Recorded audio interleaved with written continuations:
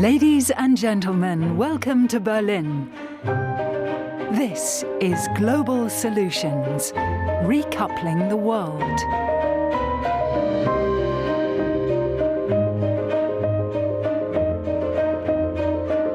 Please welcome Jörg Rocholl, President of the European School of Management and Technology.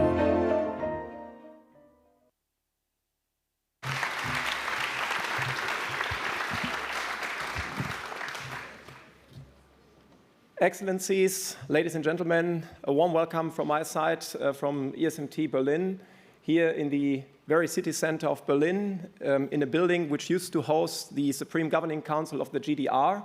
Some called it also the White House of the GDR, which is now host to a privately run, privately organized, privately operated business school. One could say maybe one of the nicest ironies in German history to see such a transition, a building that used to be the host for the Supreme Governing Council, which then also was the host to the German Federal Chancellery when the government moved from Bonn to Berlin, but the current Chancellor's office wasn't ready. This was a transitionary home for 2 years before it then became a business school. It's a great delight, a great pleasure to be the host for the Think 20 Summit Global Solutions.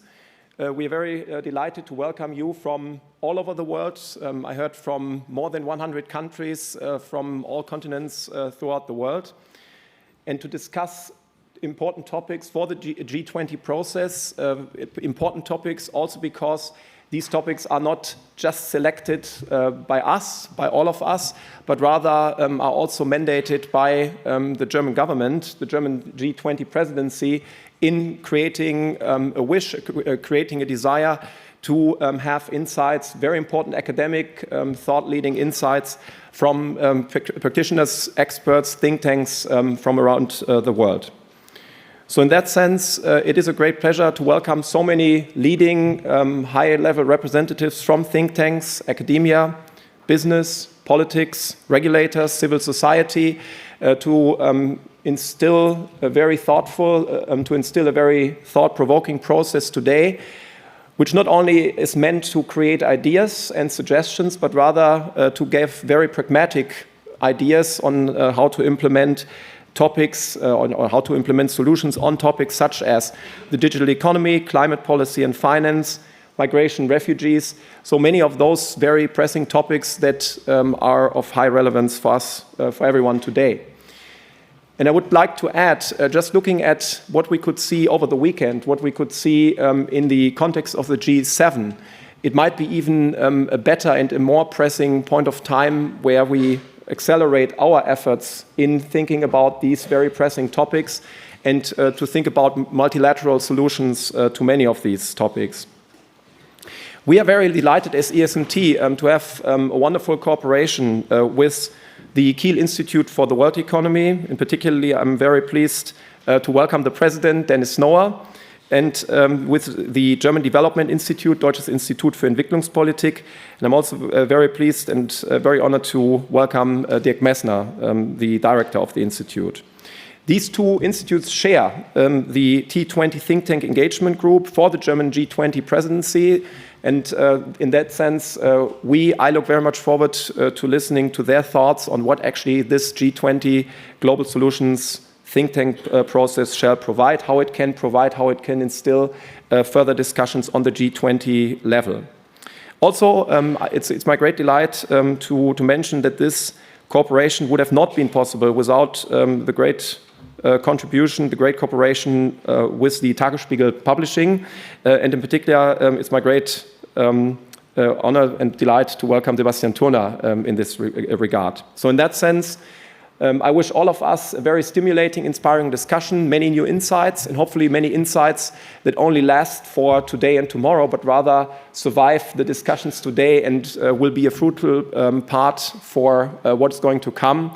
In that sense, thank you very much. Welcome to ESMT, and it's my great pleasure to hand over to Dirk Messner. Thank you.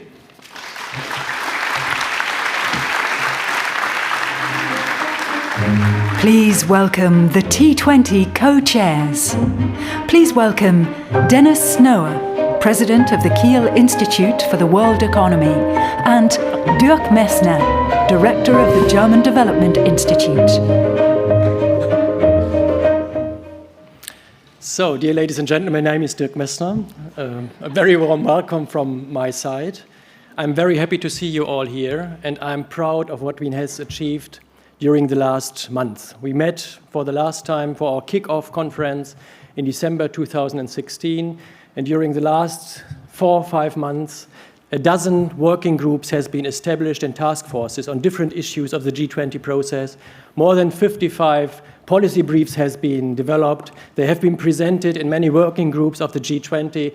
I think that we have been established a very important trajectory towards knowledge cooperation across the G20 countries and even beyond, because as you might know, we also established an Africa T20 standing group to include African partners in the debate about a global governance orientation which opts at implementing the 2030 agenda and the Paris Agreement.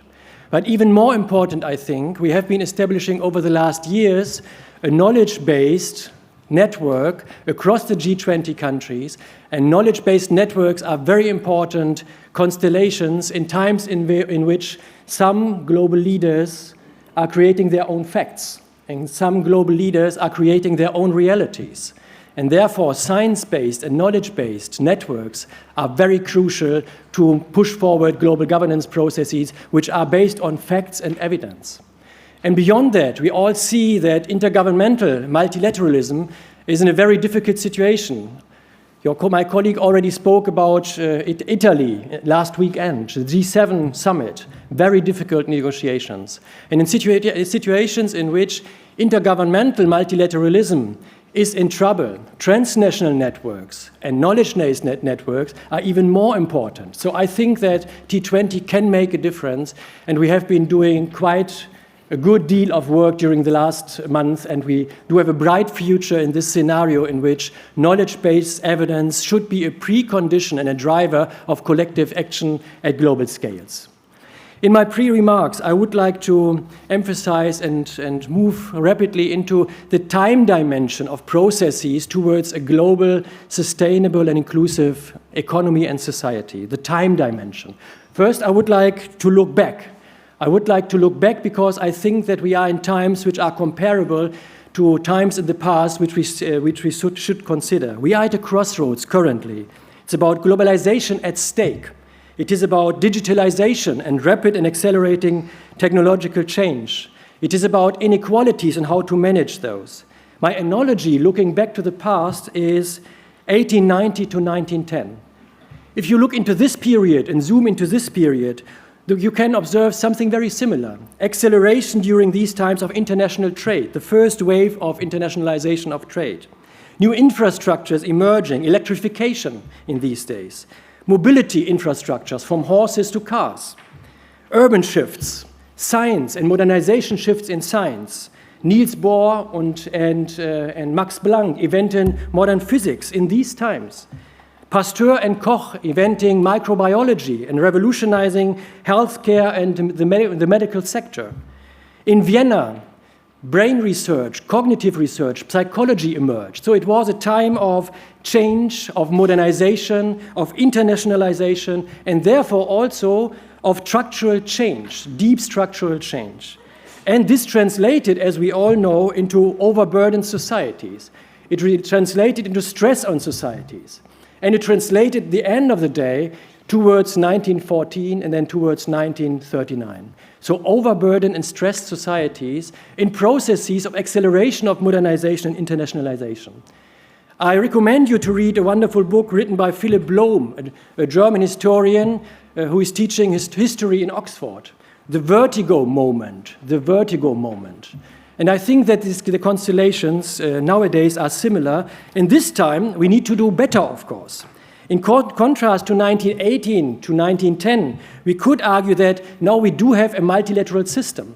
In those days, we did not have a multilateral system. Now we have one. But we also know it is under huge stress. So there is no automatism towards a peaceful transformation, towards an inclusive, fairness-based global governance system. We need to work very hard for that. And the work of T20 is exactly positioned in this situation, in this context. We need strong knowledge-based networks, as I already said. We need strong multilateralism first oriented visions towards the future. The 2030 agenda is therefore important for us. We had task forces around this agenda. The Paris Agreement is therefore very important. We had task forces around this agenda. How to manage inequalities, societies under stress, is very important. Mr. Appel will talk about this issue and what the business sector can deliver here. So in times of uncertainties, in times of vertigo moments, we need to put at the center fighting social centrifugal forces, fighting inequalities, and we need to empower people to take part, to be able to take part of inclusive development pathways. If we don't get these axes right, we are in a situation which is troublesome, and therefore we need to learn from the past. So my second time axis is towards the future now. If we compare the situation in 1890 to 1910 with the current situation, there is of course one very important difference. Now we talk about the Anthropocene, humans moving the planet, global society able to change the basic dynamics of the Earth system, global warming, shrinking biodiversity, Earth system change and tipping points in the Earth system are possible in the 21st century. This is new. And what is needed is the following, very simple actually. First, to stay below 2 degrees global warming, we need to decarbonize the global economy by 2050. To stabilize resources in the ecosystems, natural scientists are demonstrating that, again, we need a circular economy towards 2050. And to make this possible, the period from now to 2030 is very important. We need to get the decisions right in the global economy when it comes to the global infrastructures, mobility, energy, urbanization, to really move into this sustainable orientation, this sustainability-oriented global economy. If we miss this time window, we run into difficult situations and we will run into lock-ins, which then are will be very difficult to correct in the following decades to come. So the period from now to 2030 is absolutely critical. From a humanities perspective, from an Earth system perspective, we need rapid and accelerated action, and we are under time pressure. And we have to understand that the decisions during the next decade or decade and a half will be decisive for the 21st century as a whole. And even more so, if you would move based on lock-ins in a high carbon pathway, for example, into a 4 degrees warmer world, the decisions of the next 2 decades would have impacts for many generations to come. For all generations to come, actually, because we would change the basic structures of the Earth system. Therefore, we are living in very important times, and the good news is, and this is what our policy briefs and our task forces has been working on and focusing on, the good news is that we do have actually the solutions to move into the right directions. Inclusive development, sustainable development, decarbonization, circular economy, food security. We do have solutions for that, and we are demonstrating that based on our science. And we built during the last months interesting coalitions. For example, we sent a letter to the G20 building an alliance of T20, B20, C20, and others to demonstrate that we together are in favor of implementing rapidly the Paris Agreement. In these days, as you know, such a signal is very important and very helpful. And the last point here is that we also wrote a letter, B20, T20, C20, Women 20, where we argued that there are many differences regarding perspectives and preferences and interests, but we all agree on Paris, the 2030 agenda, open societies, and a culture of global cooperation. And I think this is what we need to work for, and I'm sure that T20 can deliver here, and I'm looking forward to vibrant discussions because we have very, very interesting solutions on the table, bright people in the room. So let's celebrate the knowledge-based process of T20. Thank you very much for listening.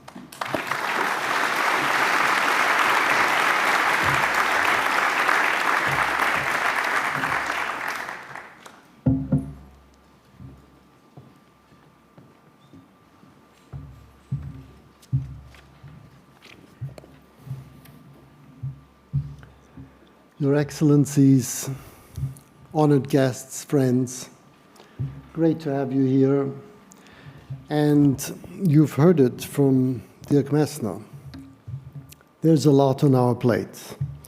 You've heard we've had convened 12 task forces that in the space of half a year have produced 76 policy briefs from 321 authors. We've been overwhelmed by the creativity and insight that you all have shown. And Dirk Messner and I thank you enormously for this. And in reading all these policy briefs, I've been busy. I've been looking for a common theme, and you'll have your own readings of this. It's all on www.g20insights.org. But the theme that emerged for me is very simple. Just as a thriving economy requires a cooperative society so that the people willingly tackle common problems, so a thriving world economy requires a cooperative global society in order for its citizens to empower their leaders to cooperate with other countries to address common problems. But societies of the world are divided.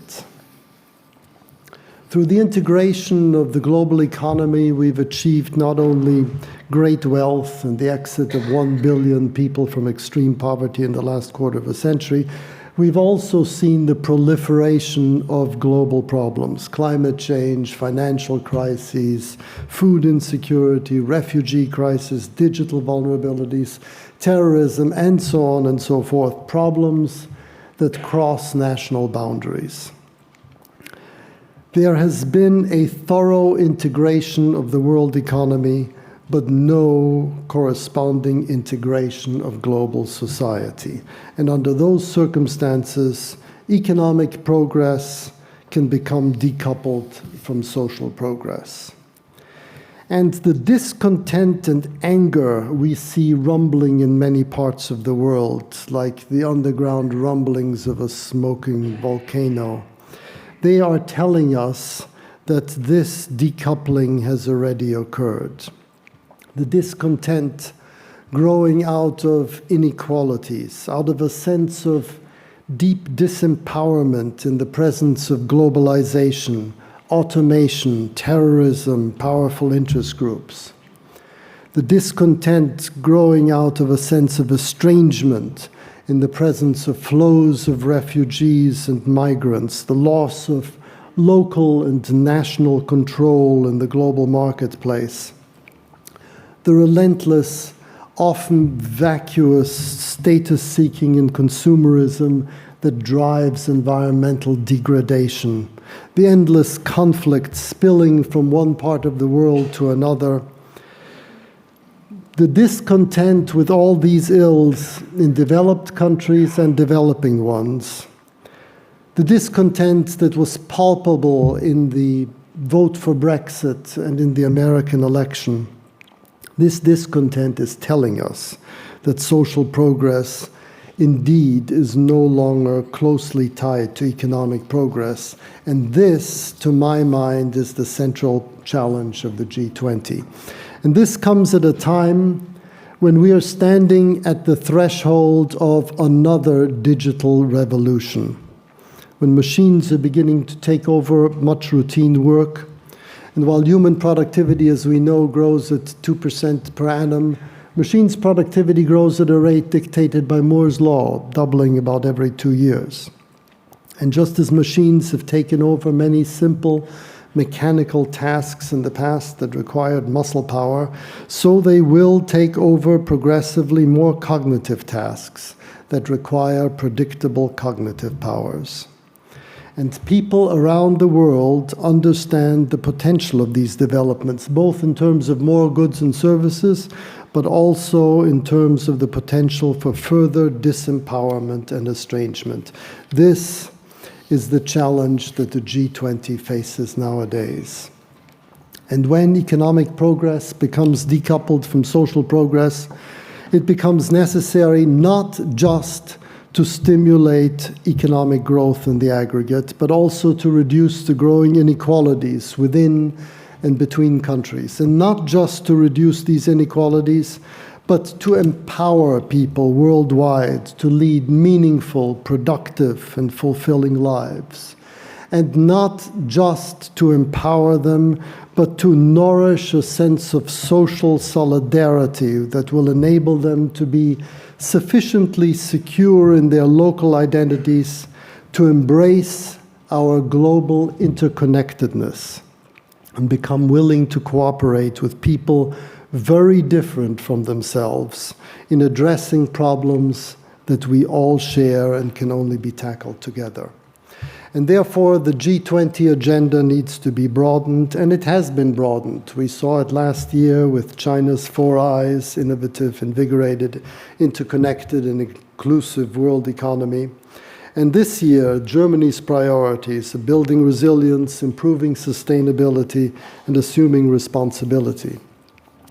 On this account, it gives me great pleasure to announce the agreement between the leadership of the T20 and the leadership of the UN Sustainable Development Solutions Network, SDSN, to investigate the feasibility of long-term transformations required for the implementation of the Agenda 30 and the Sustainable Development Goals, because they provide an overarching framework for this broad vision.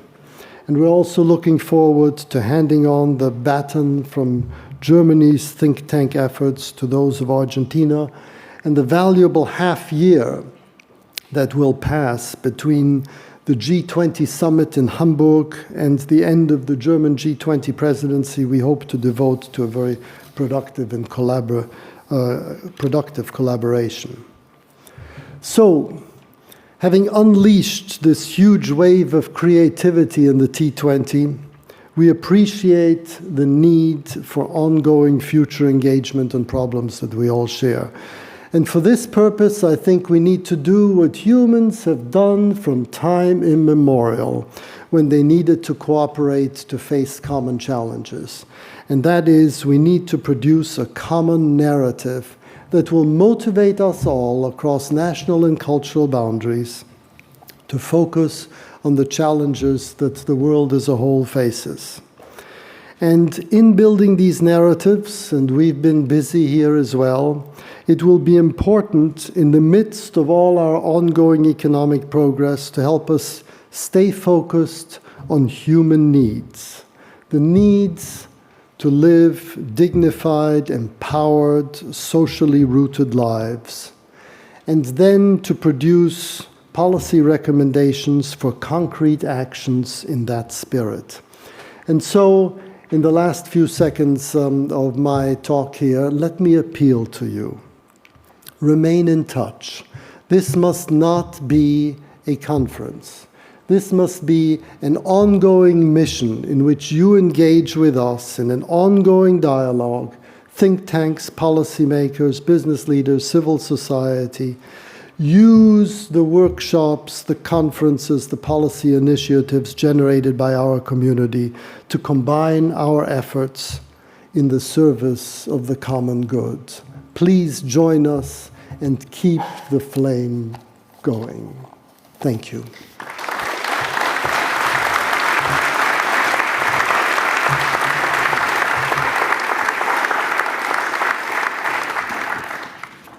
I have usefully been reminded by Sebastian Turner that I have another obligation, and it is a very important obligation. That is, as you've seen, we're all under time constraints, and so that we don't feel lonely with our time constraints, the audience sees them as well. And in order to make this as productive as possible, we're squeezing a huge amount of intellectual content into 2 days. We've got a few assisting mechanisms. First of all, there's this countdown clock that you see. Secondly, our moderators have been told to insist on very short contributions and to push for strict timing and ensure that there's a good flow of dialogue between us, a meeting of minds. 30 seconds before countdown comes a sign. Right. And in order to stay on issue, we will have a symbol that will be put on the table that will remind everyone what the subject at hand is. This will be the symbol. And then, in order to provide communication, that is, we will have issue-centered meeting places on the second floor marked by a balloon. And if you want to contact speakers, we've got a facility for drop notes that's also in the foyer of the second floor. You can't miss it. It looks like a shower curtain. We've got all the material that is in the policy briefs, as I said, on g20insights.org, but you'll also find physical copies in the Walk of Global Solutions on the top floor. And then, in order to save time when there are comments from the audience, we have a quick way of delivering a microphone, and here it comes.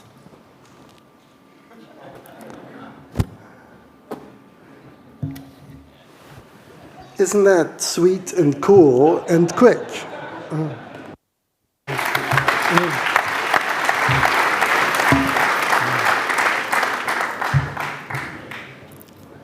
And one thing I'd like you to be aware of, not that you'll be able to miss it, we've got a lot of dynamic young people among us, 100 young global changers from 100 different countries, in addition to representatives from the YES community, Young Economic Summit from the schools. And these young people are giving us what we need most, an intergenerational dialogue. They have been asked to engage with us in the long term. We count on them to do their job here. And so we are the T20, but they are the YGC 100, and we look forward to our interactions. Thank you very much.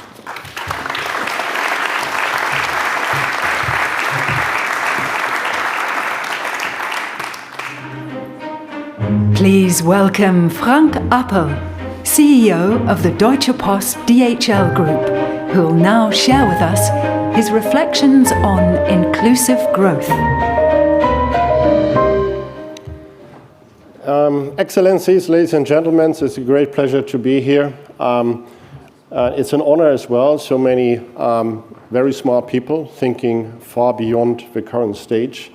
What I would like to do is not to talk too much about the challenges the world is facing, because you know that better than I anyway, but maybe what the business sector can do to really address some of these challenges. But nevertheless, I want to start, if we talk about inclusive growth, a little bit in strange situation the world is facing. I believe we never had more inclusive growth than currently. If you go to the Millennium Goals, many of them has been achieved. The SDGs, I think, are giving us the right track as well.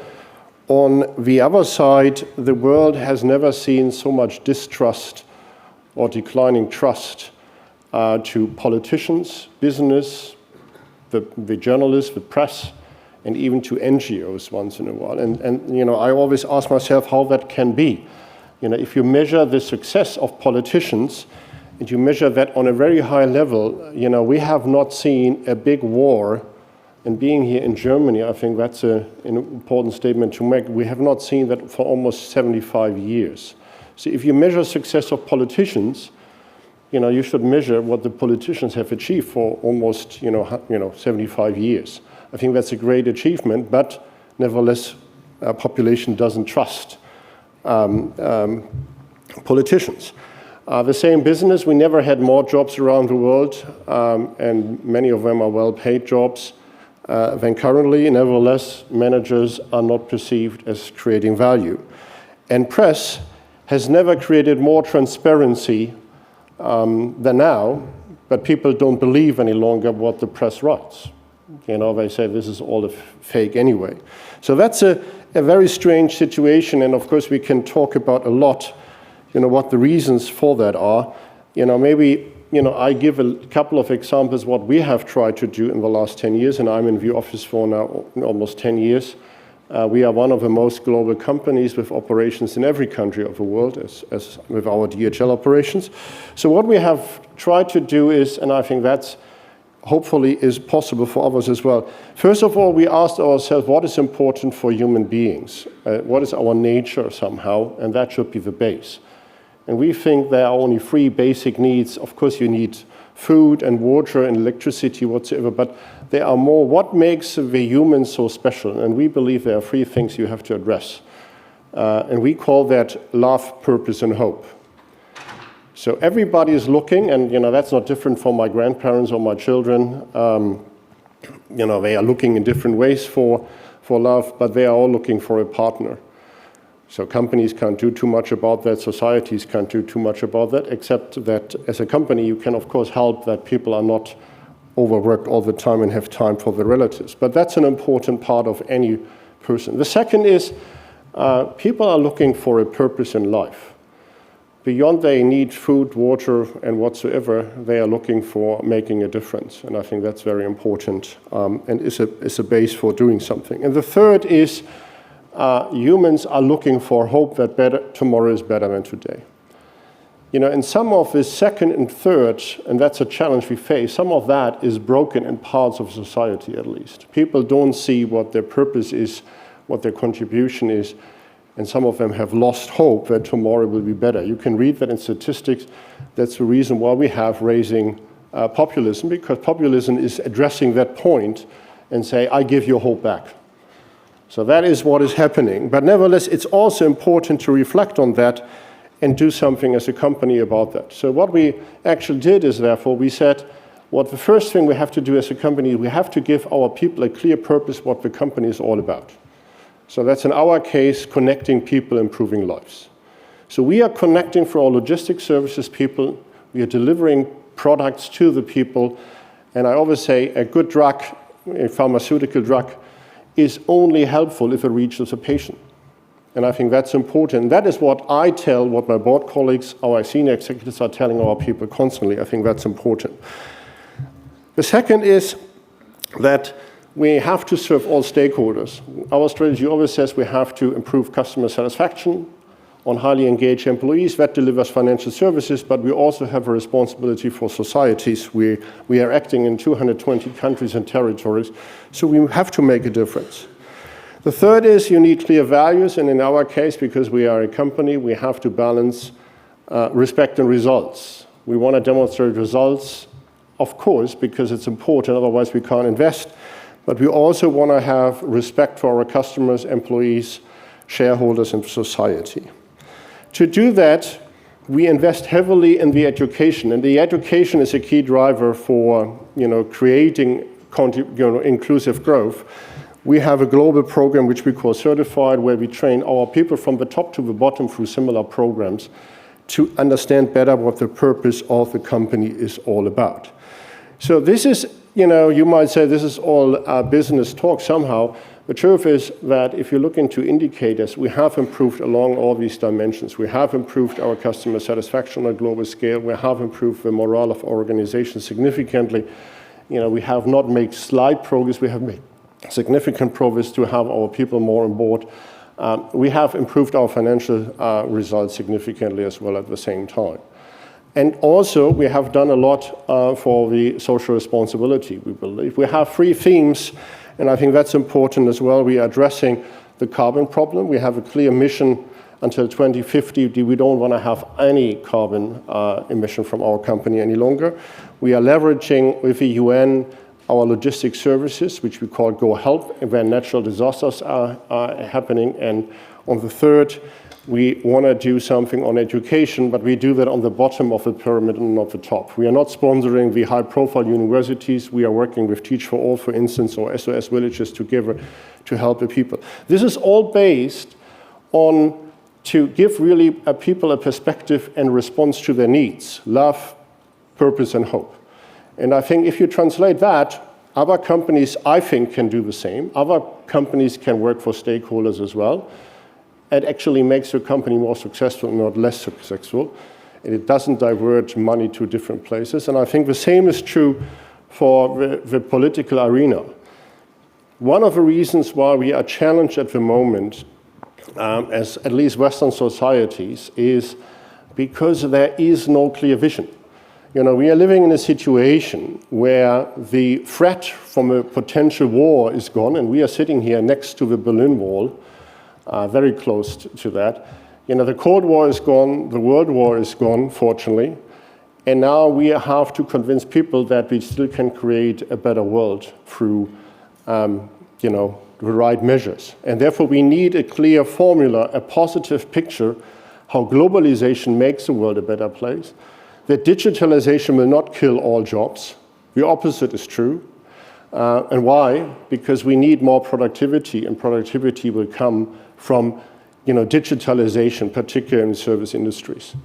And this is what I think is the message that, you know, what we as a business sector should do. We really should try to meet the expectation of the stakeholders based on the basic needs of the humans, as I said.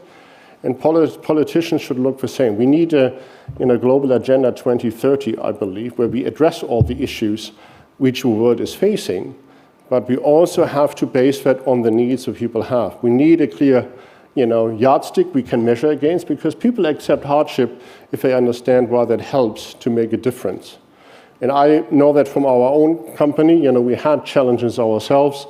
We had financial challenges in 2008 and 2009 on a big scale, and we are now much more healthier, and we have improved since then on both sides. So I think that's what I wanted to share with you. I think in conclusion, the situation is much better than people might think. Nevertheless, there's an opportunity to grow. I'm very optimistic that we can achieve significantly more for more people, as we have already done in the past. So I hope that this conference will contribute as well, and you will give us, with all these, your think power, give us good advice what we can do in addition. Thank you very much.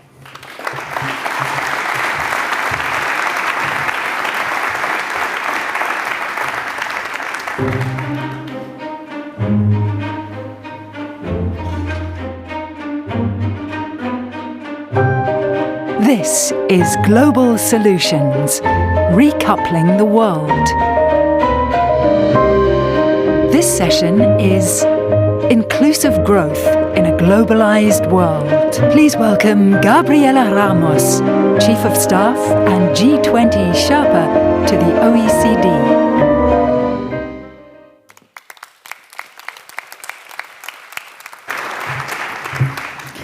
Thank you very much, and it's a pleasure to be here, and thank you, Dennis and Dirk, for gathering us together.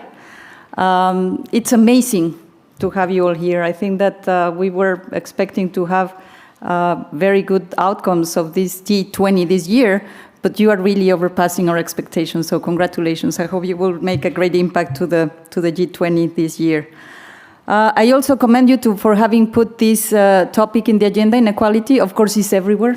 We're talking about it everywhere. We're providing the evidence everywhere. I led the work of inclusive growth at the OECD, and we have been, of course, gathering all the data and all the impacts and all the issues related to inequality. But I have to say that we cannot see inequality and inclusive growth delinked from all the other challenges that the predecessors have been pointing at.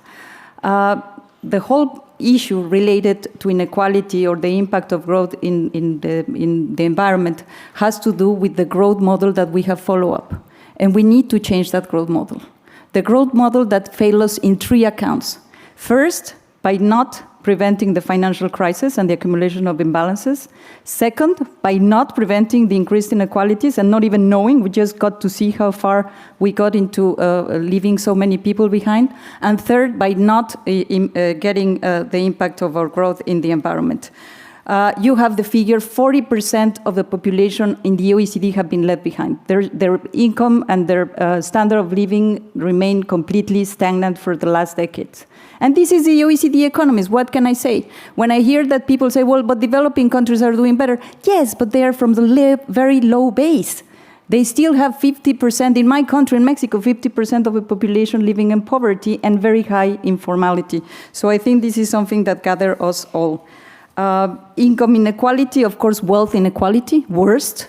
You see that the top 10% can gather 50%, 60% of the total wealth in our economies, while the lower 10% gets only 3% of it. So it's a very unequal distribution of the outcomes of growth that is creating this sense of disenfranchised societies and lack of cohesiveness.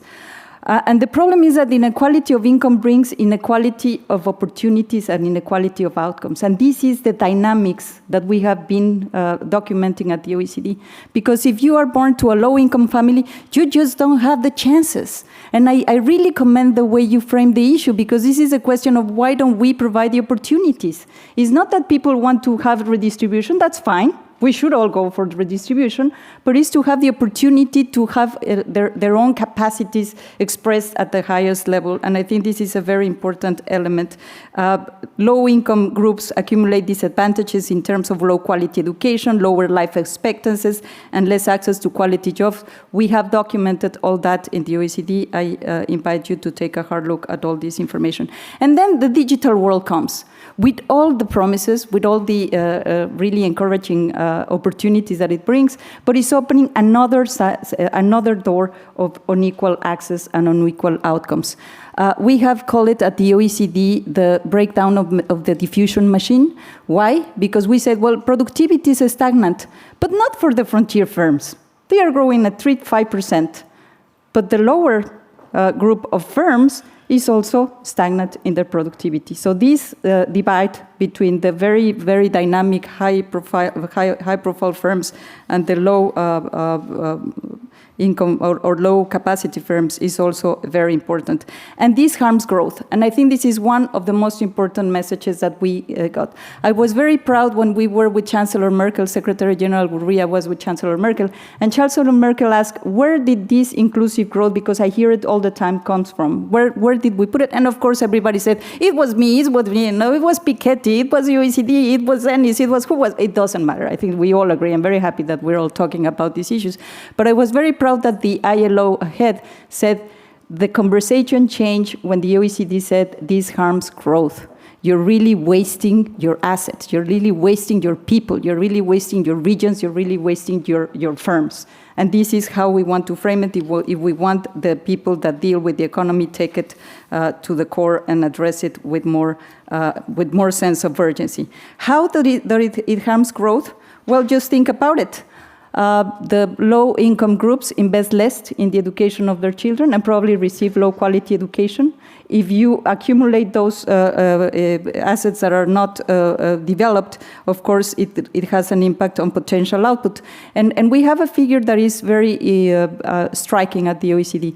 If you are born at a family whose parents do not have higher degree education, let's say high school certificate, you have 15% chances of reaching that level. Whereas if your parents have that degree, you have 65 chances. So it's just, and this goes and accumulates and accumulates. The main casualty, as the predecessor have said, trust. And trust is the glue that brings our societies together. And so it's not just a matter of being a good Samaritan, it's a matter of keeping our societies together, and I think that this is the time to do it. So how do we move from here? I think we have too many issues related to documenting the facts. The action is pretty slow. I was happy that the G7 asked the OECD to produce some suggestions of an action plan, but as I said, we need to change the growth model. We need to get away from growing first and redistributing later to include equality considerations ex ante, which should avoid informing our policies just by looking at aggregate figures and look at the distributional impact of the policies we take. Is just reframing and re-engineering the way we do economic policy. This is very important, even with the tools, and we have at the OECD the new approaches to economic challenges to document that. We need a multidimensional approach of well-being to avoid the silo approach and develop comprehensive policy packages. We need to focus on the 40%, the bottom 40% in our policies. Take a look at how the policies are going to impact their well-being. And we need to go granular, not just to say education is important, education where, how, for whom, and where do we prioritize for this to come. We need to ensure a progressivity of the tax structure. We have made progress in the OECD with BEPS, but there are so many issues related to the global economy also and the global standards on RBC and many other areas. As I have been called to stop, I want to say that we are not without a roadmap. We have the SDGs, we have the climate agreement. Let's not just get ourselves in this sense of concern. Of course we are concerned because there is a major player that is rethinking how do they deliver on the climate, but let's the rest of us implement what we agreed.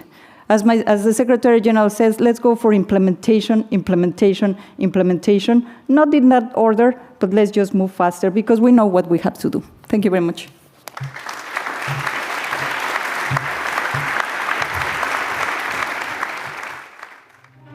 Please welcome Marc Fleury from Princeton University.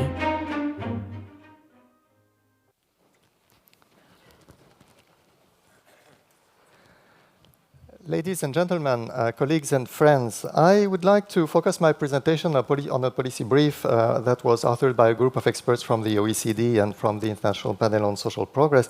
But I will also mention other briefs which were prepared in the task force on global inequality and social cohesion that I had the honor to co-chair with Helmut Anheier and Gianluca Grimalda. So I invite you to browse this collective work on the G20 Insights webpage. In a globalized and digitalized world that offers great opportunities to many, but can also, as we just heard, leave many people behind, social inclusion is a challenge, and it is also a necessity. As mentioned by previous speakers, peoples of the world in recent years have voiced signals of discontent that need to be answered promptly and effectively. To address this challenge, our vision of inclusive growth, which is broadly consistent with the Agenda 2030, has relied on 3 pillars. The first pillar is that inclusive growth is about enhancing well-being for all. What does this mean? Inclusive growth is not just about income distribution. It's about improving a wide range of outcomes that matter for well-being, such as employment opportunities, job satisfaction, health, social inclusion, and non-discrimination, and so on. The question of migrants is also central for the question of for the issue of social integration. For instance, there is a strong consensus on that the job creation issue is very important, but jobs are much more important than just the income they provide to people. They are important because of the well-being implications they carry through social status, self-esteem, and so on. And the quality of jobs should not be neglected for the sake of fighting unemployment. Creating more and better jobs requires tackling labor market duality and segmentation and minimizing the risks that vulnerable youth will be permanently left behind. The second pillar is that inclusive growth requires the participation of people in collective decisions. Inclusive growth is not only about outcomes and opportunities, but also about processes. It requires making citizens feel respected and able to participate in the decisions that affect their lives. There is nowadays, unfortunately, a perceived lack of legitimacy in the way that globalization has been taken forward. And I could say a widespread sense that selfish and greedy elites have broken the social contract. The left behind actually are not begging for a welfare stipend. They primarily want dignity and to be in control of their lives. The third pillar is that policies for inclusive growth require an integrated approach. Addressing the multidimensional nature of well-being and inequalities and lifting outcomes and opportunities for those that accumulate the disadvantages effectively requires defining packages of policies in contrast with the traditional silo approach. Well-being, participation, integrated approach, these are the 3 pillars. Now, I would like to describe how these general ideas can be implemented in concrete policies at the national and the international level. The national level is important even in the context of the G20, because coordination of national economic and social policies is key to boosting their feasibility and also their effectiveness. So let me start with the national level, where policies can intervene in 4 areas. The first policy area is about preparing people for life and supporting them in life. Many public policies, often viewed as expenses, are actually investments and should be evaluated and measured as such. 2 policy items stand out in particular. First, universal access to quality public goods and services, in particular health and education, as well as infrastructure, especially for emerging economies. Education, including lifelong education, is particularly central. And the second point is, the second item is expanding social protection, in particular by reducing unequal access between regular workers and non-regular workers, if I may say, including workers from the informal economy or the sharing economy. The second policy area at the national level is about enhancing the equity and effectiveness of taxes and transfers. Many countries have room for making their tax and transfer systems more equitable, in particular by reducing regressive tax breaks and making better use of inheritance taxation, as was advocated particularly by the late Tony Atkinson. And at the same time, taxes and transfers can be made more efficient, promoting job creation, labor-friendly technical innovation, and environmental preservation. How? Well, by reducing distortionary taxation of labor and shifting toward environmental and rent taxation. Otmar Edenhofer and co-authors have a policy brief on the opportunities offered by this shift of the tax base.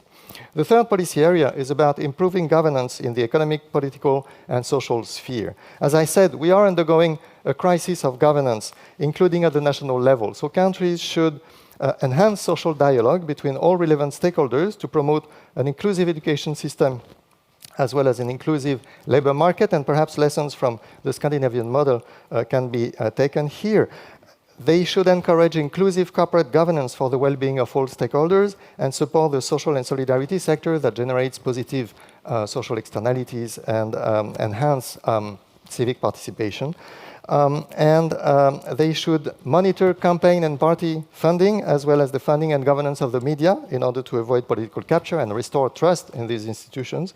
And they should, last but not least, measure and evaluate policy outcomes. Notable progress has been made in the last decades on the measurement of income issues and wealth as well, but much remains to be done for the non-monetary aspects of people's lives. Overcoming data limitations is really key for policy effectiveness and also for accountability.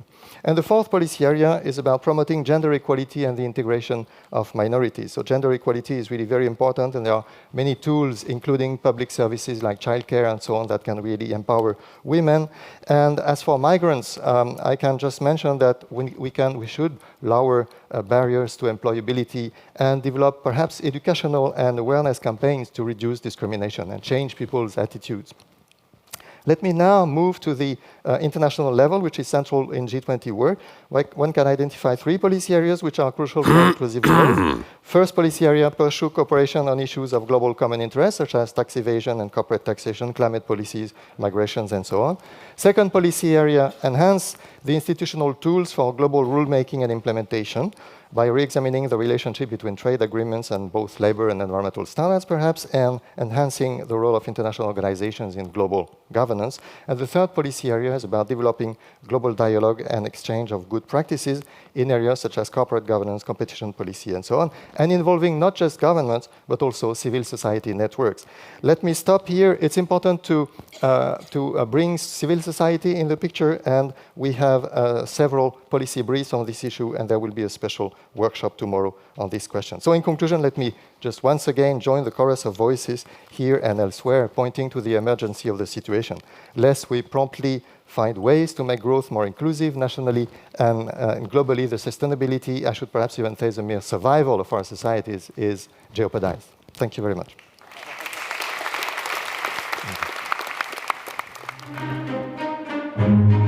Please welcome Ylva Johansson, the Swedish Minister for Employment and Integration. Good morning, everybody. It's an honor to be here. And I would like to share with you some of the Swedish experience, and I will focus on three things: how we tackle digitalization and the restructuring of the labor market and industry. Second, the gender equality. And third, also the new challenges. Sweden is one of the countries we're taking the biggest responsibilities among the OECD countries when it comes to refugees and how we deal with that. But just to start with my conclusion, actually, inclusive societies and initiatives for bridging gaps and avoiding gaps it also fosters innovation and growth. And that's really our experience. Just to give you one example, 25 years ago, when people started to have PCs at home, this was especially for white-collar workers at a high level in the industry or at the workplace who had opportunity to buy a computer to have at home. And then the Swedish government took an initiative. This home computer, home PC, should be for everybody. So we took an initiative to make it affordable for everybody to have their own PC at home. And that was, of course, because we would like to have an inclusive society. An extra bonus that we didn't know was that the generation who grew up with a home PC, playing with the PC games all the time, this is now the generation who have made huge success international with a lot of innovative ICT companies based in Sweden. So this is also a bonus that we can see. But if inclusive societies are fostering innovation and economic growth, it's also the opposite with inequality. Inequality is a negative effects trust in society as well as social stability and social peace.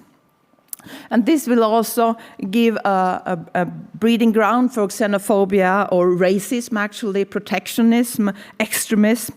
So we are facing global challenges in a number of areas today. We all know that globalization has opened up the world, strengthened economic growth, lifted hundreds of millions of people out of poverty, and raised living standards for billions more in recent decades. But politicians and business leaders around the world have not been sufficiently effective in distributing the benefits of globalization and addressing its downsides.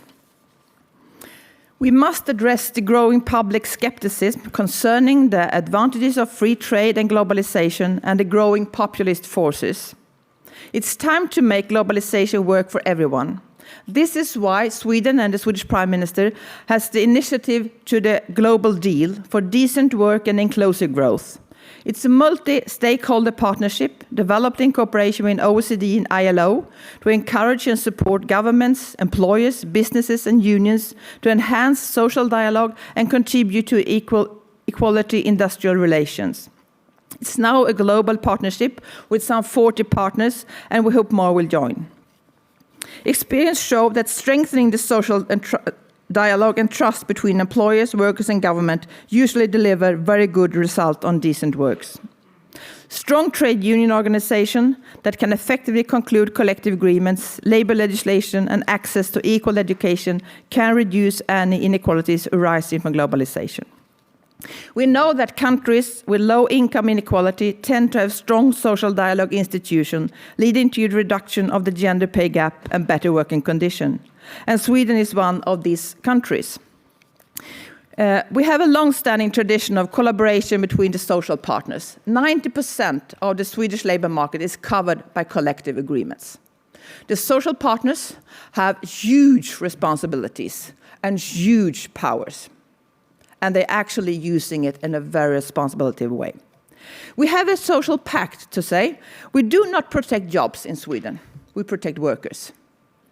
And this has been a social pact for many years, and it's been very, very good for the reconstruction of labor market, ongoing reconstruction. We have a very high level of reconstruction in the Swedish labor market.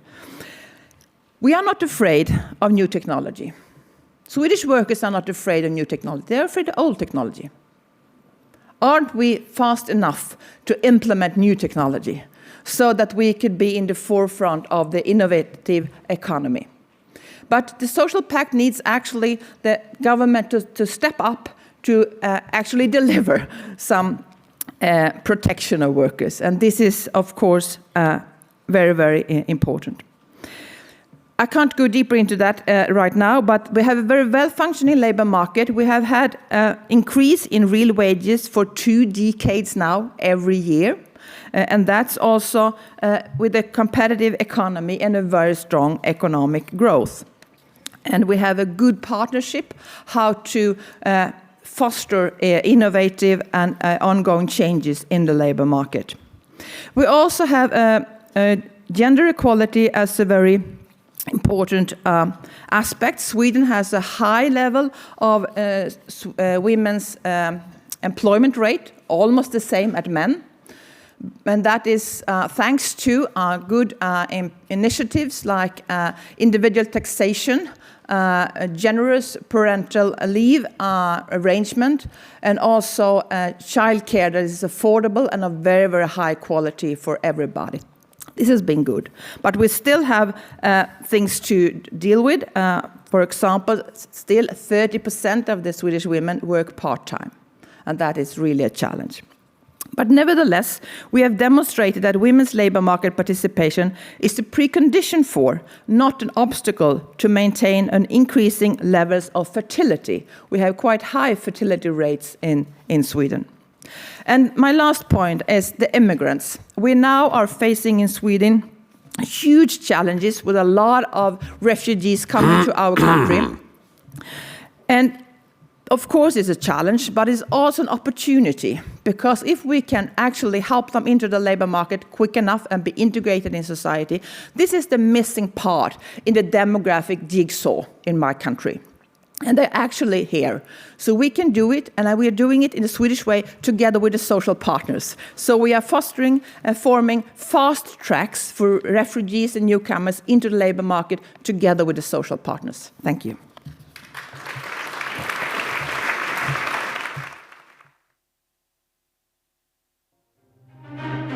The members of the panel are Frank Appel, Deutsche Post DHL Group, Christoph Bayer, GIZ, Christian Felber, Economy for the Common Good, Ylva Johansson, Swedish Minister for Employment and Integration, Gabriela Ramos, OECD. This panel is moderated by Andreas Kluth, Handelsblatt Global.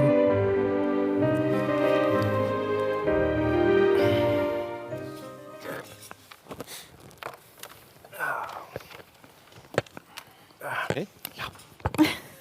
What happened to my chair here? You need to pull it up. There you are. Well, thank you very much to all of you for getting us started. Thank you, Mr. Appel, for getting us started on an optimistic note, because I was afraid this was going to be all gloom and doom. And we basically also realized how simple it is. We all have to become like Sweden. But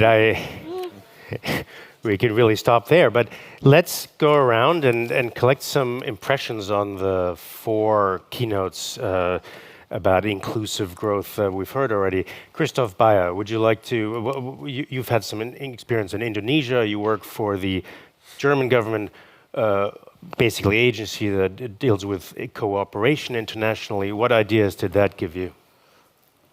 Okay, thank you very much. Maybe I really start with the optimistic view, because I liked it as well, and I totally agree that there are a lot of progress we have seen, especially if it comes to the achievement of the MDGs. But the issue or the question, if we are living already in a world of inclusive growth, I would doubt a little bit, because of 2 things, 2 dimensions. First dimension, if you have a look, and Gabriela Ramos told us about this, if you have a look on how many people do have access in the developing world and in emerging economies, access to basic services, health, clean water, education, of course, you mentioned this, infrastructure, energy, digital opportunities.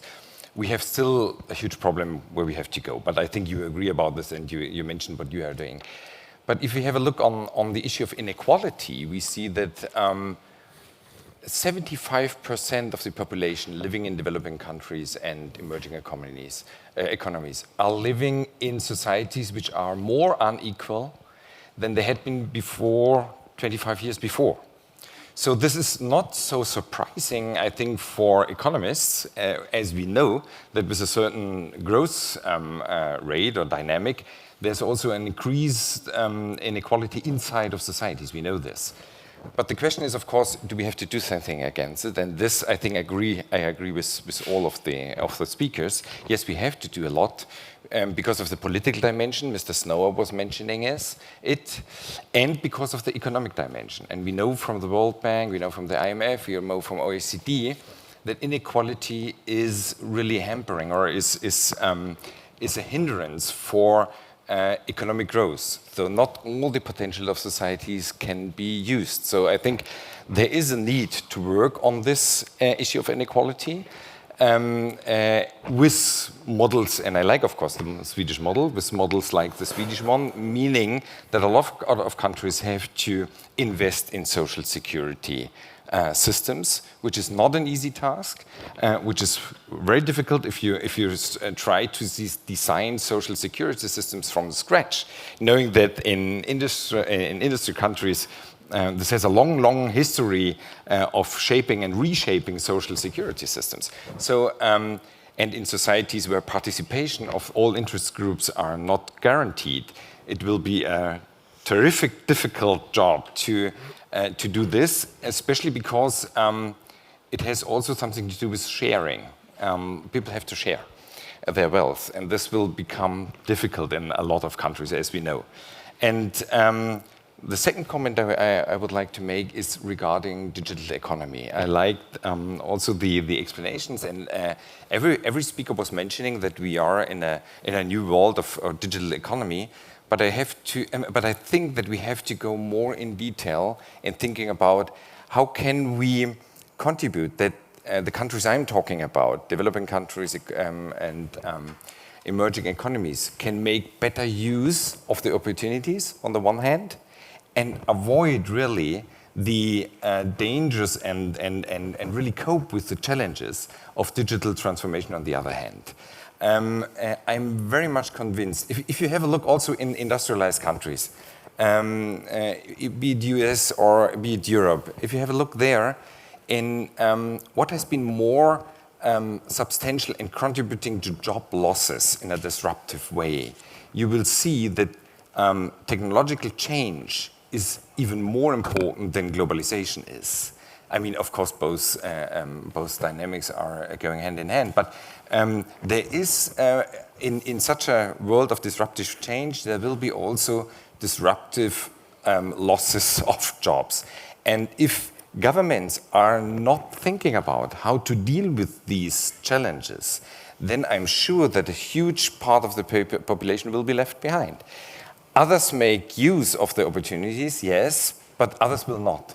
And this has, of course, also to do with education. This has to do with inclusiveness. And now, in the interest of time, so yes, we all get to interact a little bit.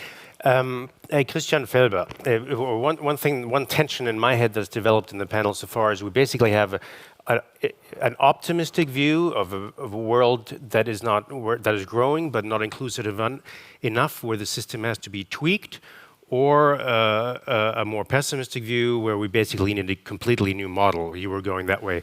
Now, Christian Felber, you tell us a little bit about your common good movement. I think you're in the camp of we need a completely new model. Well, a deep transformation, a great transformation.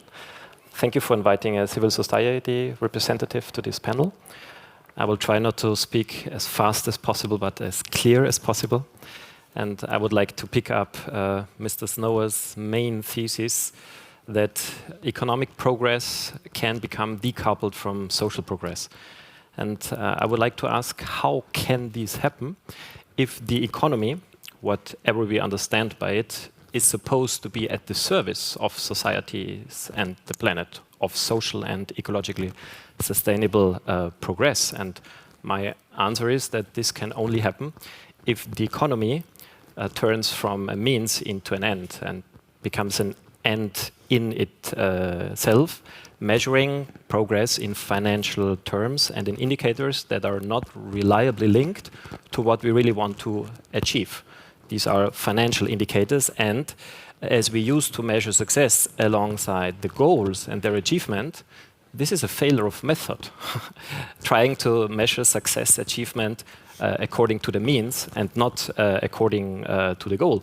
This is ineffective, and it brings along a systemic misallocation of resources, of financial resources, because financial resources are not systematically used to achieve social and ecologically sustainable progress, but to create more more financial resources as an end in itself. This is a misallocation, and it's also a misallocation of creativity, because creativity is put by economic units and actors first and foremost to create financial resources and not social progress in the same way.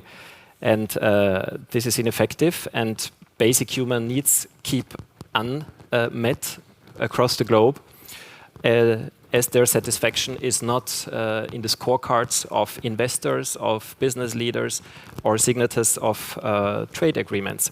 So if you want to put economic activities like investments, corporations, trade, if they were consequently considered as means to foster socially and ecologically sustainable progress, this decoupling could not happen. So the question at stake is, how can we put the economy again at the service of society? I was asked to speak 6 minutes, so now I'm confused if you interrupt me after 1 minute and a half. Carry on a bit, but I just want to make sure that the panel now get to respond to both of your ideas. Sure, but it's difficult to get an indication to speak 6 minutes, and that's it. No response, no discussion, and you cut me after 1 minute and a half, and I haven't said what I want to say. So I would suggest just to stick to what we agreed on before, and otherwise I can't even introduce to the economy for the common good. Go ahead, please. So well. Then the solution is to measure directly, effectively, and holistically what we want to achieve. And this is the approach of the economy for the common good. Economy for the common good, which is a movement only 6 years old, tries to measure success on all levels of the economy alongside the goals and not the means. Starting with investments, a common good exam for every single investment. We have now founded the project Bank for the Common Good in Austria, which is doing the ethical risk assessment before the financial risk assessment. Only if the ethical risk assessment is passed, only then we do the financial risk assessment. Companies do a common good balance sheet, and in which they measure and show what they contribute to social progress and the common good. And only if they do not diminish social progress, only then they can be viable in the future. And of course, instead of GDP, we propose a common good product, which is something similar to the Better Life Index, the Sustainable Development Goals, or the Gross National Happiness, with the only difference that it will be composed democratically by the sovereign citizens. And under these conditions, only such activities that make a society more inclusive, more cohesive, more solidary, and less unequal will be viable in the future, because the economy would be put consequently at the service of our social and democratic goals. So far, 400 companies have done their common good balance sheet, and Deutsche Post was in a workshop, but then they did not continue, just because you're at the table. But with this, I want to say those 400 companies are small and medium companies, but also major ones have tasted a bit of the cake already. And they measure working conditions, the ecological footprint, the contribution to democracy, and of course, inequality. Now, this is the main point. We don't only measure if minimum wages are paid in countries where minimum wages don't exist, or at least living wages, but we also measure the ratio between the highest and the lowest incomes. And for small companies, we propose a highest possible ratio of 1 to 3, and for the bigger companies of 1 to 12.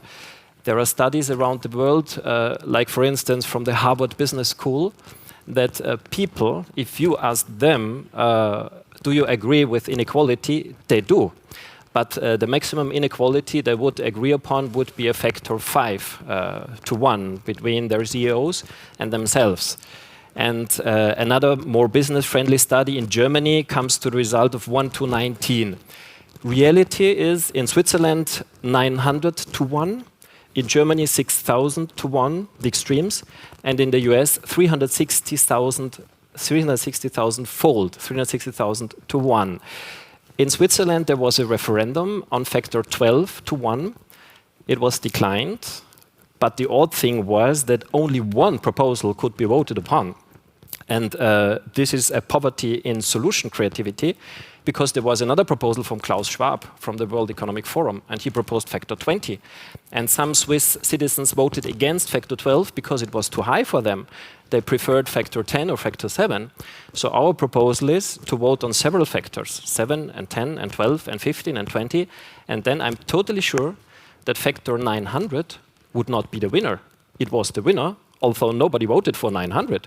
So it's a lack of democratic procedure. In a sovereign democracy, we would introduce new procedures to come to more intelligent results. And if CEOs could earn only 7, 10, 12, 15, or 20 times of their employees, this might be an incentive of companies not become too big to fail. And this might be the end of dinosaurs in the world economy, as we talked yesterday. And this would not only diminish inequalities in income, but also of financial resources and political power. And I think the redistribution of political power from corporations to citizens, from legal persons to natural persons, towards a sovereign democracy is at stake. My last sentence, and then I'm done, and you will not ask me again, that's what I've been said.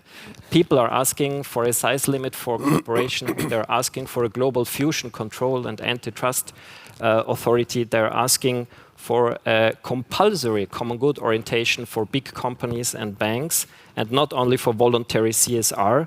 And if governments and policymakers don't trust to limit inequality in income, property, inheritances, and the size of companies, we have developed very effective sovereign democratic procedures that could help out governments and parliaments if they don't have the trust to do these necessary tasks. Thank you for your...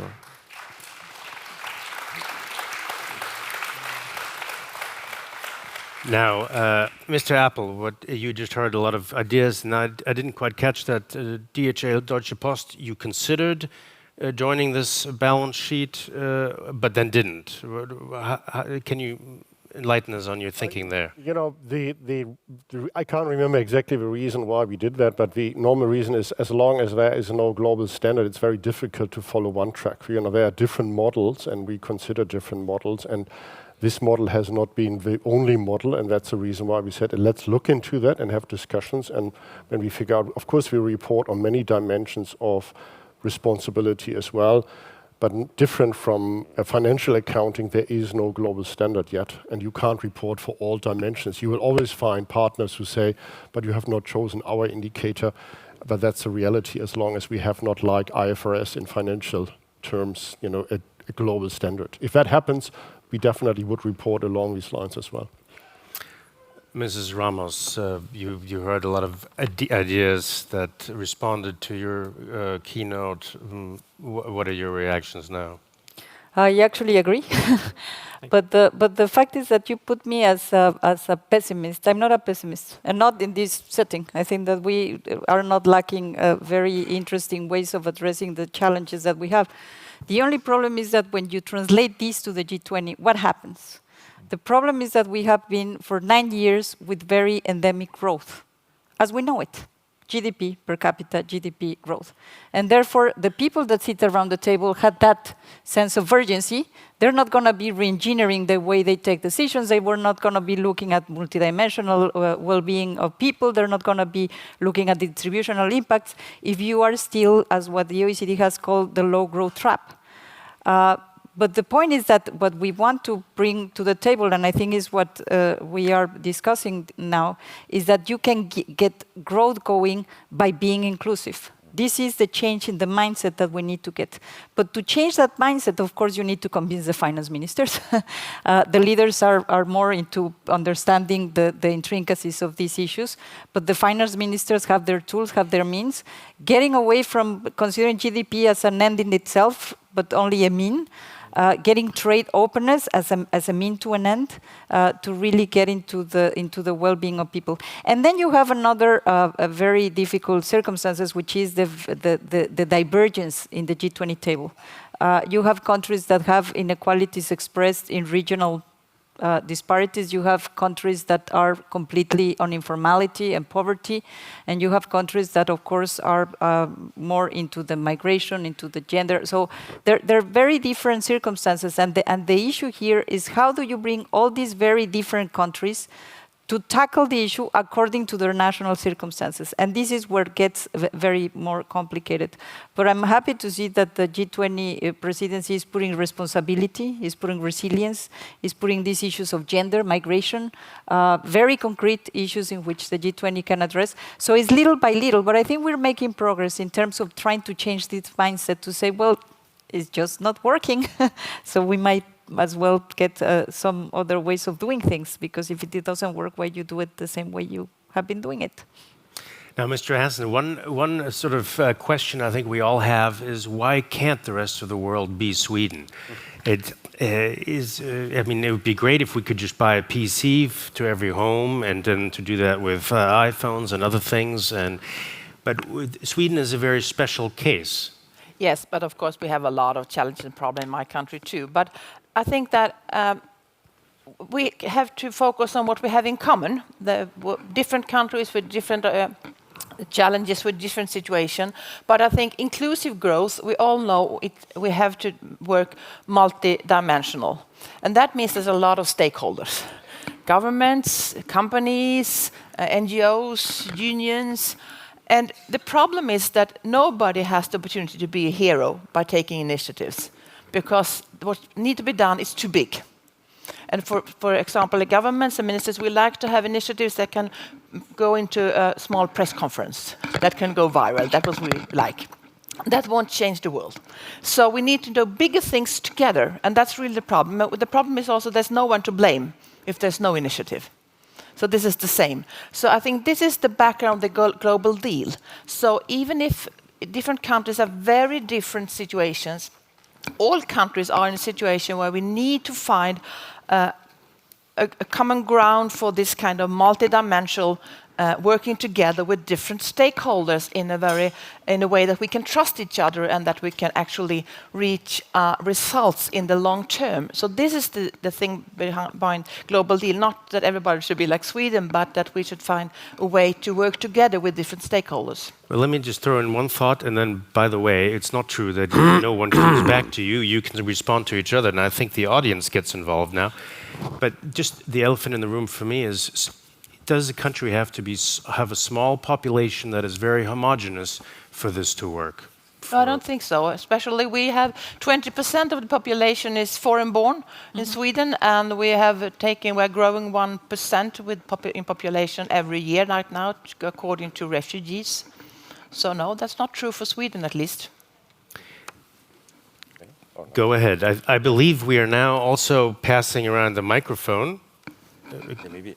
But respond to each other. Yeah, only just one comment. I mean, the one thing is how does the society looks like? The governance is extremely important, as you mentioned. And if I think on the countries we are working with, the issue is, do you have the governance that the interests you have mentioned, which are important in order to deal, in order to negotiate about what kind of inequality is acceptable in a certain society? This we do not have in a lot of countries. So interests are not well organized. There are no platforms of fair negotiation about what do we want. And I think inequality is exactly something which is in the core of national policy. And that's why we, for example, we try. It's like with sustainability, ecological sustainability, social sustainability are issues which where you need really to organize interest in a good form, where you provide platforms and then negotiate about it. And we try to support this at least. I'm told time is over. And funds. I'm sorry for the slight confusion because there were various timers running down, and I thought you had your timer, you had your timer. I apparently were not passing around the microphone, but we had this. Is this correct now? That would conclude this panel, and of course, I hope the discussion continues. But thank you very much. Thanks to you. Okay.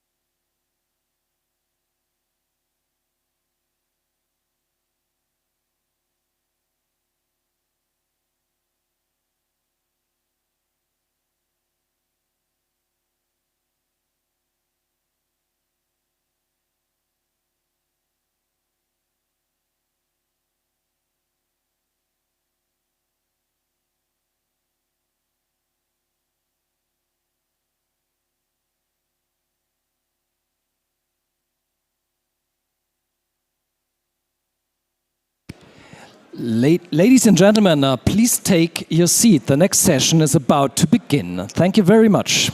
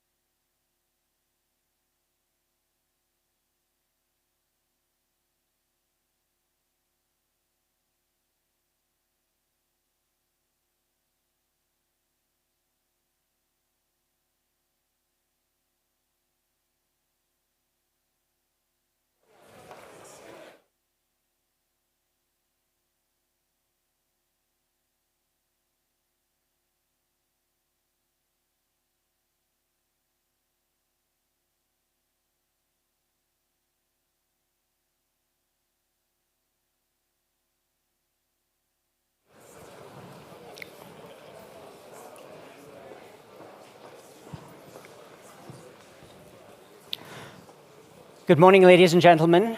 My name is John Room. I'm the Senior Director for Climate Change at the World Bank Group.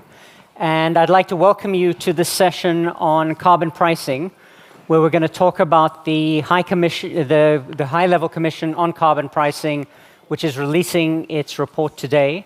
I'd like to start with a huge thank you to T20 for hosting this event. Our first speaker to give introductory remarks is Dr. Carsten Sach, who's Director General for Climate Policy, European and International Policy at the Federal Ministry of Environment, National Conservation, Building, and Nuclear Safety for the Federal Government of Germany. Carsten.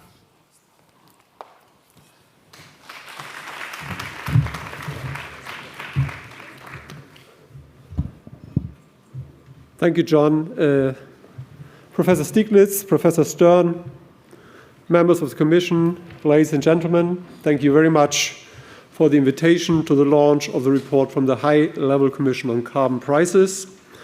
I'm very glad that the topic of carbon pricing and markets is playing such an important role in the T20 summit and hopefully also in the G20 summit. Three short messages. The first one, we, the German government, think that carbon must have a price, and more people also believe so.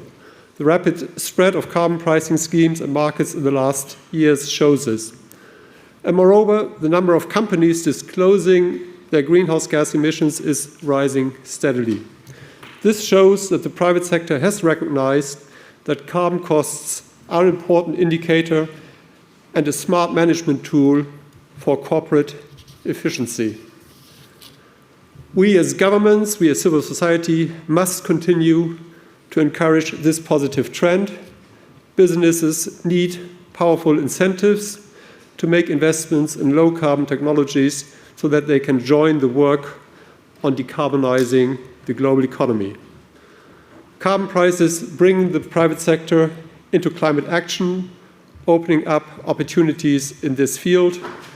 It harnesses the creative potential and financial strength of the private sector for climate action. Second, what to do? We have not reached, and the G7 summit clearly showed that, the finishing line. The first keyword here is dissemination. The numbers of countries that put a price on carbon must continue to increase. We must provide more support to countries for the development and implementation of national pricing schemes. We, the German government, are actively involved in doing that. Second, support and further development are additional key topics. We have to strengthen pricing mechanisms and design them to be functional. in the report of this high-level commission, prices are recommended which are significantly higher than what we see today. So carbon prices reflect the current level of ambition of NDCs, but they are far beyond what we need to do to reach our 2050 objectives. So reality has not yet caught up with what empirical scientific analysis shows is necessary. This means we have to go a step further and gear carbon pricing schemes toward long-term mitigation plans. And therefore, it is that important that countries draw up their long-term strategies and review whether their climate action is in line with that. My third and last point, our G20 agenda.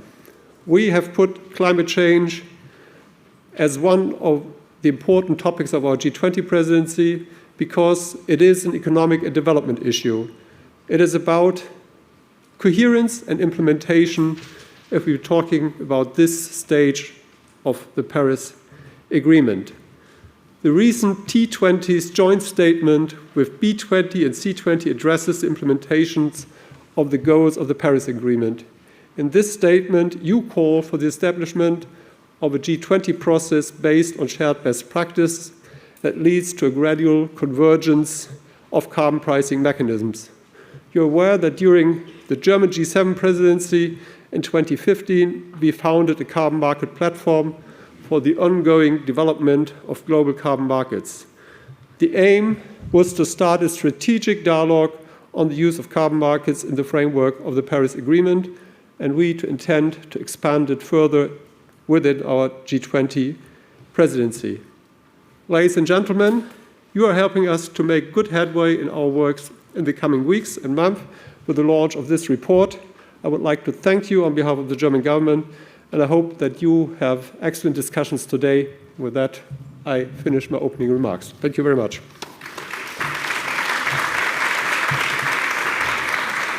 Thank you very much, Carsten. Very good. Thank you very much, Carsten, and for the wonderful example you set for us all in terms of timekeeping. This commission was done under the auspices of the Carbon Pricing Leadership Coalition, which is a group of private sector and public sector entities that are trying to advance carbon pricing. One of the co-chairs of that Carbon Pricing Leadership Coalition last year was Ségolène Royal, who is the Minister of Environment of France. And France also contributed financially to the support of the Commission. We're very pleased to see that even with the change of government in France, France is still committed to move this agenda forward. So we have a welcoming remark by video from the new Minister of Ecological and Inclusive Transition in France, Minister Nicolas Hulot.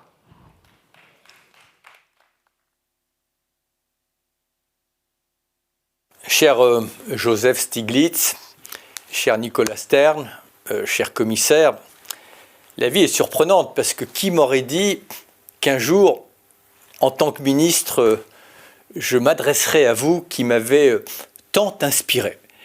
Et pardonnez-moi donc, parce que je viens de prendre mes fonctions, de ne pas être avec vous physiquement aujourd'hui à Berlin pour le lancement de votre rapport sur le prix du carbone. Mais j'ai voulu à minima vous envoyer ce message pour saluer votre travail et vous dire évidemment combien il est essentiel à mes yeux. Autour de la COP21, vous avez participé pleinement à cette mobilisation sans précédent de ceux qui pensent que donner un prix ou une valeur au carbone est un outil essentiel pour lutter contre le changement climatique. J'en suis convaincu de longue date puisque vous avez été mes premiers éclaireurs sur ce sujet. Vous le savez, j'ai toujours plaidé en France pour ce grand basculement des régulations et pour qu'enfin on prenne en compte dans nos politiques fiscales, dans notre économie, la valeur de la nature, la valeur du climat et qu'on intègre ce que vous appelez, Joseph Stiglitz, les externalités négatives, c'est-à-dire que la vérité économique soit dans toute sa dimension. La France, elle joue le jeu maintenant de la tarification du carbone avec, vous le savez, sa participation pleine et entière au marché européen d'échange de quotas, mais aussi avec sa propre fiscalité carbone sur l'énergie, dans les transports, dans le bâtiment. Elle est fière, la France, et moi-même, de ce leadership, dans cette expérience qu'elle partage avec tous ceux qui ont choisi le même chemin.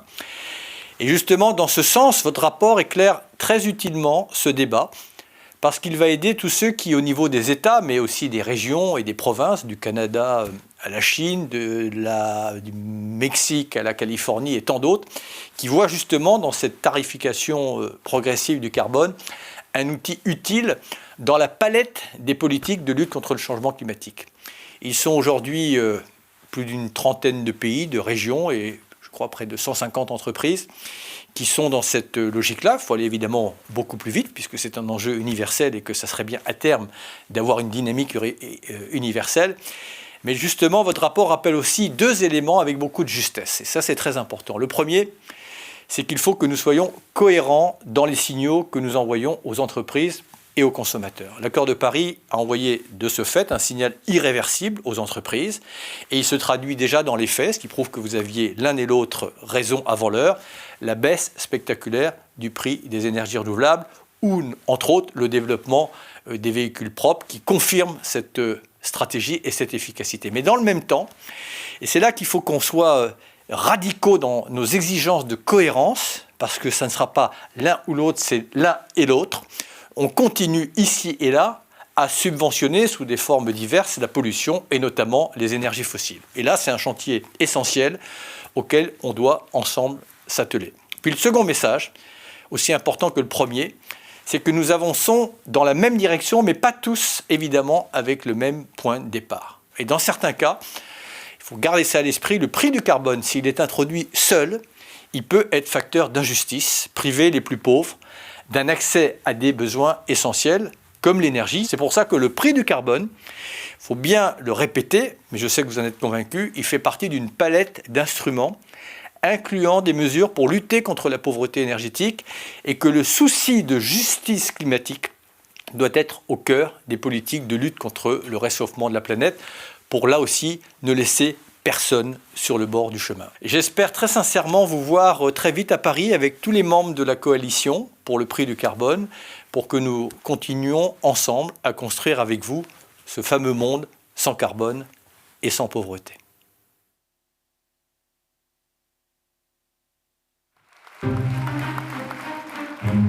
Thank you.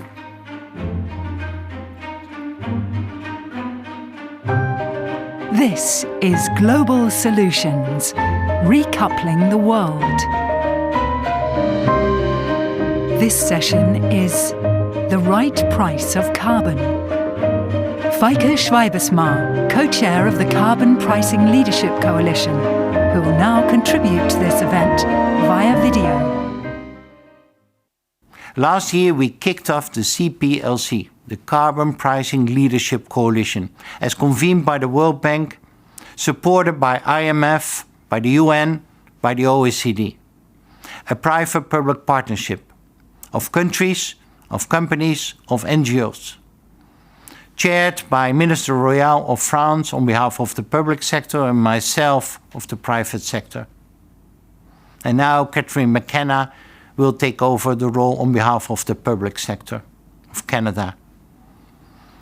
What do we want to achieve with the CPLC?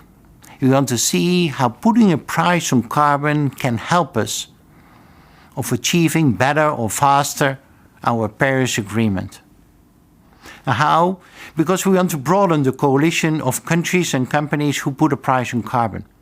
We want more companies, more countries to join us and broaden that coalition. But also we want to make it more effective. We want to deepen it in those countries and those regions which have a price on carbon, making it more effective by making it more meaningful. What is the right price on carbon? And last, we also want to align the different systems, a taxation system or a cap and trade system. And we are so much pleased as the CPLC, as the World Bank, that Lord Stern and Professor Stiglitz took up the challenge to look further into putting a price on carbon and to see how that can help indeed reaching the Paris Agreement. And their report, I think, is very, very important. So let's listen to them, let's read this, and let's follow their recommendations. Because putting a price on carbon enables us to not only doing well for the world, but to anchor doing well for the world into our own economic system by building up an economic incentive for companies, for countries, to address climate change via having a price on carbon. Like we do in our company as DSM, 50 euros per ton already for quite a while. And this has influenced our investment decisions. This has influenced the behavior of our different businesses and divisions. We advocate and we share our learnings with other companies. And I would stimulate other companies to do the same and basically to future-proof your own business, because one day we will all be confronted with a price on carbon and better be prepared for that situation. Once again, I'm very grateful, also on behalf of the CPLC and the World Bank, for the great effort of Lord Stern and Professor Stiglitz of doing this study, because I'm deeply convinced that putting a price on carbon is an essential tool of reaching our Paris Agreement. And we're all obliged to reach the Paris Agreement, signed by almost 200 global leaders of countries. Obliged for people today who are already suffering from climate change, and hopefully not generations to come who have to suffer for that. So therefore, it is essential for all of us to address climate change right now. And a price on carbon can help, can facilitate reaching that goal. Thanks again to Stern and Stiglitz of helping the CPLC. Thanks all of you for supporting the effort of the CPLC.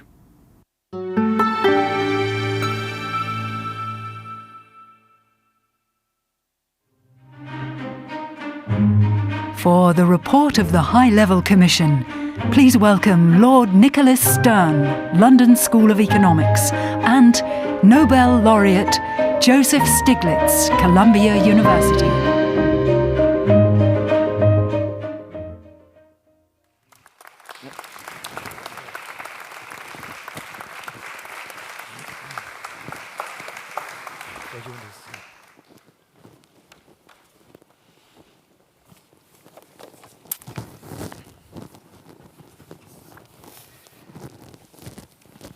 Let me begin by welcoming you on behalf of Joe Stiglitz and myself. I'll speak first and then Joe. We've been working together for something like 50 years and always enjoy it. Thank you to the Carbon Pricing Leadership Coalition. Thank you to Carsten and to Feike and Nicolas for a tremendous introduction.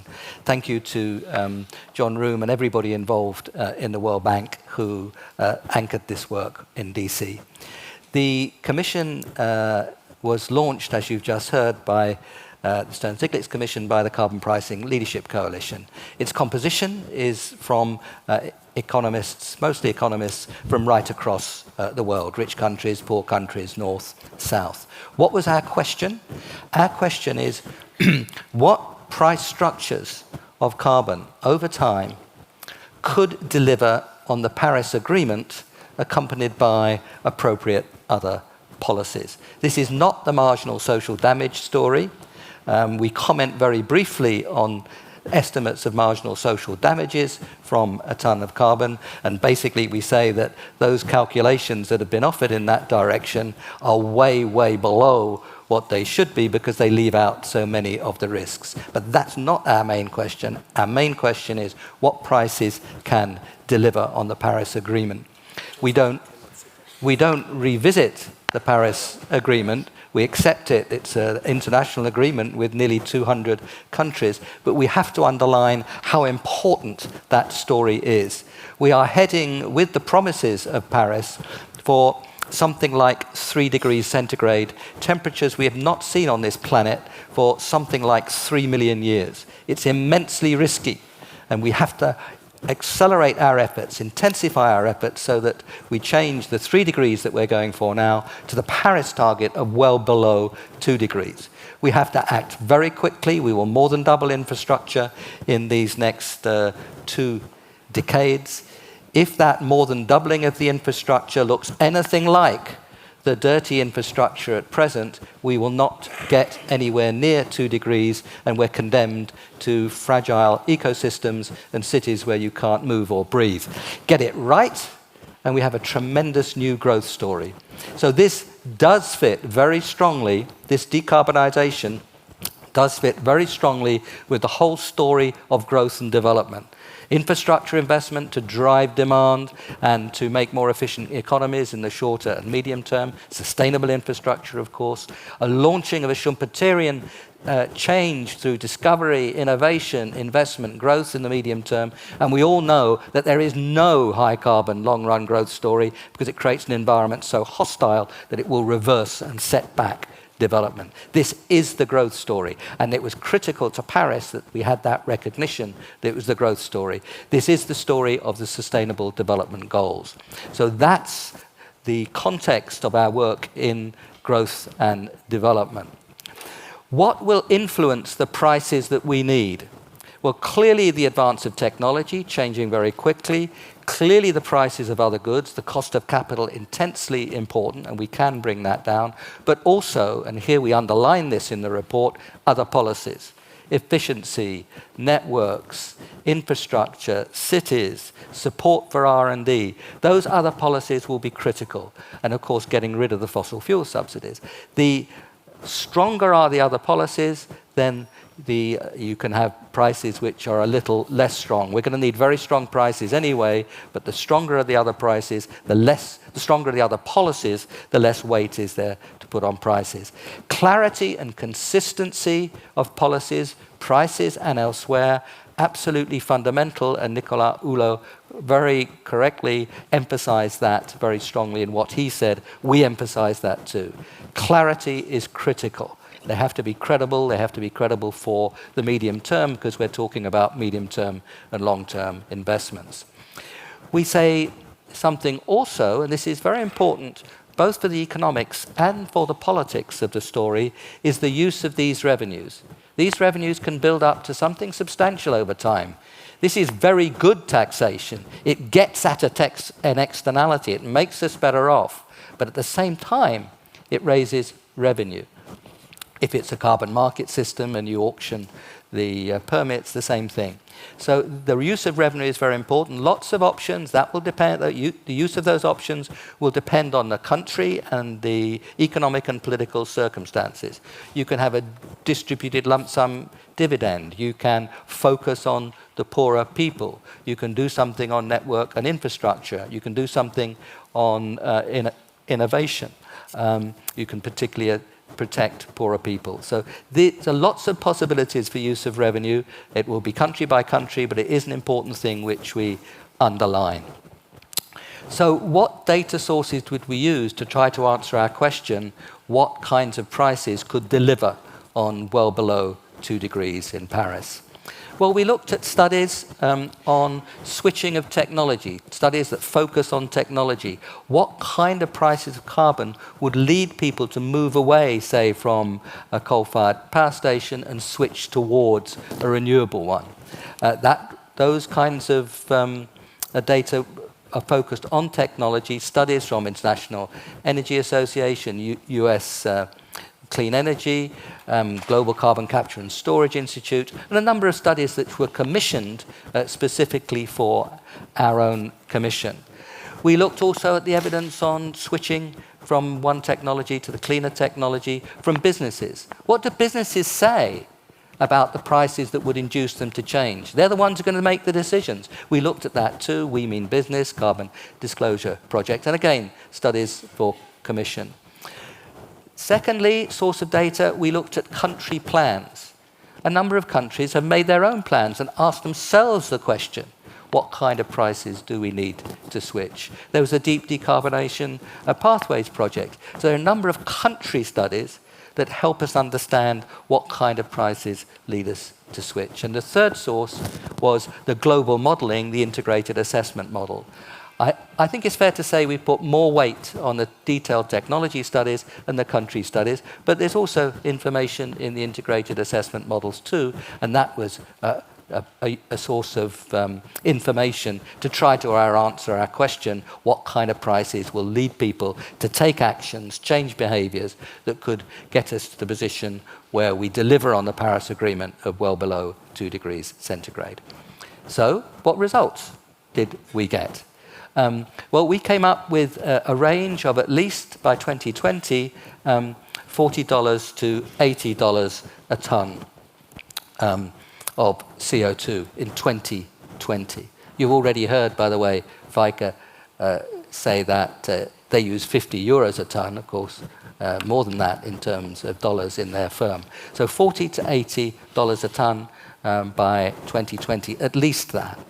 And by 2030, 50 to 100. Those are prices which we suggest should rule explicitly in the market. Those are prices which should be used internally for government decision making. And those are prices which firms should be using right away to think through their own future, as Feike said, to future-proof. So that's our answer, and that's to the question which I posed, which we posed as a commission, and I've described the data sources which we used to do that. Let's underline that we are in a real hurry. There are dangers of delay. We have to get on with it. Most of the world is well, we've only got 15% coverage now, and 85% of those that are coveraged are less than $10. So we really have to get on with it. But I hope we've given a framework to show where those prices should go, what they depend on, and I hope we've communicated that this is the growth story.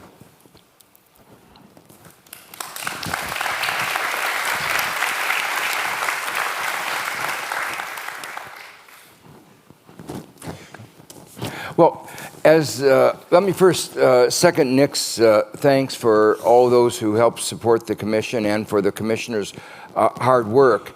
I also wanted to acknowledge and thank the messages from Minister Hulot and Feike, the head of DSM, both for the strength of their support, and they made it clear that they understood our report, which made us feel good that we had actually communicated what we had wanted. As Nick has given you an overview of the report, including our recommendations on the range of prices for carbon, what I want to do this morning is to highlight a few key points about the strategy for implementing the policies that we recommend in the report. First, we need to recognize the scale and urgency of the transformation that is needed. I was a member of the IPCC panel that first looked at climate change in the 1990s. In retrospect, while our analysis of the challenge posed by climate change was broadly correct, we underestimated the pace at which climate change has occurred, and we did not anticipate the technological change that has expanded the options and greatly reduced the cost of low-carbon solutions. We were pretty sure that one aspect of climate change was not just an increase in temperature, but also an increase in weather variability. At that time, though, the evidence was not sufficiently strong for us to make a strong statement about weather variability. Since then, the evidence has become overwhelming, and now subsequent assessments have emphasized this weather variability. But if you look back where we are a quarter century later, things have changed so much that it's clear that one could not have solved, for instance, an optimal dynamic programming problem, which had assumed that there was no uncertainty and gotten everything right. One needs a dynamic approach to public finance, and that's basically the concept that we've incorporated in our report. We also know that addressing the problems of climate change can be done in a way that is totally consistent with maintaining robust economic growth and strong employment. So we have both the necessity and the opportunity to decarbonize economic growth and development. Some of you know that at least one country now is discussing whether climate change is consistent with strong economy. I should make it clear that growth, the pro-growth story, is a story about decarbonization. There is no other pro-growth story. And already the employment in renewable energy vastly exceeds that in production of coal, for instance. So you can't look back. We really have to be looking forward. And when we talk about how do we make a strong economy for the 21st century, We have to recognize that the 21st century is not the 19th or the 20th century. It also means, though, that we need to act fast and that we need to deploy all instruments, and we need to act globally together. Global warming, climate change, is a quintessential global public good. Nick has also explained why carbon pricing is a key instrument. Let me talk just a minute about some aspects of the implementation of carbon pricing. First, countries should begin immediately the implementation of carbon pricing. Second, efficient carbon pricing trajectories begin with a strong price signal now and credible commitment to maintain long-term prices high enough to deliver the required change. Ultimately, we are trying to bring about a fundamental change in behavior in the structure of our economy, and that will only happen with a high and credible price. What we're talking about is learning, about promoting innovation. This argument is particularly important here in Europe, where the cap-and-trade system is unlikely to deliver the large, credible change that is needed, and current prices are clearly markedly below the kinds of prices that our Commission has said is necessary. As Nick noted, carbon pricing will have to be accompanied by other instruments. There are a whole range of other market failures and a whole range of concerns like distribution impacts that need to be brought into the analysis. Therefore, while carbon pricing is absolutely essential, it's not the only instrument. The reason why one needs to take that on board is to make the changes necessary to get down to essentially zero emissions is going to take very large changes in the structure of our society and the structure of our economy. It's not going to change, it's going to change not just the way we produce electricity, but also transport, how we arrange our living and our work. Much of that occurs in the public sector through decisions about infrastructure. It's not the old debate about regulations versus prices. It's about both regulations and prices as important instruments for going forward. Some cite political economy considerations as an argument for proceeding gradually, but I believe it's the other way around. Gradualism sustains vested interest. Rapid change can lead to a constituency that can give political impetus to accelerate change. We have seen that in the case of renewables and electric vehicles already. I strongly agree that we have to be cognizant of specific circumstances, and in particular, implementation constraints and distributional impacts on poor people in developing countries. But as the coal tax in India or the elimination of fossil fuel subsidies in Indonesia show, it is possible to move forward towards efficient pricing without creating a high burden on the poor. The final point I'll make is that I hope that our report will help develop a consensus behind the use of this important instrument, the instrument of carbon pricing. There are a lot of people and a lot of NGOs that have been working on this a long time. I think this may be the moment where we can finally push successfully so that we will have carbon prices and carbon taxes used throughout the world. But when that happens, it's important that there's a broad sense of what those carbon prices ought to be. What are the ranges? Not a single number, but a range of numbers. Hopefully, our report will help provide a focal point for the national community to start thinking about what kinds of prices would generate the kinds of responses that would enable the world to achieve a goal of less than 2 degrees centigrade increase in global temperatures and at the same time support robust growth and the pursuit of development. Thank you.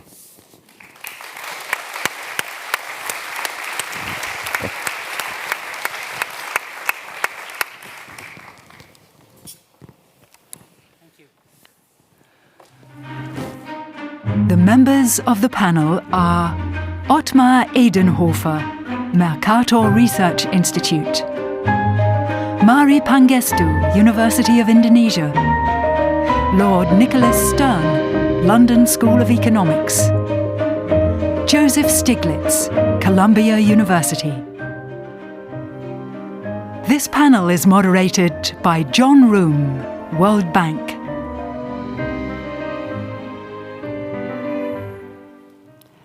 Thank you very much, Nick and Joe, for the outline of what is in the report. We're very privileged to have two other members of the Commission with us here this morning. Mari Pangestu, former Minister of Trade from Indonesia and professor at Columbia University, and Ottmar Edenhofer, Chief Economist of the Potsdam Institute for Climate Change Impact Research here in Germany. Ms. Pangestu, let's start with you. You represent a dynamic emerging economy in Indonesia. What does this report mean for Indonesia and similar countries? And from your perspective as a minister, how do you see the challenges and opportunities of the political economy of introducing these sorts of recommendations? Yeah, thank you. Thank you for the opportunity to share my thoughts. And I also like to appreciate all the organizers and the members of the Commission and our two esteemed leaders here. I think it has been a very huge learning experience for me, which I hope I can bring back to implement in Indonesia. I think the main message of this report is obviously carbon price is important. It has to be set at high enough level so that there can be behavior change. But I think third, all of you have mentioned the importance of complementary and facilitating policies. And I think for developing countries, this is actually essential and important. And I think for a developing country like Indonesia, I think what is important is not just the carbon price as an instrument for addressing the Paris Agreement targets, but it has to be woven in the larger, broader growth and development story.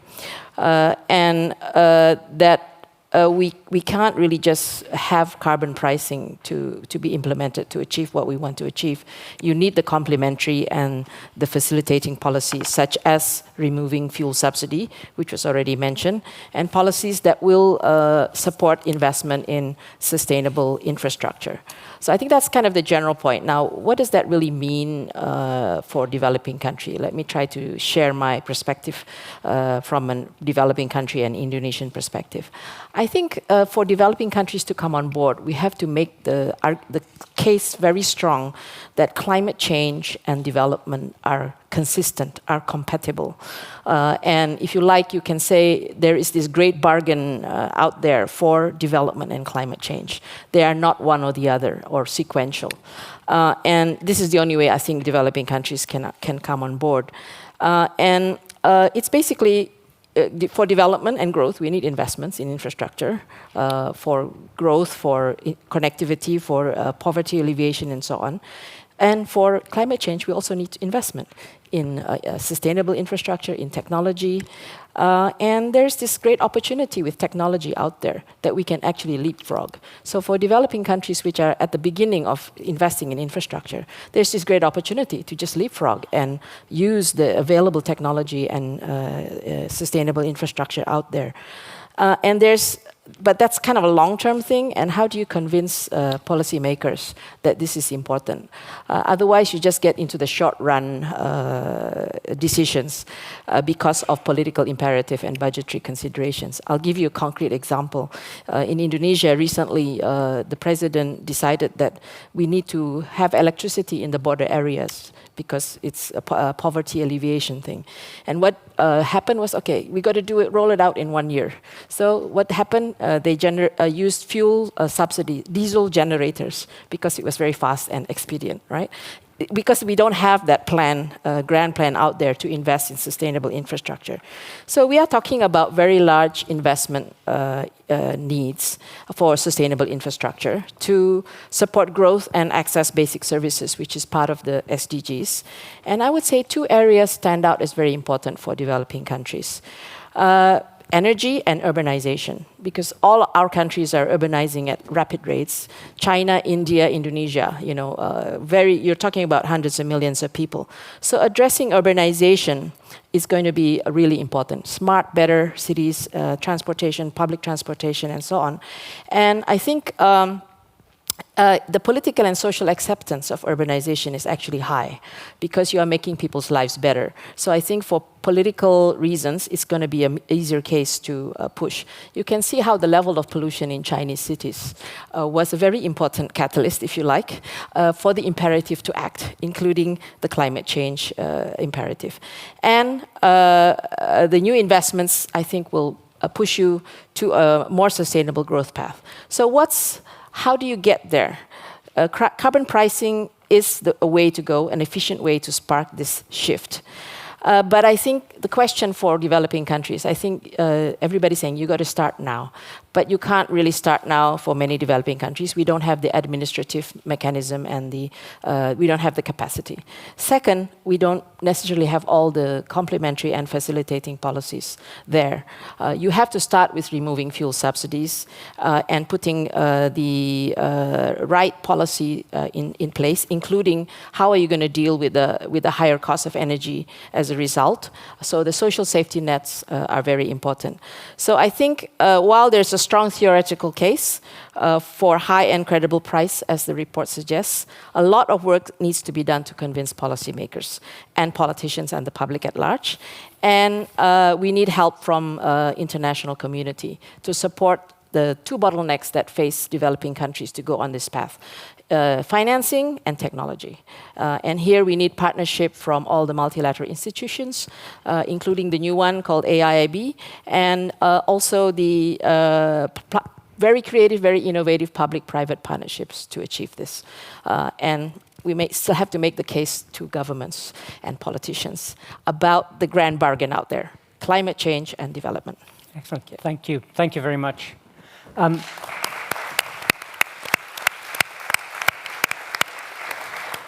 Ottmar Edenhofer, maybe we could move over to you. As we know, significant amounts of uncertainty out there in terms of impacts and timing of impacts of climate change and on technology, and a number of different models and predictions that are out there.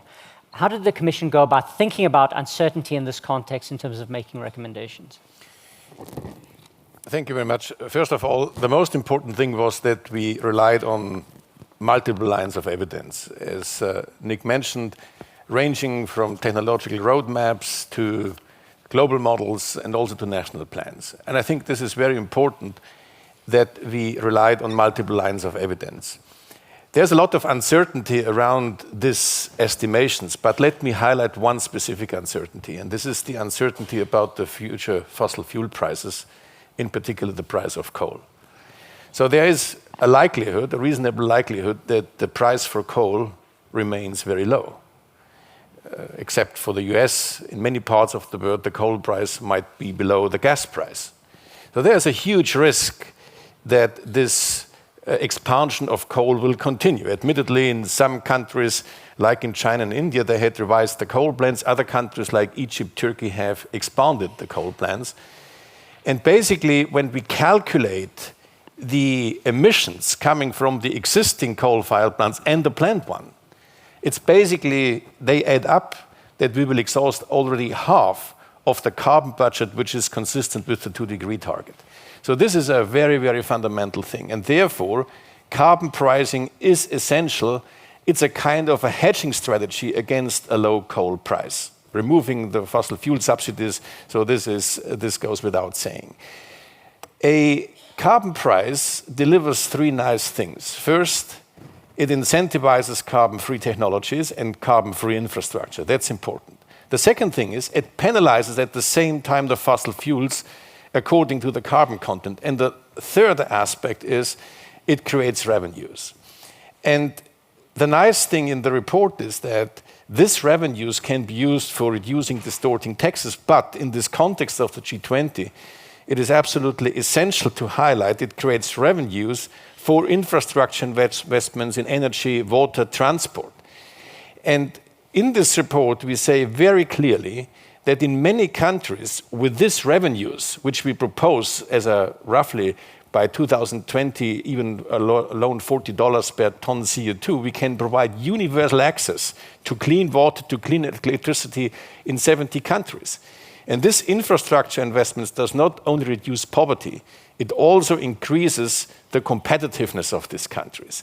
And this makes carbon taxes or carbon prices as such a valuable source for financing infrastructure.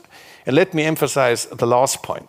So we are talking about carbon pricing, which should be implemented by governments, and rightly so. And I hope that the finance ministers around the G20 will hear our message.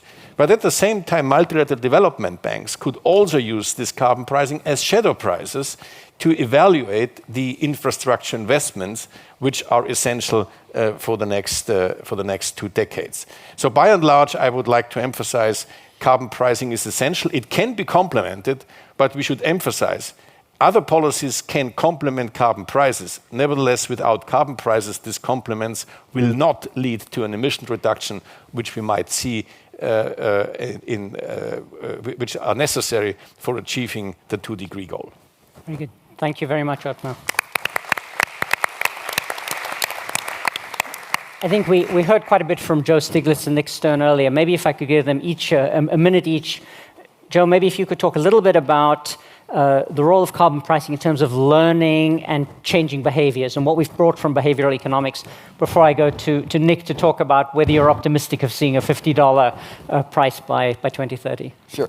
So remember the question that the Commission took as its mandate, what price would elicit the kinds of behavior that we would like? And we weren't based on just theoretical models that said how people ought to behave. We were very focused on how people actually do behave. And that's what behavioral economics points out, that quite often the models that have been used in terms of rational expectations, rational behavior, did not provide a good description. So we were focusing on, as I say, how could we change behavior? One lesson that comes from behavioral economics is that it is large changes that often induce people to rethink how they behave.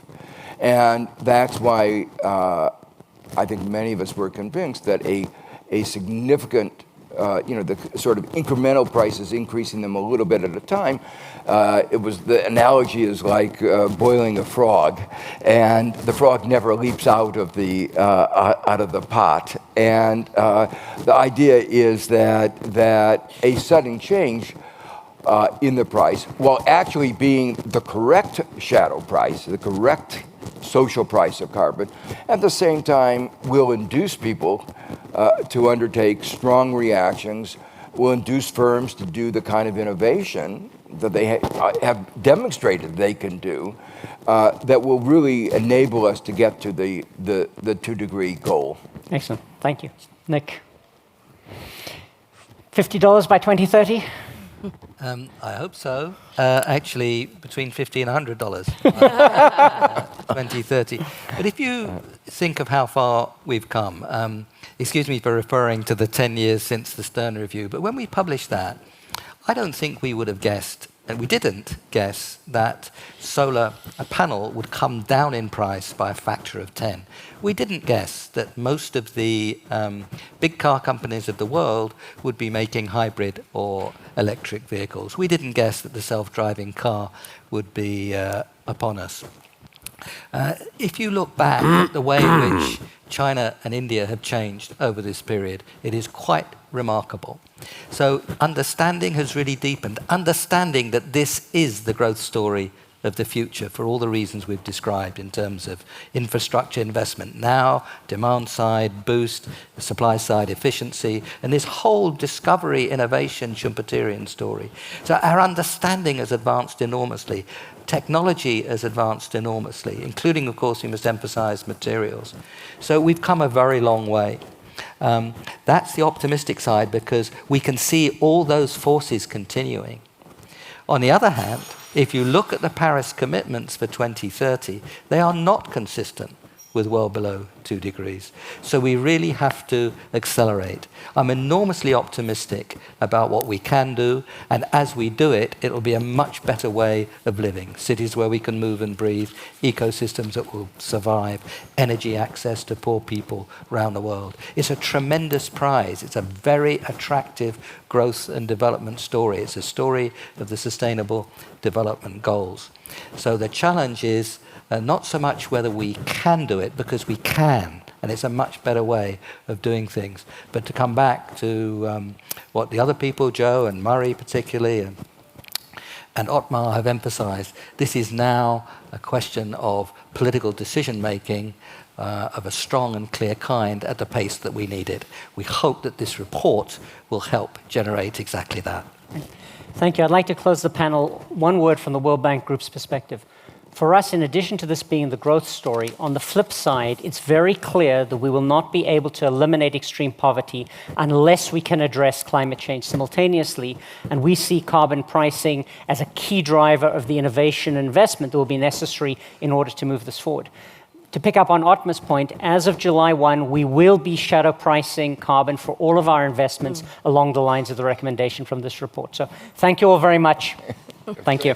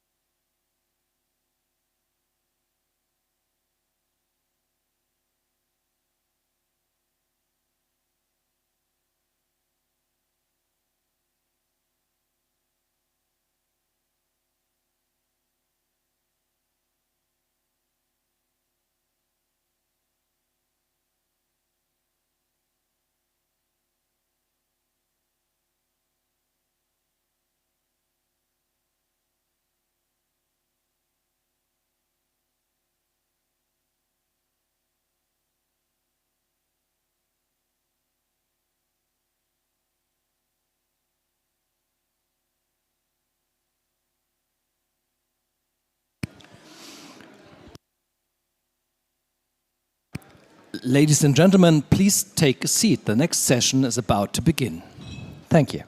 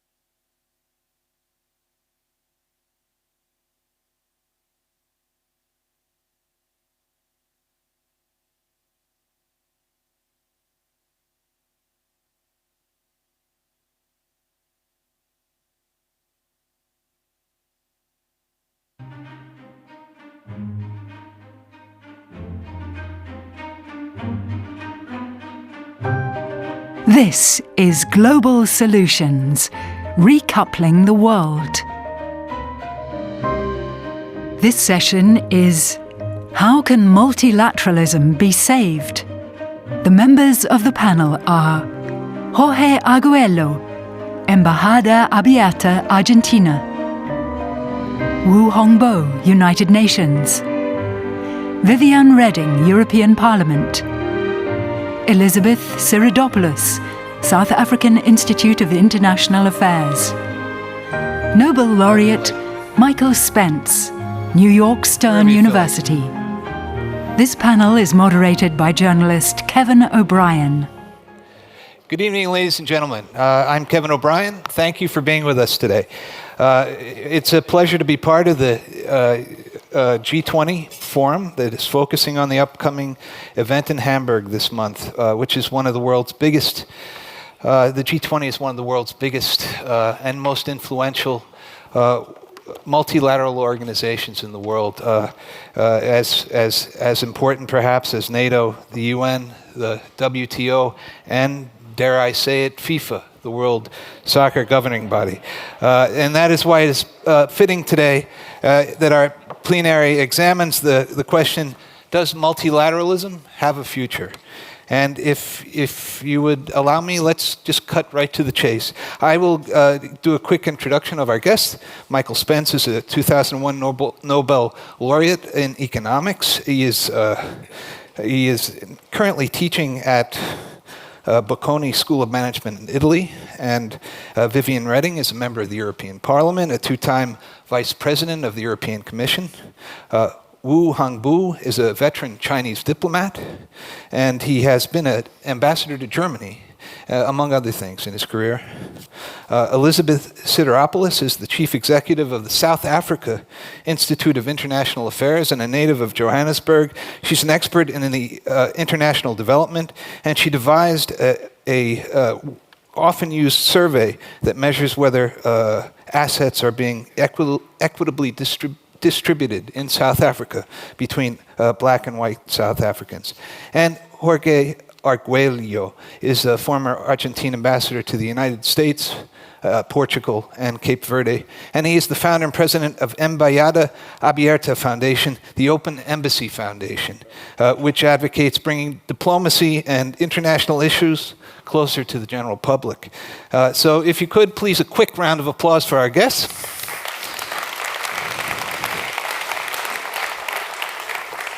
And I'll cut right to the chase. First question to Mrs. Reding. Mrs. Reding, our topic today is the future of multilateralism. If you look at Europe, if you look at Brexit, if you look at the national movements afoot here on the continent, if you look at the failure to devise a common plan to cope with the European migration crisis, can't we say that multilateralism is already dead in Europe?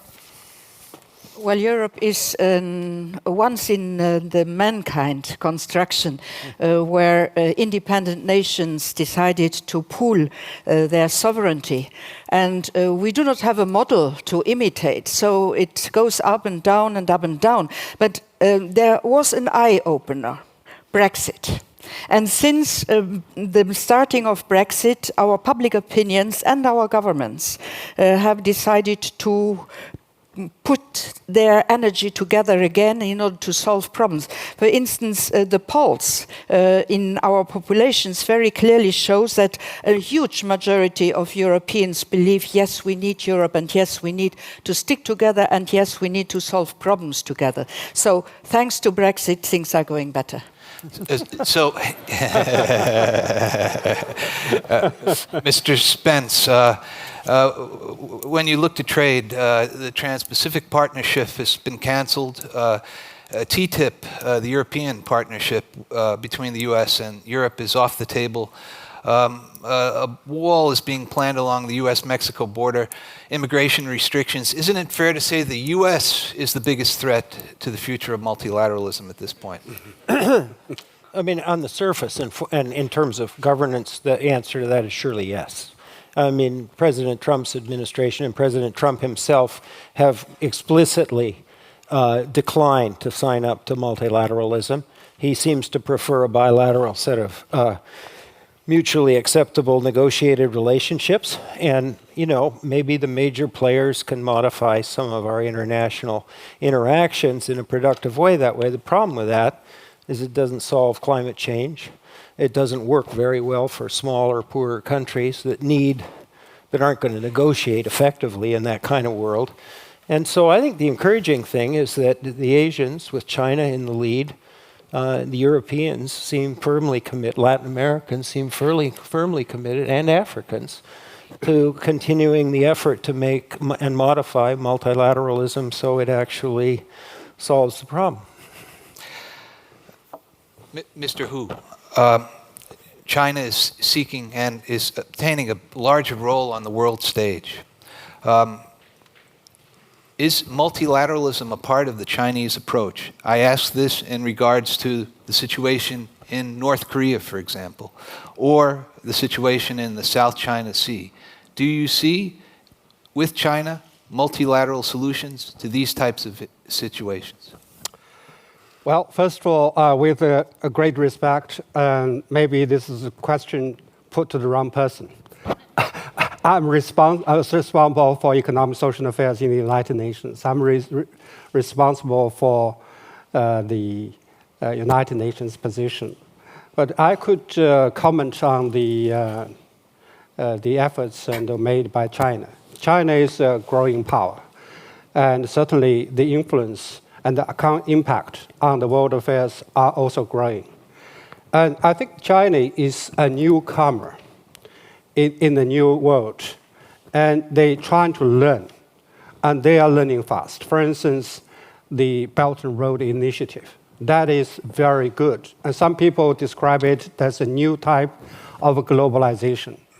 Believe it or not, but this is something really eye-catching and has enjoyed welcome from many other countries.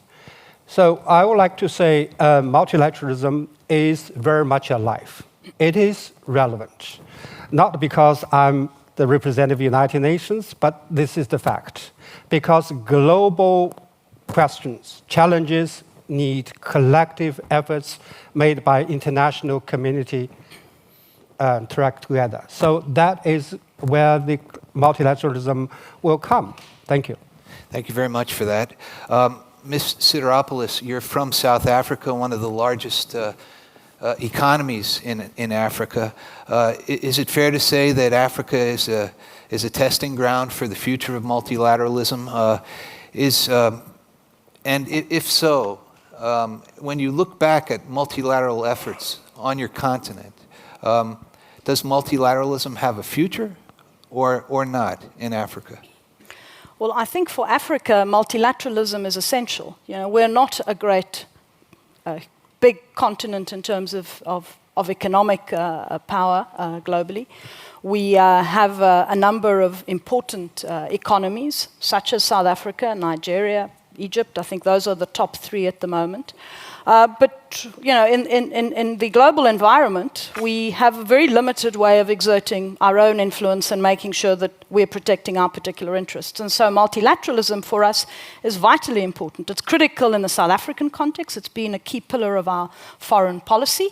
And it's also the way in which we have looked at how we can solve African problems, working together with international other multilateral institutions, but also taking forward certain initiatives. And I think while we have some way to go in that context, if we look at how the African Union has tried to address and improve some of the weaknesses that we had in previous organizations, and here particularly I'd like to emphasize the peace and security efforts, I think that's certainly positive. On the global stage, I think there is really real grounds for worry. One of the issues that is important for us is in forums such as the G20, how to make sure that African voices on issues that are not related per se to Africa, but may relate to the digital economy, may relate to taxation, regulation at a global level, are actually articulated and taken into consideration. Thank you. I'd like to stay with that point and ask Mr. Arguello exactly that. The G20 will take place next year in your country, Argentina. Yep. And one of the difficulties in Latin America has been the failure to develop a common Latin American position among the three largest economies, Mexico, Brazil, and Argentina. If multilateralism fails globally going forward, will the future look like Latin America? Boom, bust, currency wars, etc. Is that a real concern? It's a possibility. As you have said, Argentina is preparing itself to become the next venue of the G20. 2 or 3 weeks ago, we have done an interesting exercise. The Sherpa from Mexico, the Sherpa from Brazil, met the Sherpa of Argentina in Buenos Aires. We also invited an academic from China, from Germany. So we gathered academics from the Troika, the current Troika, and we started to work in what should be a Latin America agenda to be presented to the G20. As you know, Brazil and Argentina have been coordinating their actions for many years. In fact, Brazil is our main partner, commercial partner. The effort must be put on Mexico, because Mexico is in some way being, should I say, kicking out of North America? Well, that's a question.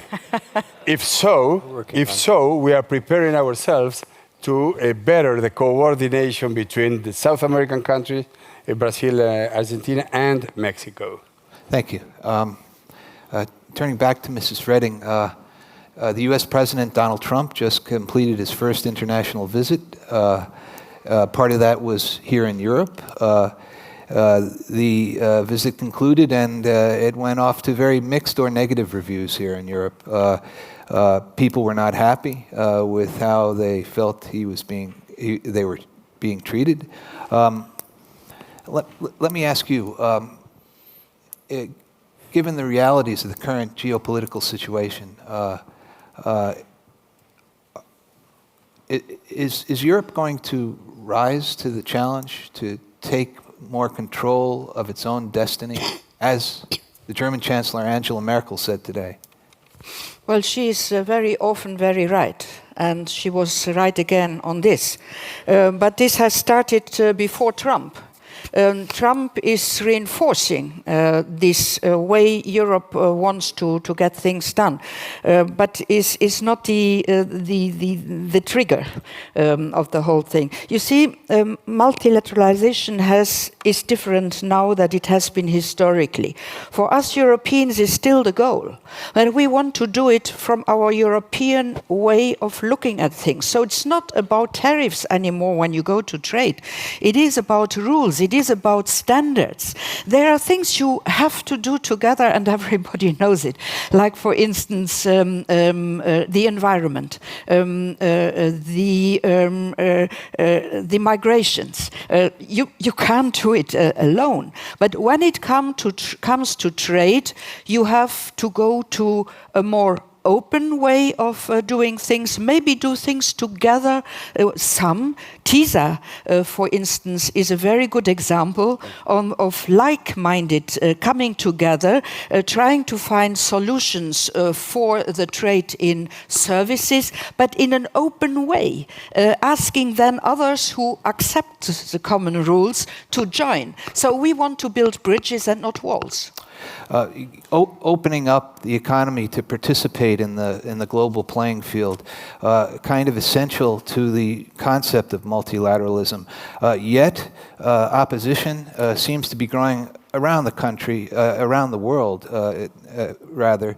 Often, Mr. Spence, you've written that it is because the changes to national economies are not accompanied by subsequent changes to the social systems, to give people a sense that the global playing field is not a threat to them. Is this the real reason why globalization is seen as a threat today? Well, it's certainly part of it. I mean, so if you look at the post-war period, the developed countries put into place an architecture. It worked pretty well. It had relatively benign characteristics, both distributionally and in other ways.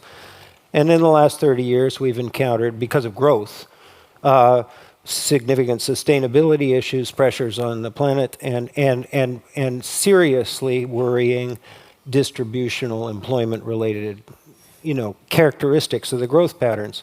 And I think one of the things I said to you before is that if you look at the enthusiasm for globalism, it's more or less positively correlated with how well societies have managed social security, protection, support, helping people and families in transitions.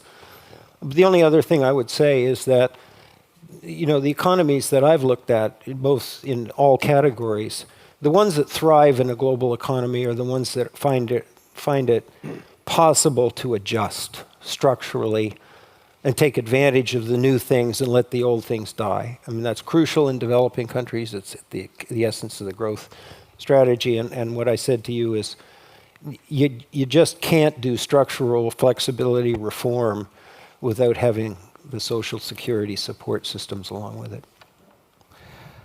Mr. Wu, given the current political realities, it just doesn't appear to me that there's going to be a great recommitment to the concept of multilateralism at the upcoming summit next month in Hamburg. The U.S. has refused to strike protectionist language from the opening document, which sets a tone. There's the level of global investment in OECD countries is stagnant. It's only marginally higher than it's been 10 years ago. Is it possible, in your opinion, that a breakthrough can be achieved next month in Hamburg to create the investment and growth environment that will make people like globalization again? Well, thank you very much. I think whether or not there will be breakthrough, it depends on the wisdom of the German presidency and the other members of the G20. I think they have been working on that very hard. We cannot predict at this moment whether there will be breakthrough in terms of investment and trade and climate change. I would like to put this in the larger picture. G20 is not everything, although it's very important. In the past several years, the international community recommitted themselves to many multilateral agreements, like the 2030 Agenda for Sustainable Development, Paris Agreement, and they are engaging in the negotiations for the Compact of Migration and Refugees. This is a very vivid and strong indicator that the international community, with support of member states, they are recommitting themselves to multilateralism. Thank you. Thanks very much for that. Ms. Siropoulos, how big a problem is non-inclusive economic growth in the current antipathy towards globalization? A lot of people feel like all boats are not rising, including theirs. Are all people in Africa benefiting from globalization? I think the first point to make is really to emphasize what Professor Spence says about the positive correlation between what is happening domestically and the perceptions at the multilateral level.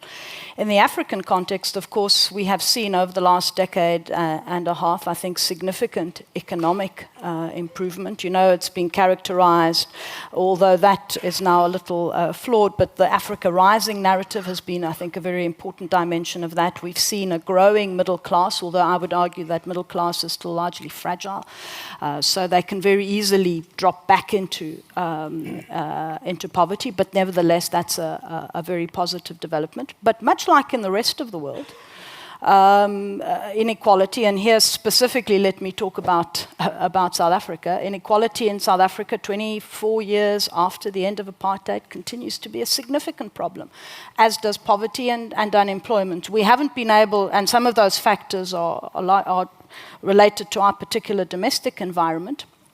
But some of them are also, I think, a factor of the broader global environment. High inequality in South Africa has seen the rising populism, which has also moved, I think, the political debate much more into a radical vein, which for a country that is, I would argue, crucial in a Southern African context in terms of being able to be the driver, the engine of growth, I think is a significant problem. We still haven't been able to come to grips with it in South Africa in terms of the right mix of policies. But like the rest of the world, we're not an island. And we face some of the very same challenges to globalization that are very apparent in the discourse in Europe and in the discourse in North America. I see that Mr. Wu wants to say something, but before you do, sir, if I could ask Mr. Arguello, it's clear there's rising public skepticism about the benefits of trade and globalization at the current time. Devil's advocate, is that because organizations or platforms like the G20 are basically too far removed from the real people? Well, if we take a look within the G20, you can see a gap there between the G7 or the G8 and the rest of the group. And the gap, we should work in order to make it better. What do I mean by the gap? There is a difference between the rule makers and the rule takers. That's the reason why the emerging countries, and in my case, our case, Latin America, must be able to achieve a common agenda, because we're discussing interests. So if you ask me about the general skepticism that is present with the global situation, I should say that the people cannot perceive the benefits of trade and globalization. You have fewer multilateral treaties. You have some existing treaties that are not well implemented. Multilateral institutions might have become disconnected from the interest of the populations. So this makes an unresolved situation, and we should and we must take this into account. Before I ask Mr. Wu to jump in here, at this point I want to turn to the audience, and if anybody has a question they'd like to pose to the group, I'll take two. And in the interest of fairness, I'll take one from a woman and one from a man. And I'll take one from a woman on this side of the room and from a man on this side of the room. But Mr. Wu, you wanted to say something. Well, I forgot to respond to your question, whether we will be able to scale up the investment in the near future. I think the answer is yes, because there's a large investment needed for a large amount of investment needed for infrastructure. I think the Belt and Road Initiative is pointing to that way. And the African and Asian developments, we see a large number of people moving from the countryside to the cities. They need public service, the infrastructure. This is where the investors will look at, and they will make the investment. So I'm optimistic. In the next few years, the investment in infrastructure will be the driving force for the economic growth. Thank you. Sure, thank you. Ms. Redding, you had a comment. Yes, it is not only about investment, it's also about rules, about norms, about fairness, and about reciprocity. We must never forget that. And we Europeans always try to put that on the agenda. I think in order to continue on what you have said, it is very important that we go away from these free trade discussions and speak about fair trade. Is this fair to the people? Are the social elements, the environment elements taken into consideration? Is reciprocity, the opening of the markets must not be one-sided, it has to be both-sided. And the people have to be taken into consideration. When you look at what has happened in the last decades, it was a lot about the economy and very little about the people. Times have changed and people want to be taken seriously. I think we have a question from the audience. This gentleman right here. If you could just state your name and your question, please. He needs a microphone, or yeah. Ooh. Thank you. My name is Daniel Klingenfeld from the Potsdam Institute for Climate Impact Research. My question is directed to the last point, investments. And clearly so, we need a lot of investments, and there's going to be this big urbanization drive in the years and the decades to come, specifically in Asia. Now, my question is also maybe from a UN's perspective, but also around the table, how can we steer these investments into more sustainable directions? You mentioned also the OBOR, the One Belt movement by China. It seems to me right now it's a lot of concrete and steel that is being built that is not very sustainable. So how can we draw the link between sustainability and the investment need globally? Thank you. Okay, thank you for that question. Who would like to take a shot at that? Okay, very good question. I will refer back to the Agenda 2030 for Sustainable Development. This is agreement that all 193 members of the United Nations committed themselves for the next 15 years. So all of the countries, they have introduced the goals and targets into a national strategy. So this is where we could have guarantees.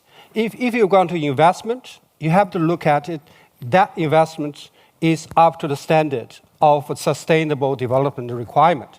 If not, I think any national government could refuse such an investment. And also they serve as their own guidance. If they want to invest in their own country, they have to consider three things: economic growth, social progress, environmental protection. If those three standards are met, they just go ahead. Thank you. It sounds like on paper, we know what's right to do. Investment, sustainable development, etc. Yet this all presumes a will to cooperate. Do you think currently, Ms. Sideropoulos, that there is that necessary global political consensus to proceed on all of these well-meaning projects? Well, maybe the MEP's comment is a point of departure. We have a multilateralism in crisis, let's say that, or we need to save it. And there are certain actors who may not be on the same train.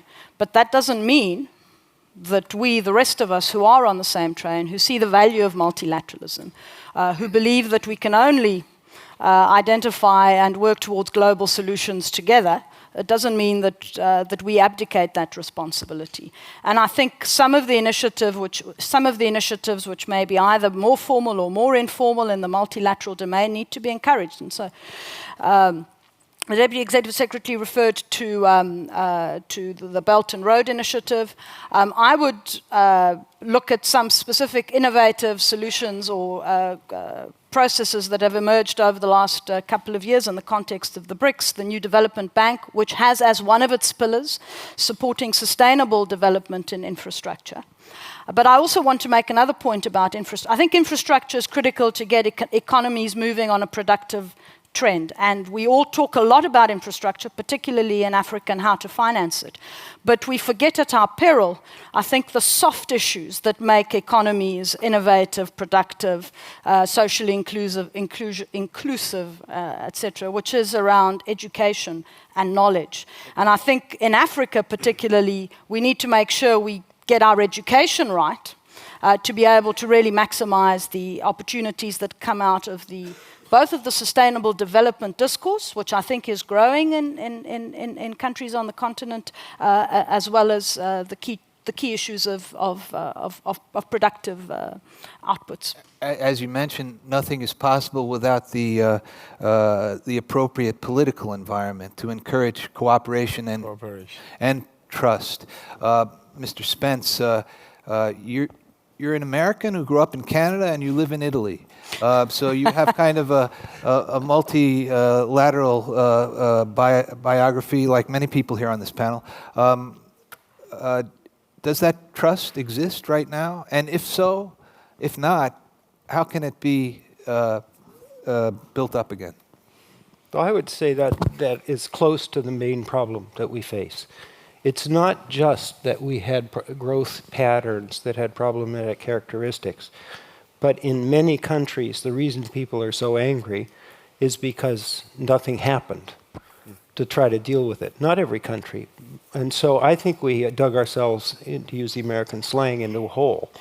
And we're going to have to work fairly hard to dig out of it. You know, the financial crisis didn't help because it signaled that, you know, a system could go out of control with minimal values attached to the consequences. I don't think it's an impossible task, but I do think for the G20, in addition to focusing on the particulars, you know, social inclusion, sustainability, the core issue, I think, should be a commitment to trying to rebuild trust. Mr. Aguelio, Add something please, go ahead. To what Michael just said. There is a dangerous blaming game going on all over the world. And this blaming game is pointing the developed countries, finger pointing the developing countries and say, hey, you are the responsibles for my domestic crisis. And in the meantime, while this finger pointing goes on, there is a long-standing issue of protectionism in agriculture that remains unresolved. So cooperation is the key word if we really want to re-improve multilateralism. Ms. Redding, I believe, isn't it true that the majority of the EU budget is still devoted to agricultural subsidies, right? So that's kind of a way to keep the peace among the members of the EU. And on a global level, you're speaking here of these kind of realities. What do you think? Are we in a period of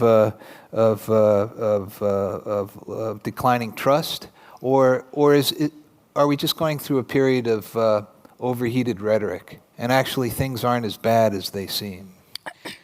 There is a declining trust, simply because people are afraid of globalization. Most of all in our developed world, because they feel that they are going to lose out. All these international organizations working behind closed doors with no transparency, it's certainly against us. That's what the people think. And here the politicians have to come in order to explain what it is about. That it is not agreements for the rules, but it is agreements by the rules. People have the impression that the rules are only for the others, but not for them. And so this is very dangerous. Now, coming to your question of agriculture, it is true that in the beginning of the European creation, the budget for agriculture was extraordinarily high.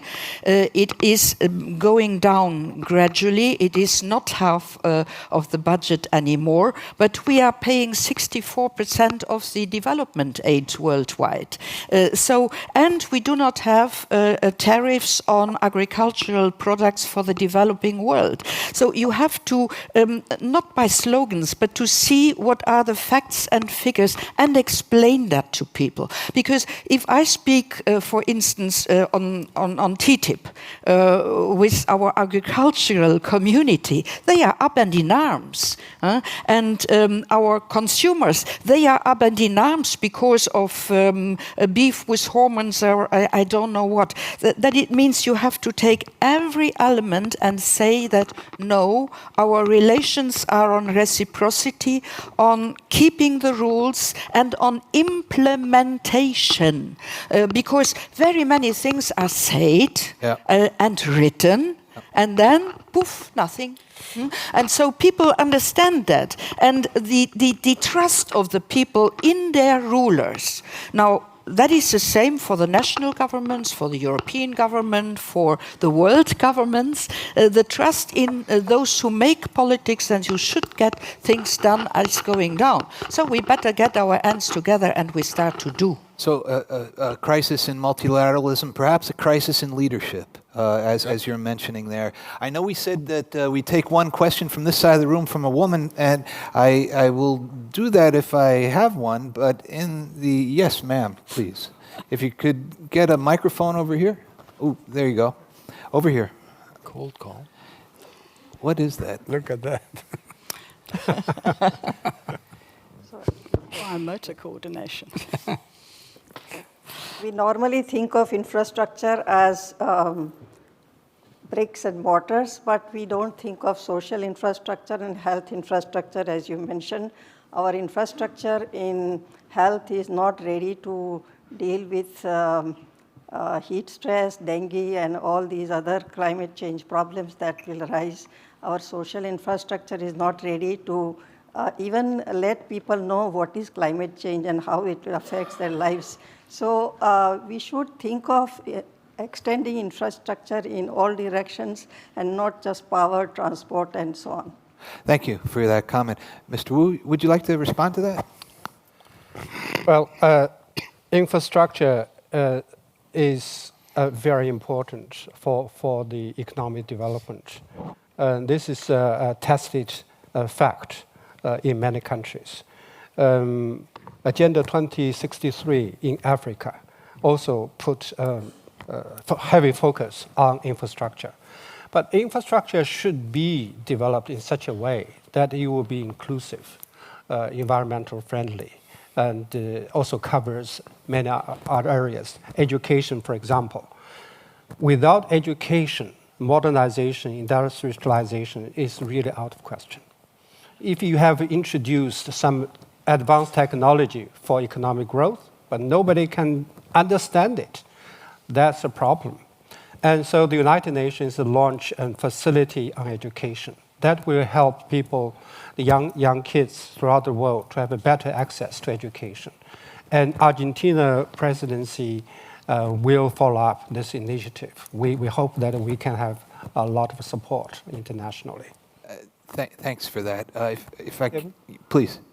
Just really briefly, one of the speakers in the first plenary this morning, I think, said the right thing, which is that the knowledge and technology base of the economy, the human capital and education systems, and a bunch of other things that help people go through these difficult transitions are all investments. And I think our questioner, in a sense, was asking, so that's the term we tend to use. Sure. Infrastructure is one of a large portfolio of public sector investments that support each other and enable economies to thrive. I mean, trade, environment, these are huge global complicated issues. But the backdrop to that being to re-engineer our societies, to bring people to the point where they can embrace change and live in a global world. Isn't that a number too much for us? I mean, we can't really redesign the planet. We can't even agree on the size of the table at the moment. What do you think? May I just add something? Because when we speak about investment, are we thinking about brick and mortar, or are we also thinking about services? Because services are the general input into all economic outputs. And do we think about digital services? Because digital services will help us in education if we really handle it right. So we should not look at it so in such a one-sided way like in the old times. The new times, services are more important than brick and mortar. Can the internet be turned from a forum for cat videos into something that helps make the planet a better place? What do you think? Absolutely. I mean, the internet is a vehicle. It's value neutral. I think we know some of the negative consequences of the digital revolution, but I think there are tremendous opportunities more broadly in the digital space, and we just see that in Africa with the way in which mobile telephony, I think, has revolutionized, sure. Even in the rural areas, not just in the cities, and how the digital mobility trend is upward in Africa. What in the African context, for example, we shouldn't be missing out on, and this is the debate about multilateralism, sometimes being seen as it's inclusive at one level, but actually exclusive at another level. So some of us developing countries are on the G20. We're all in the UN, but some of us are more equal than others. And so on issues like the digital economy and e-commerce, we need to make sure that the rules as they're constructed do not hamper economies that are perhaps not at that level of development, but can still take have significant opportunities in terms of services in e-commerce and so on and so forth.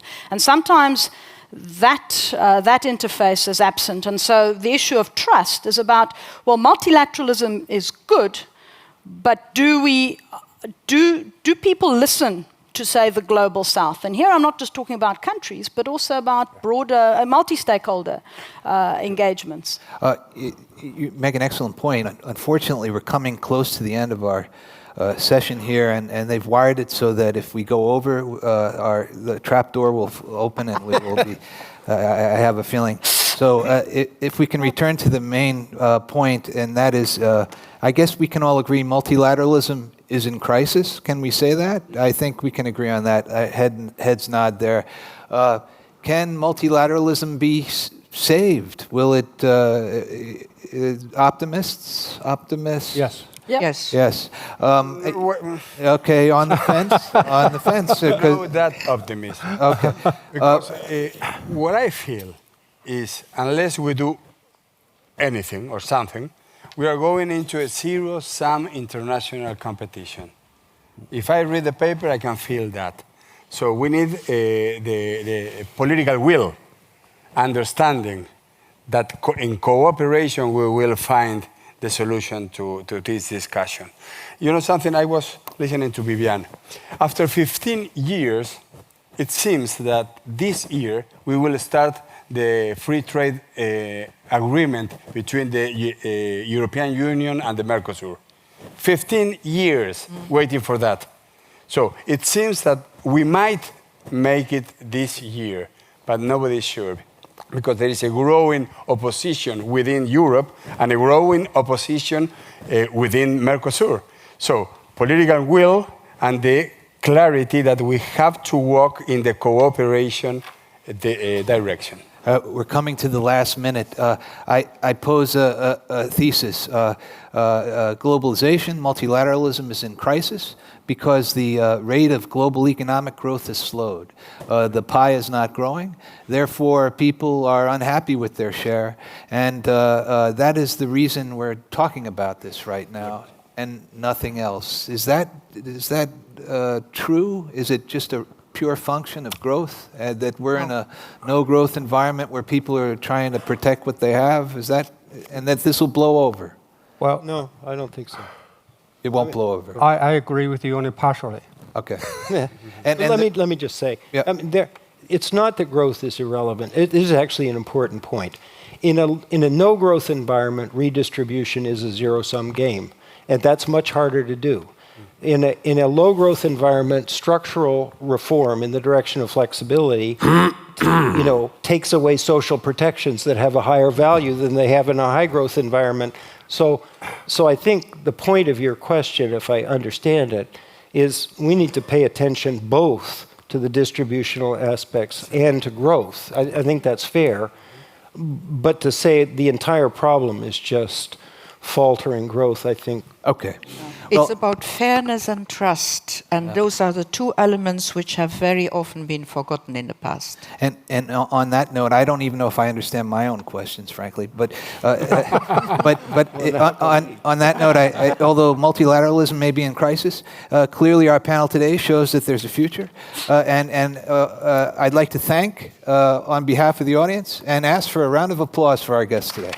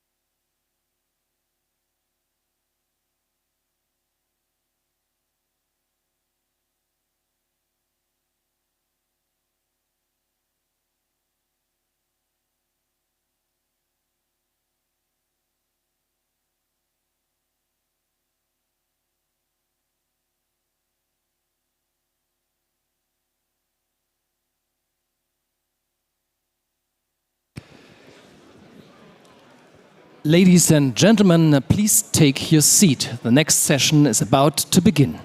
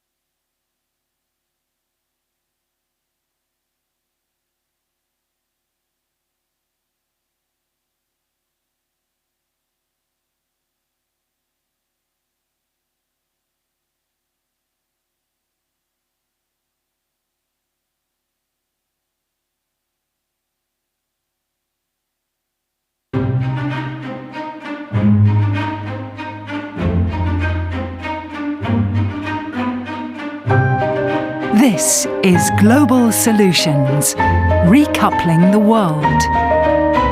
This session is towards a comprehensive approach on climate policy and finance. Please welcome Barbara Hendricks, German Minister for the Environment.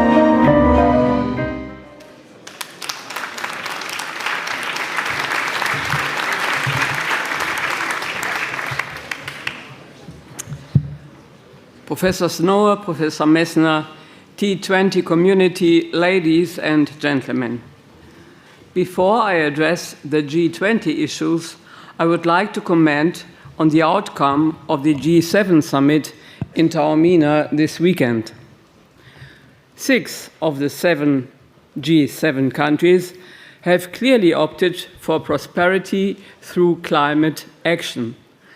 These countries know that we can only remain economically competitive by adopting ambitious policies combating climate change. Of course, it would have been good if the US were also part of the team at this juncture. President Trump announced that he will make a decision this week on the path his government will take regarding international climate policy. Hopefully, he will make the right decision for the people of his country. The rest of the world will certainly remain on course for the future. And now the German G20 presidency. Ladies and gentlemen, the countries of the G20 hold 2/3 of the world population and 4/5 of the global GDP. But these countries are also responsible for 80% of the world's CO2 emissions. Because of this, it's essential that we, the G20 countries, show courage and use the great opportunities that the Paris Agreement and the 2030 Agenda offer us. What is at stake is a global structural transformation to significant, more sustainable, climate-friendlier economic activity. This will also be a wave of modernization that will open the way to future-proof jobs.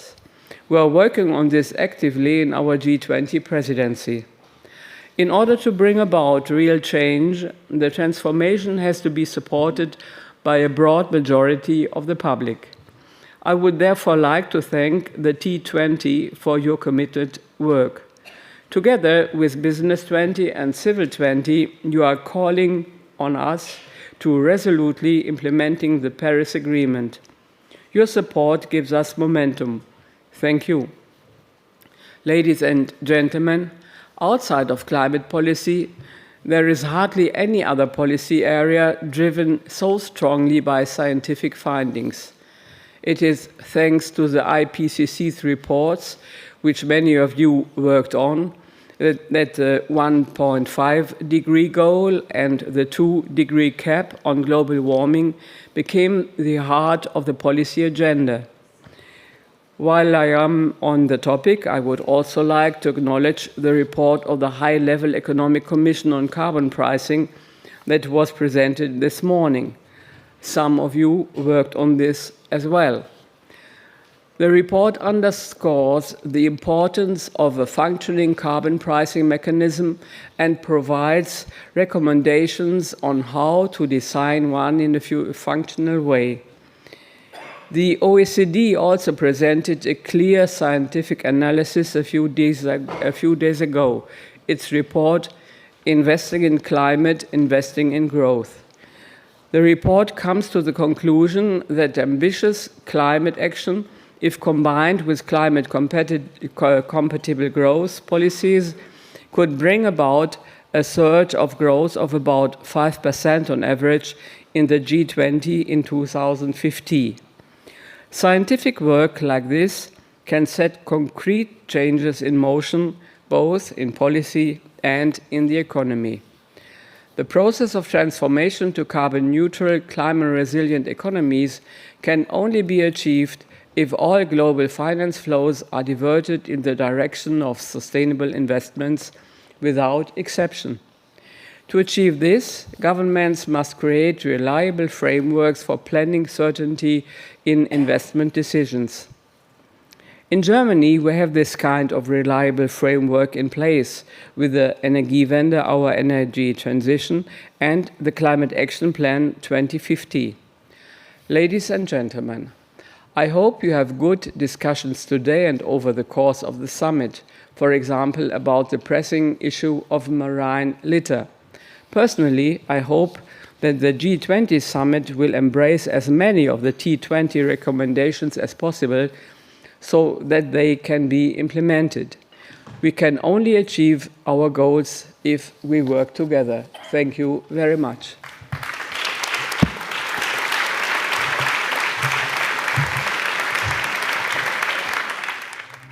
Please welcome Lord Nicholas Stern, London School of Economics.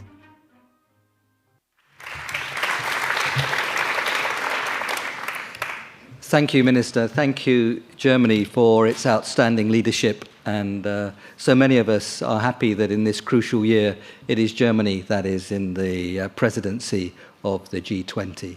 And thank you all those who prepared this meeting, including the excellent brief. What I want to do is to set this whole discussion in the context of growth and sustainable development. What we're talking about here is growth and sustainable development. We're talking about the growth story of the 21st century, and my remarks are about that, to set that as crucial context to our understanding of what this is all about. At the same time as we pursue sustainable growth and sustainable development, we will also radically reduce the risks associated with climate change. It is not a horse race between these two things. They are absolutely interwoven, and good policy must recognize that. So I'll make 5 points. The first is that we have a new global agenda established during a remarkable year, 2015, where we had the discussions in Addis Ababa in July on development finance, the great achievement of the Sustainable Development Goals in September at the United Nations in New York, and the Paris Agreement in December. It was based, that Paris Agreement, many of us were involved, on a clear understanding not only of the great risks of climate change, but also that this is the growth story. Sustainable infrastructure investment now boosts demand and creates a more efficient supply side. It spurs in the medium term innovation, creativity, discovery, growth, which we're already seeing the beginnings of. And of course, it's the only long-run growth story that's available. High carbon growth is a contradiction in terms over any period of time, because it creates an environment so hostile that growth is halted and reversed.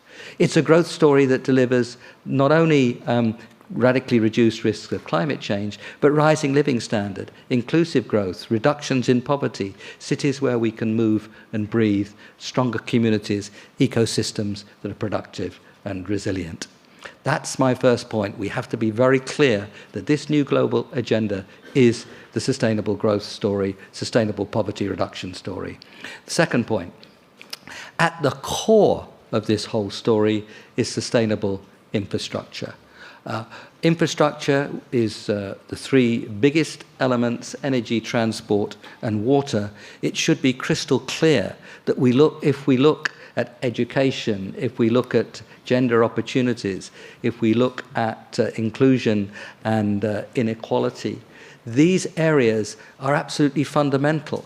Sustainable infrastructure gives you returns across the whole waterfront of the 17 Sustainable Development Goals. So we have to be clear that sustainable infrastructure is at the heart of this whole story.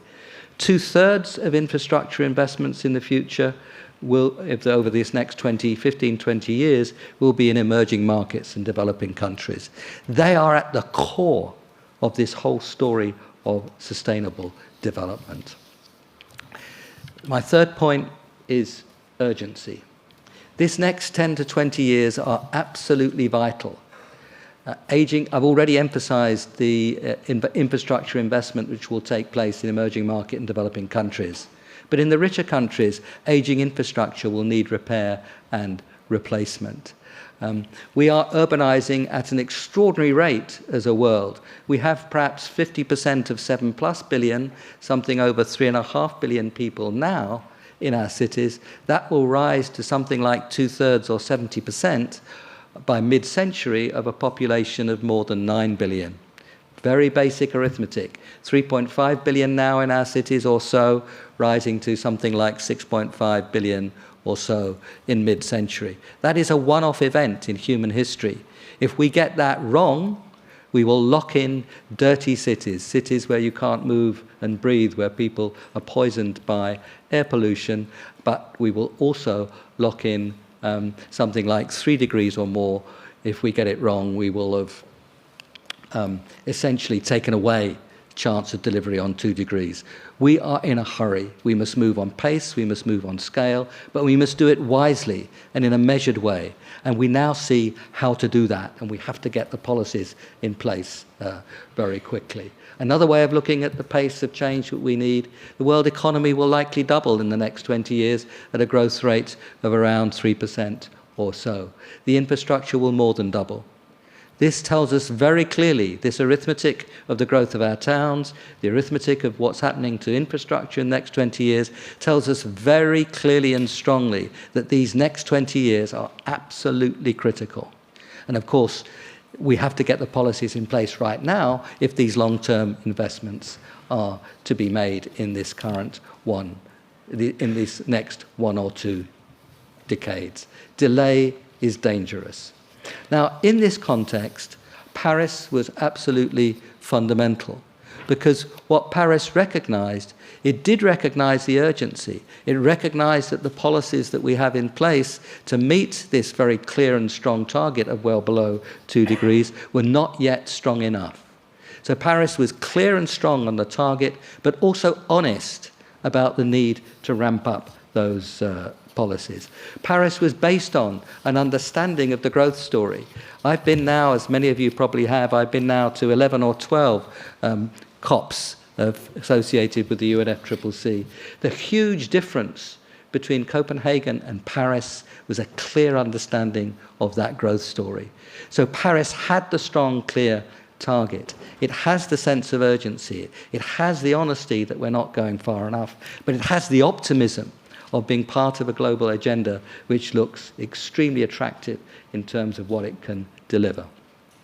My final set of comments, fifth set of comments, about how to ramp up, how to get much stronger quickly than we have currently on the table in terms of the targets for 2030 associated with the Paris Agreement. Of course, even if there hadn't been a Paris Agreement, it was wonderful that there was, but even if there hadn't been, thinking about what's happening to our cities and our ecosystems should in any case made us clear and strong about the need to ramp up action to move to a much more sustainable set of activities within our economy and societies. What do we have to do? Well, we have to do 2 things. We have to get the right policies in place. We've constantly heard here, and it can't be said often enough, it's not just getting the right policies, it is also being clear and credible about the future of those policies. We will learn. There's lots to learn. Indeed, we must design policy to learn. As we learn, we will revise our policies, but we must do it in predictable ways against clear criteria. The language I try to use sometimes, we must be predictably flexible. So we will learn, we will revise, but the understandings of how we do that should be clear. That kind of credibility is absolutely fundamental. What kind of policies? We've tried to answer that question partially in the commission that Joe Stiglitz and I chaired, which was we offered our results this morning, at least $40 to $80 a ton CO2 by 2020, and at least $50 to $100 CO2 per ton by 2030, along with a lot of other measures about energy efficiency, sustainable networks and infrastructure in our cities, innovation, and so on. So that's the part of the story of what we have to do, and we have to do it credibly and strongly. But we also have to be sure that the right kind of finance is coming through. The good policies transform these wonderful investment opportunities into real investment demand. The opportunities are many, but the investment demand is not yet strong enough. So we have to turn opportunities into demand through good policy. There's no shortage of savings, there is shortage of investment demand.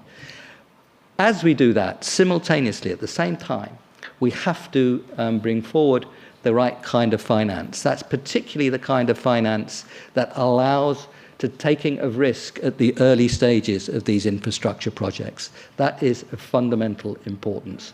The multilateral development banks help with the creation of policy, and they help reduce risk through their presence, the confidence it brings, and they help manage that risk through the kinds of financial instruments, equity, political risk guarantees, and so on. You've got used to that cough now. It means I've now got just 20 seconds to go. But I am actually finishing. I've placed the multilateral development banks at the center of this stage, both through policy and the way they reduce and manage risk and get projects through those early stages. Other things are there too, the green finance, the task force on carbon disclosure. A number of other things are coming too, but it is time to scale up our MDBs and the investment activities they support. We have a tremendous opportunity. We can see what to do. Now is the time to get on with the job, and the G20 will be a very powerful force in doing exactly that. Thank you.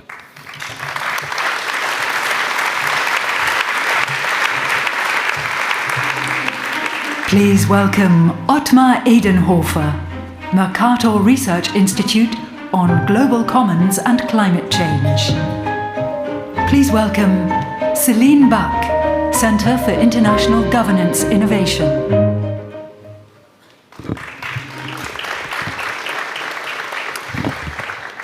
Ladies and gentlemen, and almost 5 years ago, when we calculated within the Intergovernmental Panel on Climate Change, the global carbon budget, which is consistent with the 2-degree target, we calculated roughly 1,000 gigatons CO2.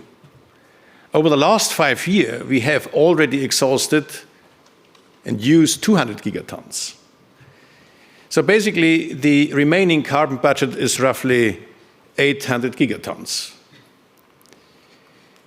If you compare this number with the existing coal-fired plants and add to them the investments which are planned over the next 2 decades, the carbon budget which will be used over the economic lifetime of these coal-fired plants adds up to roughly 400 gigatons. This basically means we will use almost half of the remaining carbon budget just for coal. This simple calculation shows you that wrong investment decisions and inappropriate investment decisions will put our economies at a high carbon pathway and might create a significant lock-in, which does not allow many countries in the future to reduce their emissions in a cost-effective way. So therefore, it is essential that we have a carbon pricing scheme. Why? First, a carbon pricing scheme creates the right incentives for carbon-free technologies and or also for a carbon-free infrastructure. And these incentives are absolutely necessary because the urgency of timing does not come primarily from the climate system, it comes from the ongoing investment cycle, and therefore it is necessary that we have the right incentives in place. Secondly, carbon pricing is necessary because it penalizes the use of fossil fuels according to the carbon content. And it is one of the most important lessons that carbon pricing is essential. Why? Because the carbon pricing scheme allows to decouple economic growth from emissions. And the third aspect is carbon pricing creates revenues which allows reducing distortive taxes and in particular allows to invest in necessary infrastructure for energy, infrastructure for transport, and so on. And this infrastructure investments allows to reduce poverty and to increase the competitiveness of our economies. And therefore, it is the next challenge to link the carbon pricing with the financial system, and this is the task of Celine.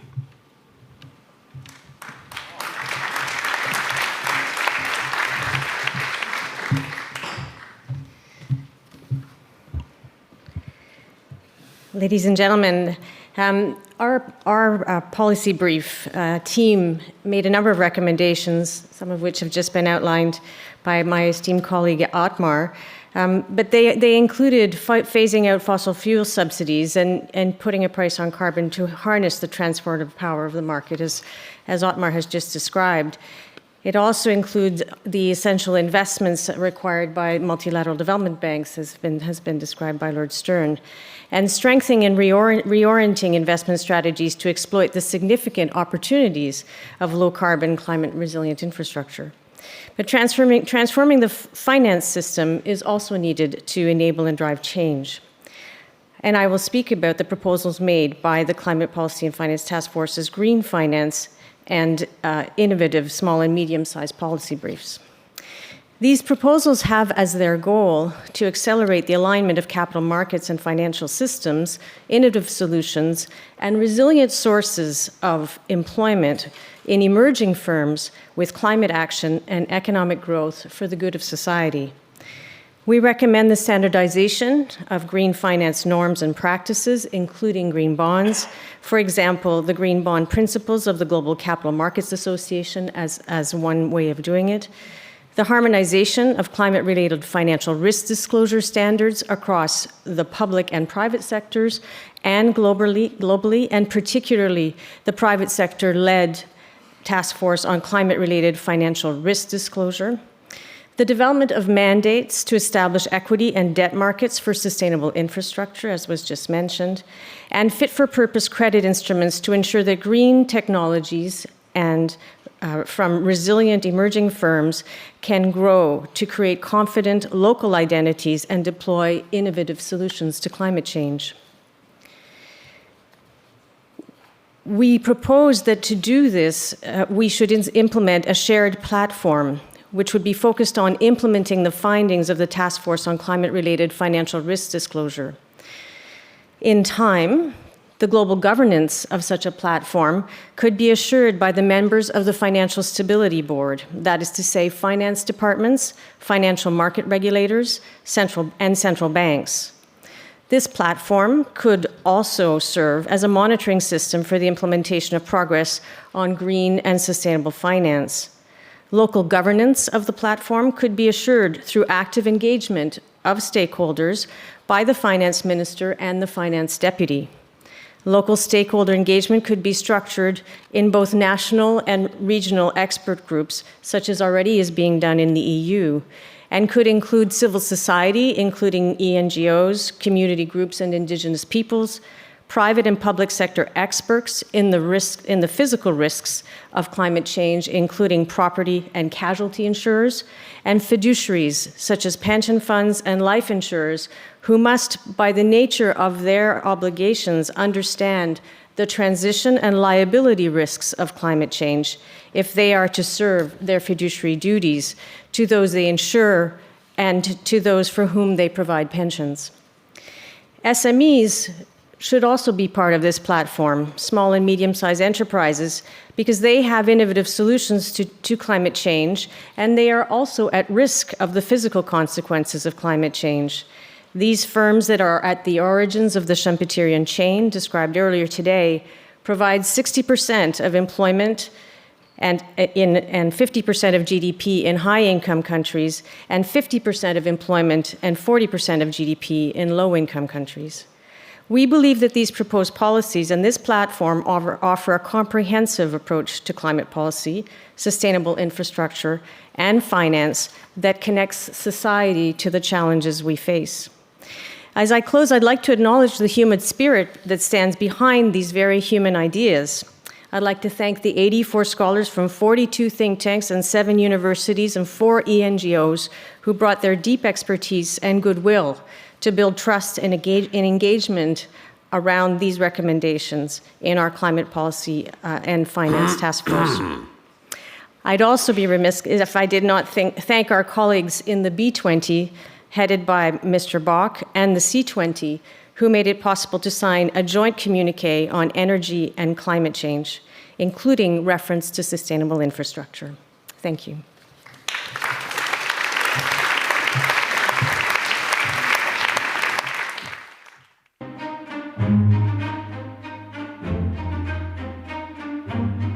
The members of the panel are Amar Bhattacharya, Brookings Institution, Kurt Bock, BASF, Ludger Schuknecht, German Ministry of Finance, Lord Nicholas Stern, London School of Economics. This panel is moderated by journalist Connie Chimoch.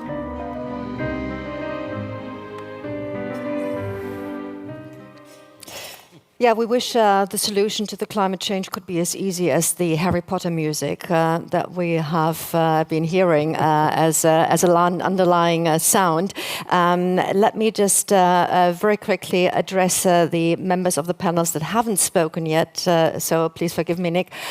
Kurt Bock, you have sort of two hats, of course, CEO of BASF, one of the major German corporate players. Lots engaged in energy. Well, of course, your core business is something else, but that links you very closely to the climate change and finance debate. And you also headed a group by the B20, and we've just heard Celine saying that you actually did come to an agreement. Now, how difficult was it to come to an agreement, and what would you say were the essence of that agreement that the B20 is putting forward in the G20 process?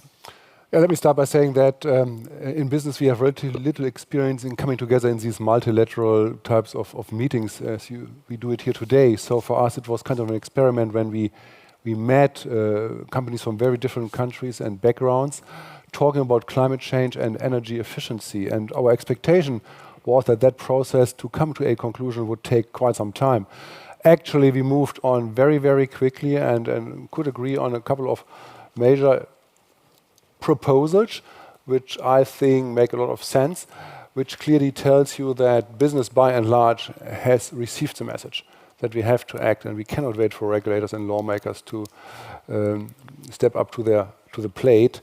And for that reason, actually, we feel in business that we as drivers of change and providers of innovation should come forward with proposals. Have to act? What are you acting on first? We want to have, first of all, we want to have a level playing field, which is all about carbon pricing. We know that with Paris, the platform has been set and the goals have been established. However, the devil is in the detail. And now it's up to the individual countries to really step forward and provide tangible targets. Our concern, obviously, is that we will have hugely different proposals country by country.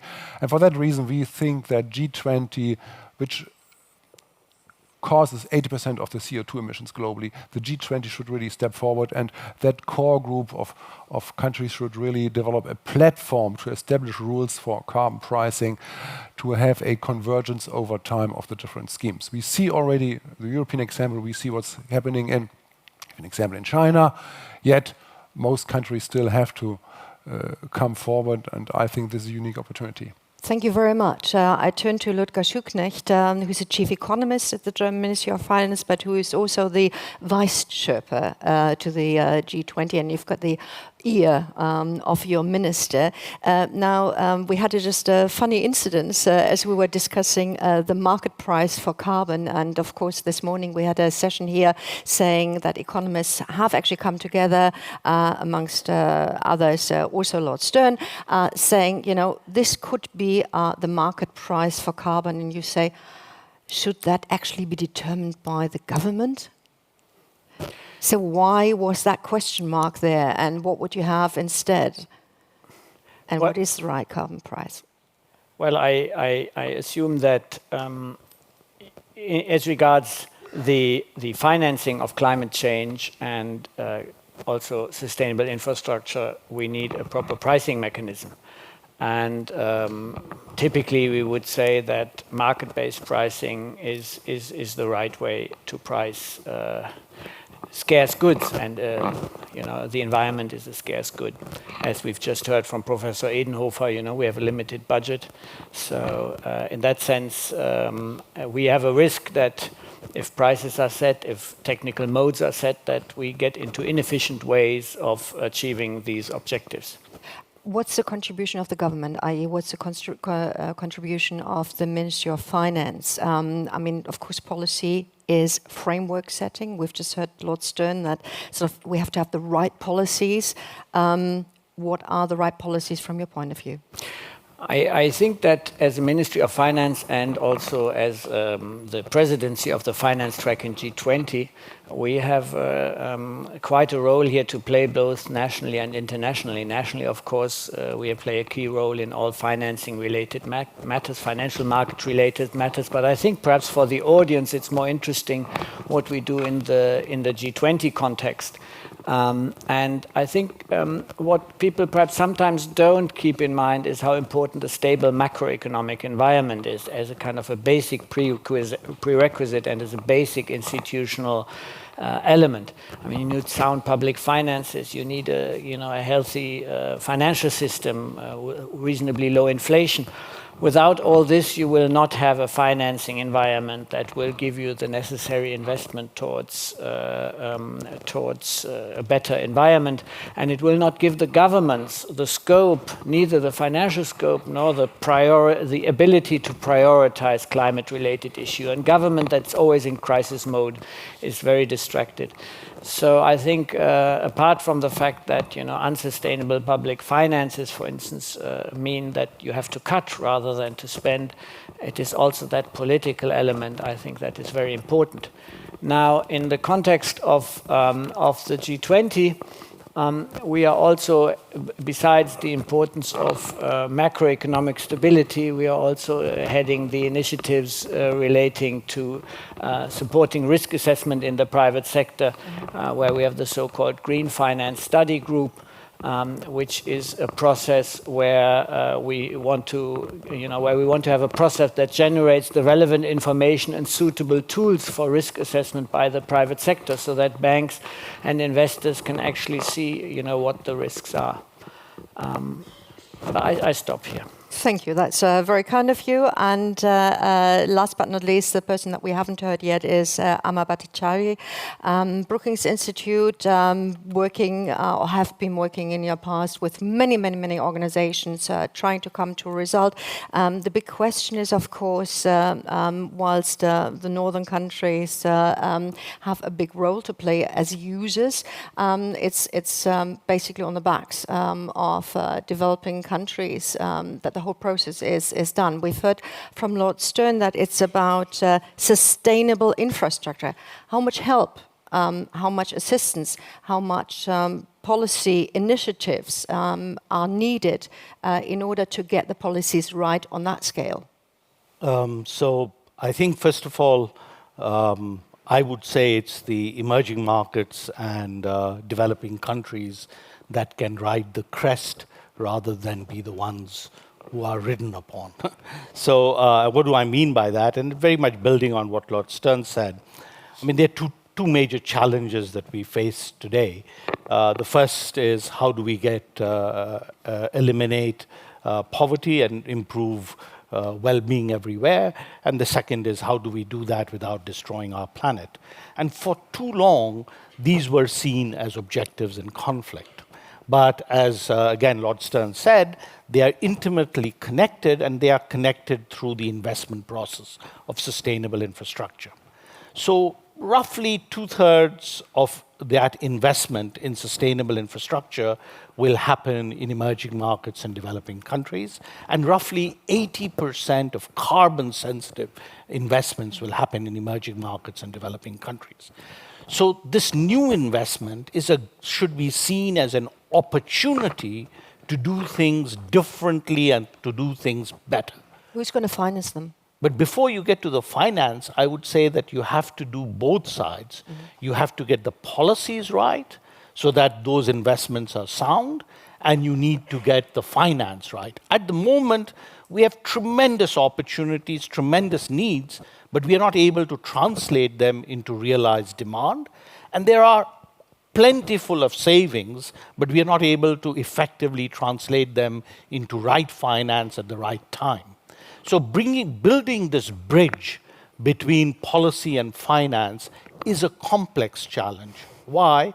Because in the case of infrastructure, we are making decisions for the very long term. And governments find it difficult, and the market finds it difficult to make right decisions about such long-term decisions. And second, markets are not able to price those risks particularly in emerging markets and developing countries.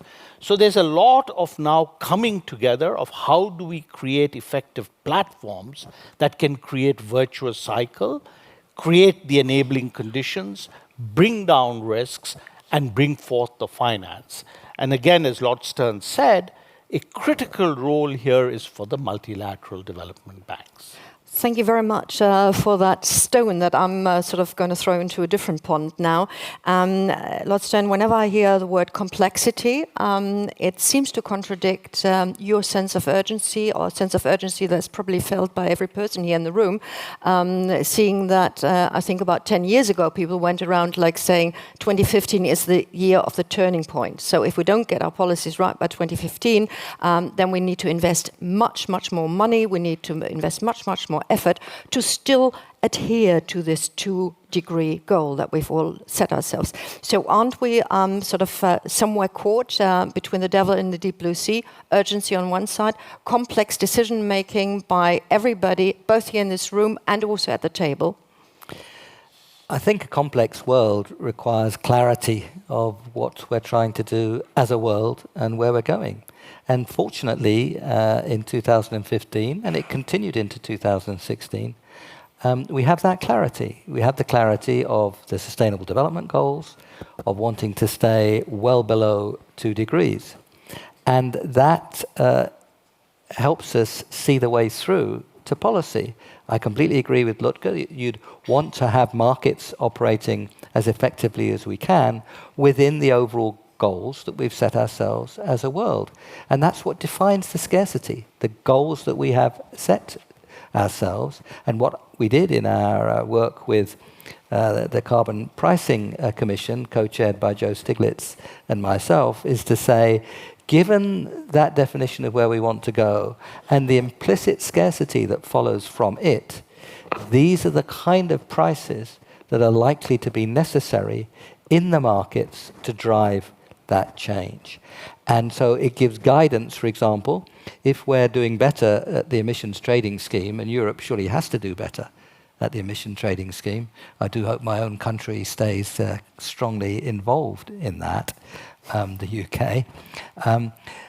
What kinds of price floors do we need in the emissions trading scheme as we boost it up, as Europe starts to move forward again, we hope, much stronger economy? How do we revise that? So what we're offering is, in a complex world, clarity about where we're going, here in terms of the Paris Agreement, well below 2 degrees, and then asking what kind of prices are going to get us there. Amar said the same thing when he looked at the capital markets. Yeah. We can see that the cost of capital is far too high. You're paying, in many infrastructure projects around the world, 8 or 9% real, when interest rates in the world are on the floor. What goes wrong there? The capital markets for handling the risk are not working well enough. So how do we, as people who think that market mechanisms are the best and most efficient way of driving things, how can we help overcome the faults and difficulties in the markets? And Amar described some ways of doing that, particularly through the confidence that the MDBs bring, some of the skills they bring, but also the financial instruments to get through the difficult early stages of infrastructure. So price of carbon, cost of capital, 2 clear ways where a bit of clarity in a complex world helps us to find policy. Very quickly, throw the ball to you. I mean, we have this green square microphone, so basically I'm throwing that to you virtually. You were nodding. So what's your answer?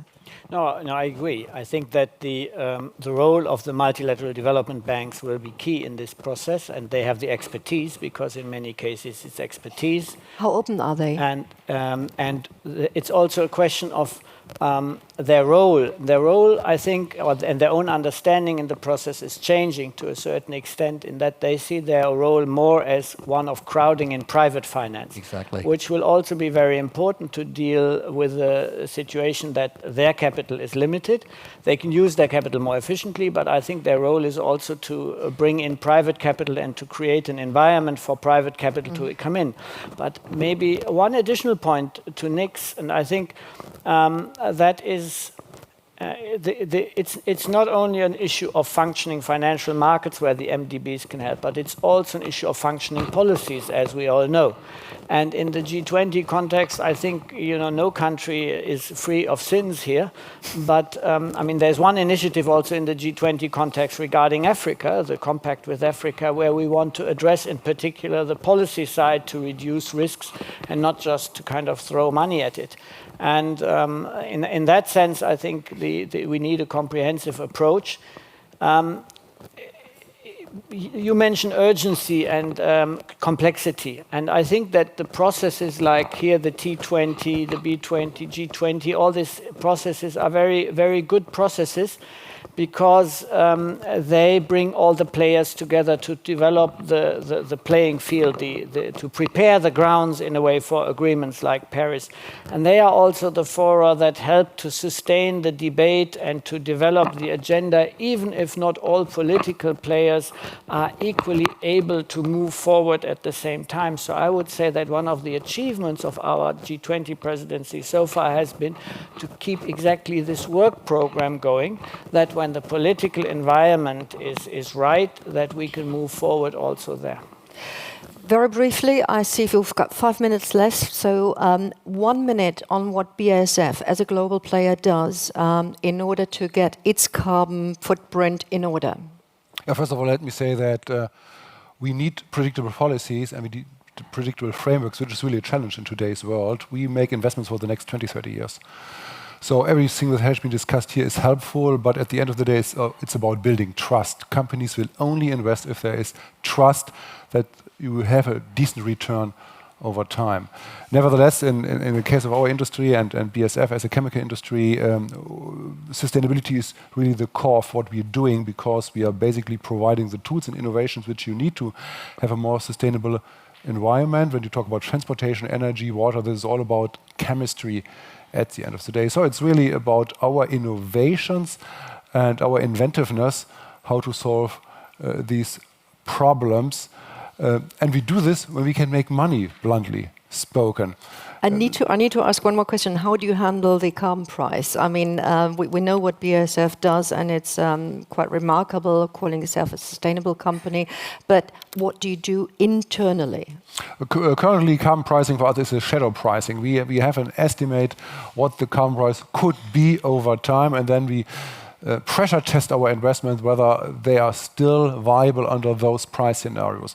In reality, it's a kind of a tricky assessment because if your competitors don't do it and you forego an investment and your competitor applies different yardstick, then you lose competitiveness over time. And for that simple reason, again, we want to have a global playing field and best of all worlds, one carbon price. Amma, what do you expect of the G20? Well, what I expect of the G20 at this moment is to remain steadfast in its commitment to the SDGs and to climate and to see them as joint and to provide the leadership which Germany is providing right now. So that's key. But it's also important to be able to address the instruments. And there are really three things that have to come together. Country policies, the bar has to be raised. You have to raise the bar on private finance, both in terms of the kind of not only the early stage risk, but also takeout finance. And third part, I think the G20 has already taken an important initiative, thanks to the gentleman sitting next to me, is to take a clear look at the MDB system to see how it can perform its role in a more effective way. Ludger, what are you going to do for Hamburg? For Hamburg, we are going to try to conclude on the work program that we've set ourselves. I've outlined some of the things. One of the things that we wanted to achieve, we did not achieve. That is the phasing out of fossil fuel subsidies. But on all the other elements, I think we are pretty much on track. And we hope we can then have a good basis for the Argentinian presidency afterwards and provide support to them as well. Thank you very much for throwing the ball into the future. Nick, of course, the climate doesn't care whether we have G20, G77, G7, whatever, as long as we don't get results. You have been incredibly positive about everything else. You've been positive after Paris. You've been positive when Trump was elected, who still doesn't commit to the climate goals his government has signed. Where do you get that optimism from? Yeah, we have to distinguish very carefully between optimism about what we can do and optimism about what we will do. But unless we're optimistic about what we can do, we cannot generate the optimism that we will need to do those things. If you look at the way the world has changed in the last 10 years, when we wrote the Stern Review, published a bit over 10 years ago, we didn't anticipate that the price of a solar panel now would be 1/10 of what it was then. We didn't anticipate that the major car companies of the world would be developing electric and hybrid vehicles. We didn't anticipate the tremendous advance in materials that's leading to better storage, to better insulation. The world has moved very rapidly in technology because the leaders of the world have set a path. So I'm optimistic. China peaked coal probably 3 years ago. We didn't anticipate that either.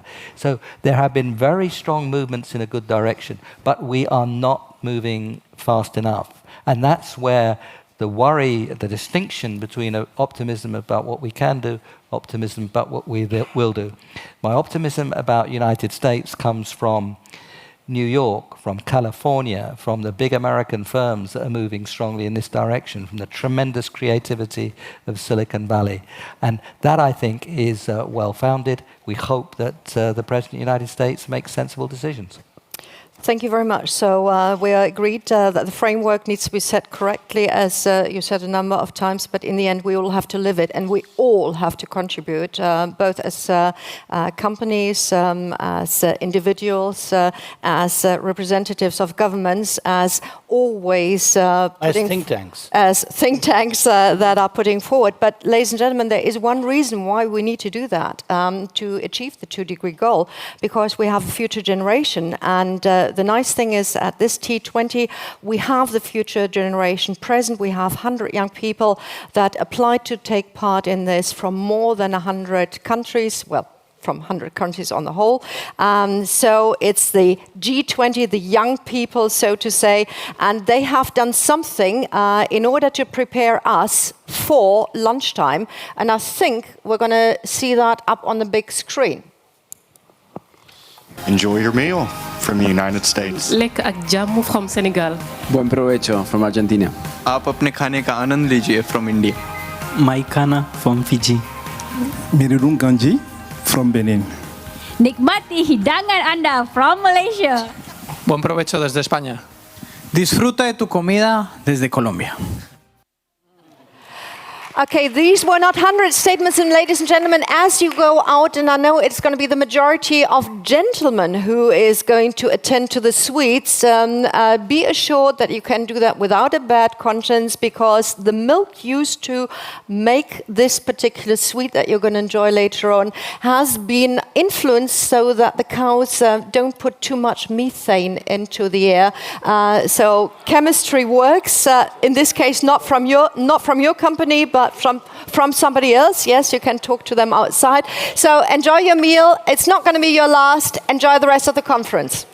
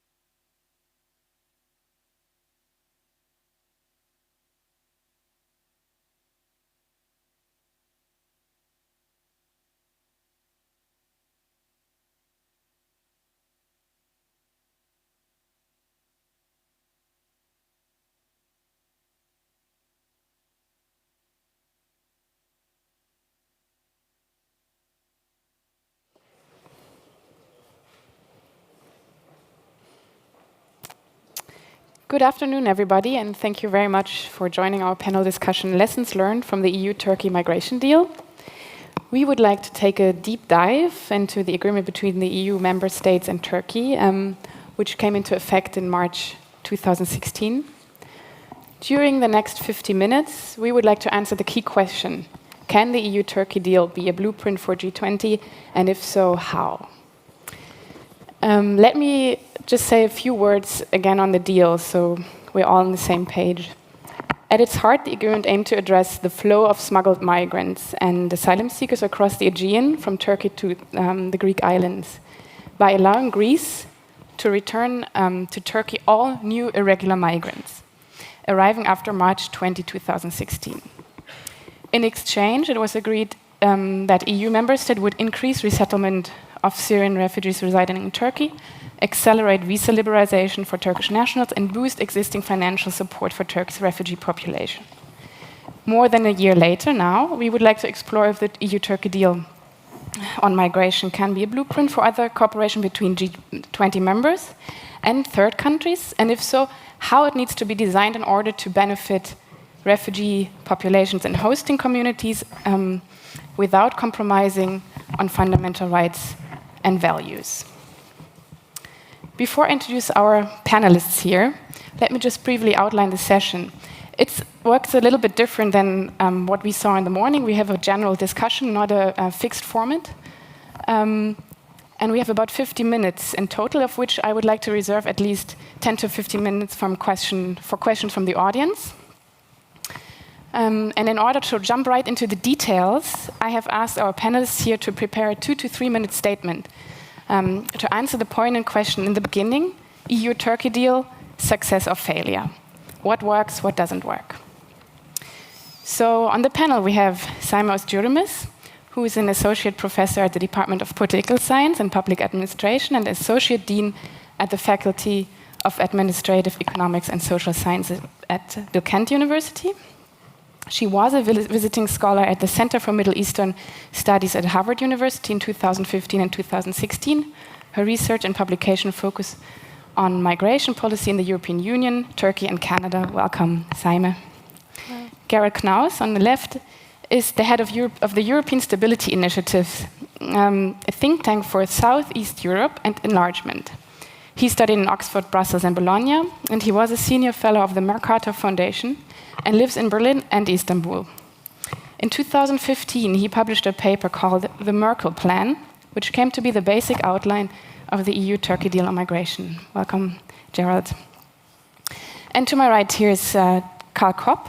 He's a social scientist by training and has been working for the human rights organization Pro Asyl in Frankfurt since 1992. He's a director for European Union politics and is a board member of the European umbrella organization ECRE. Gerald, I would like to start with you. In your statement, the EU-Turkey migration deal, success or failure, what works, what doesn't work? Well, first of all, thanks a lot for this invitation, this opportunity to look back at this agreement or statement, which really, it is not a legal agreement, it is based on existing laws, existing agreements, and political commitments. 3 things I think have worked, and 3 things have not worked very well. What has worked has been obviously the reduction in irregular arrivals, and linked to that, the reduction in the number of people drowning in the Aegean. At this moment, and I was just in Greece last week, we have around 40 people a day on average that arrive on the Aegean islands. That's 1,200 a month. In January and February 2016, it was 60,000 a month, and 360 people drowned. So this has worked. Secondly, it has stuck.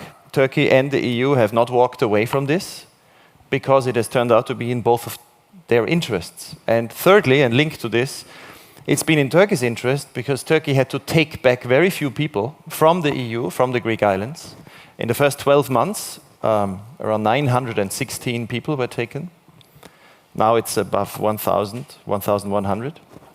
But Turkey received a huge amount of money, the biggest aid the EU has ever given to another country to deal with refugees on its territory.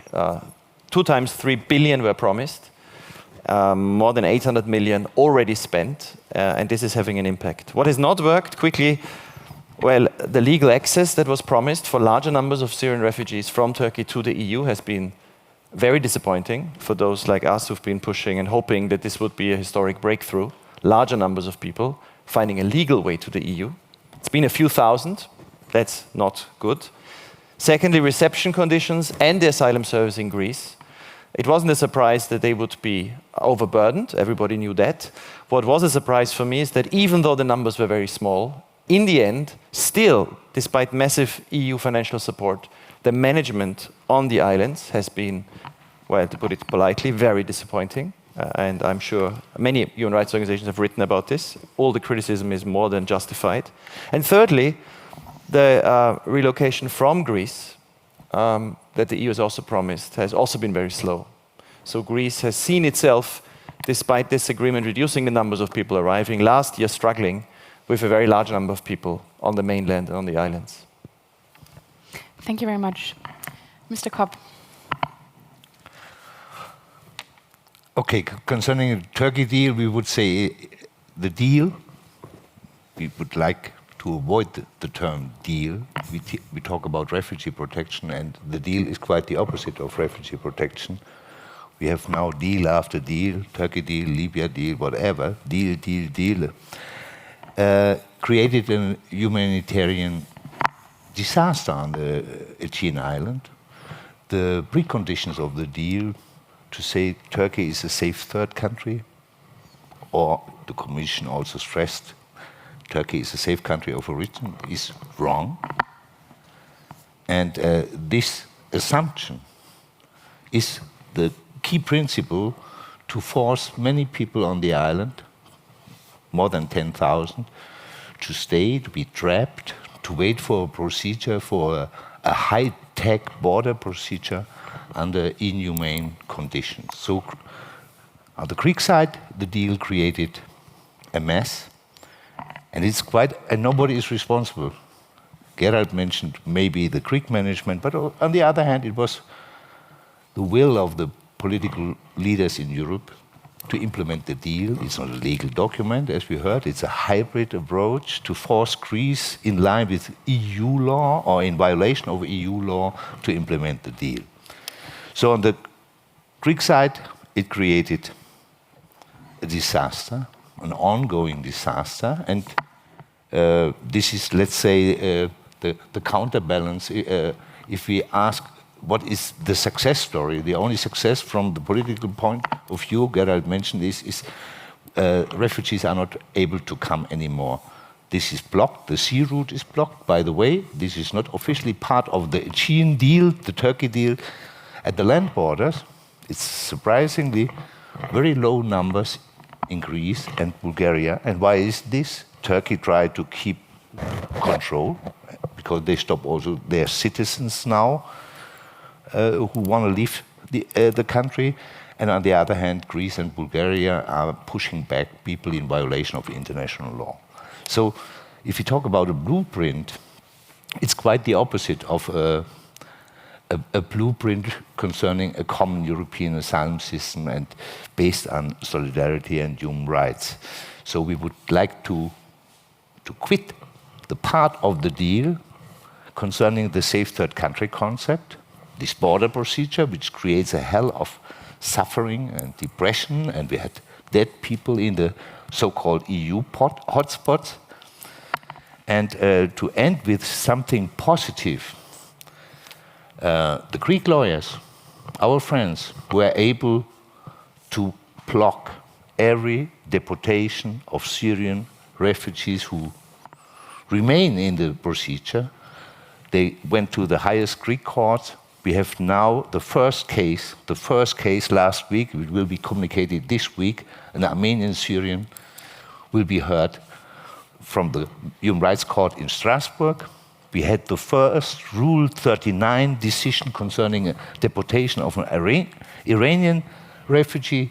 So what is functioning in this mess of the deal is the Greek civil society, and the Greek lawyers are able to create a proper, successful litigation strategy against the deal and they defend the right to seek asylum in Europe. This is, let's say, the end game concerning the right to seek asylum, and they try hard every day to stop this machinery. Thank you very much. It's your most. Thank you, Lena. When I received Lena's question about success or failure, from an academic perspective, I started thinking about how do we really assess success and how do we really assess failure. So that was my major issue. So I'm going to approach this from two angles. One of the angles is about the cooperation, coordination capacity of the deal, statement, hybrid approach, however we're trying to name it. And the second one actually speaks to the nature of what it is trying to attempt at.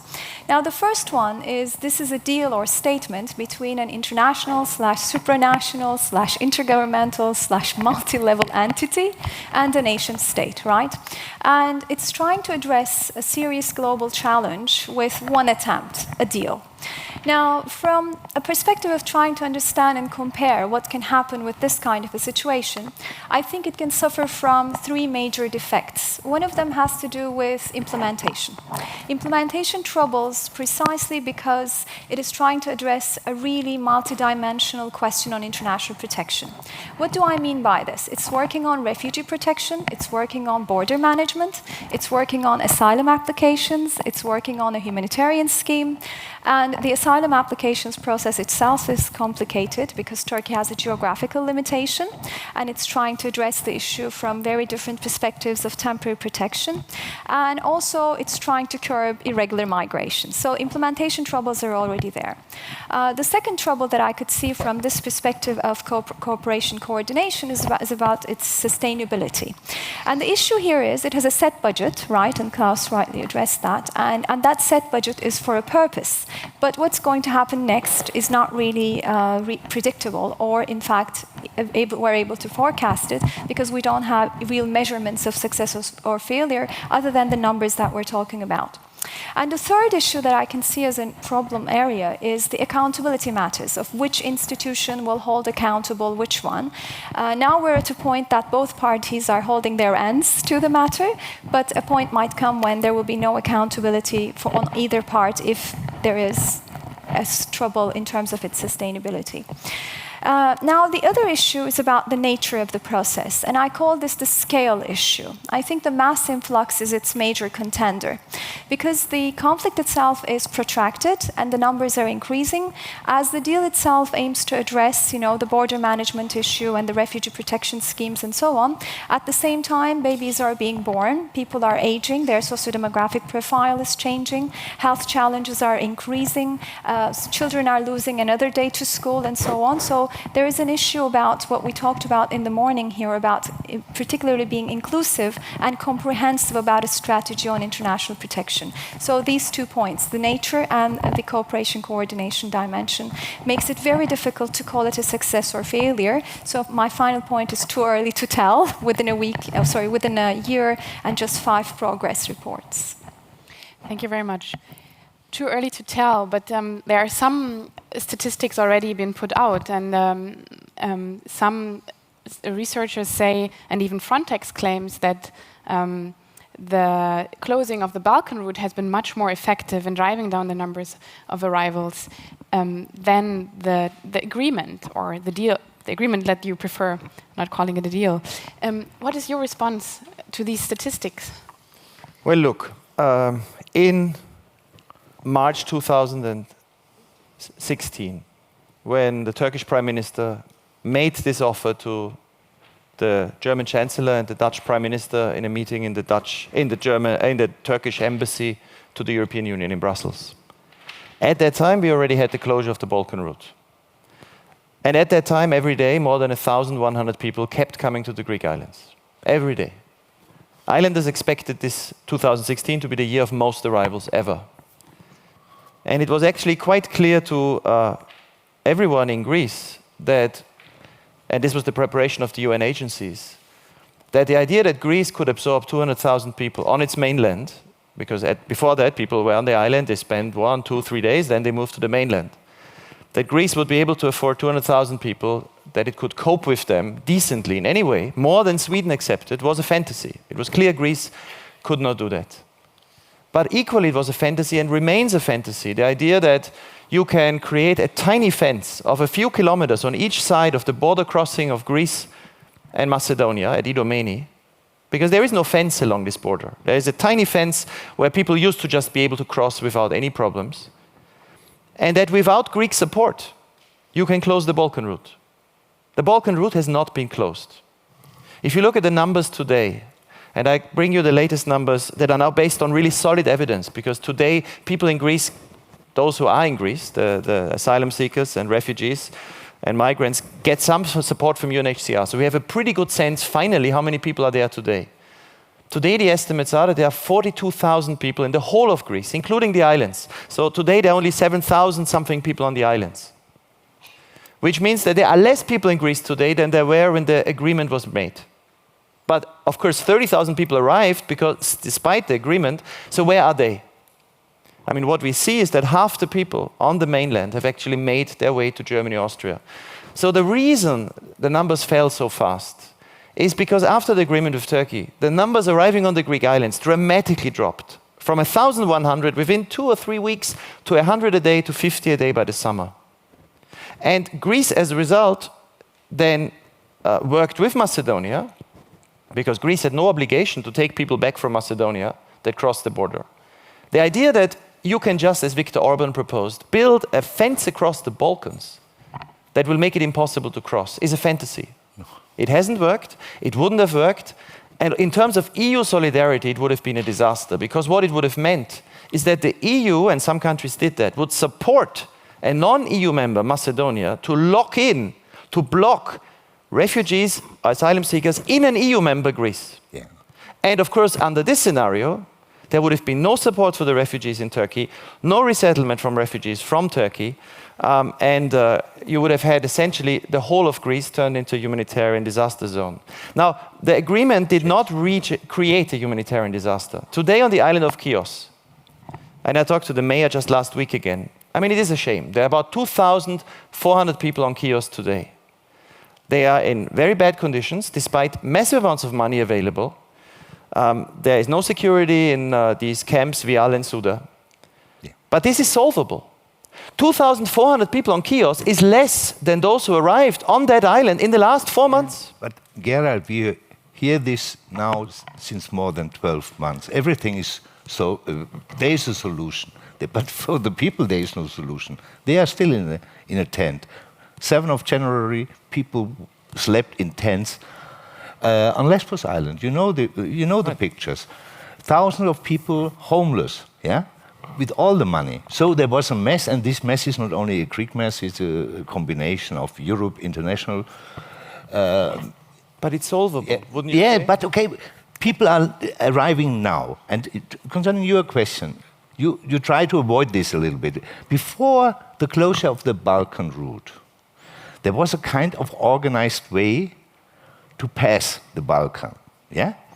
And with the closure, the smuggling industry came back. Now everything is under control of the smugglers, of the mafia. With all the human rights violations, you know this, people are trapped in different places. Not mainly in Macedonia, they are trapped in Serbia. And you have to combine this. To close, so we had 2 deterrence measures or approaches. One, the coalition of the unwilling, closing the Balkan route. And then the coalition of the willing, let's say the better one. In former times, Merkel, Tsipras, EU Commission, the Dutch, tried to make the Turkey deal with all the submission to your current president. Yeah? Don't talk about human rights violation in Turkey. Avoid the war in the eastern part of Turkey. Don't talk because of the deal.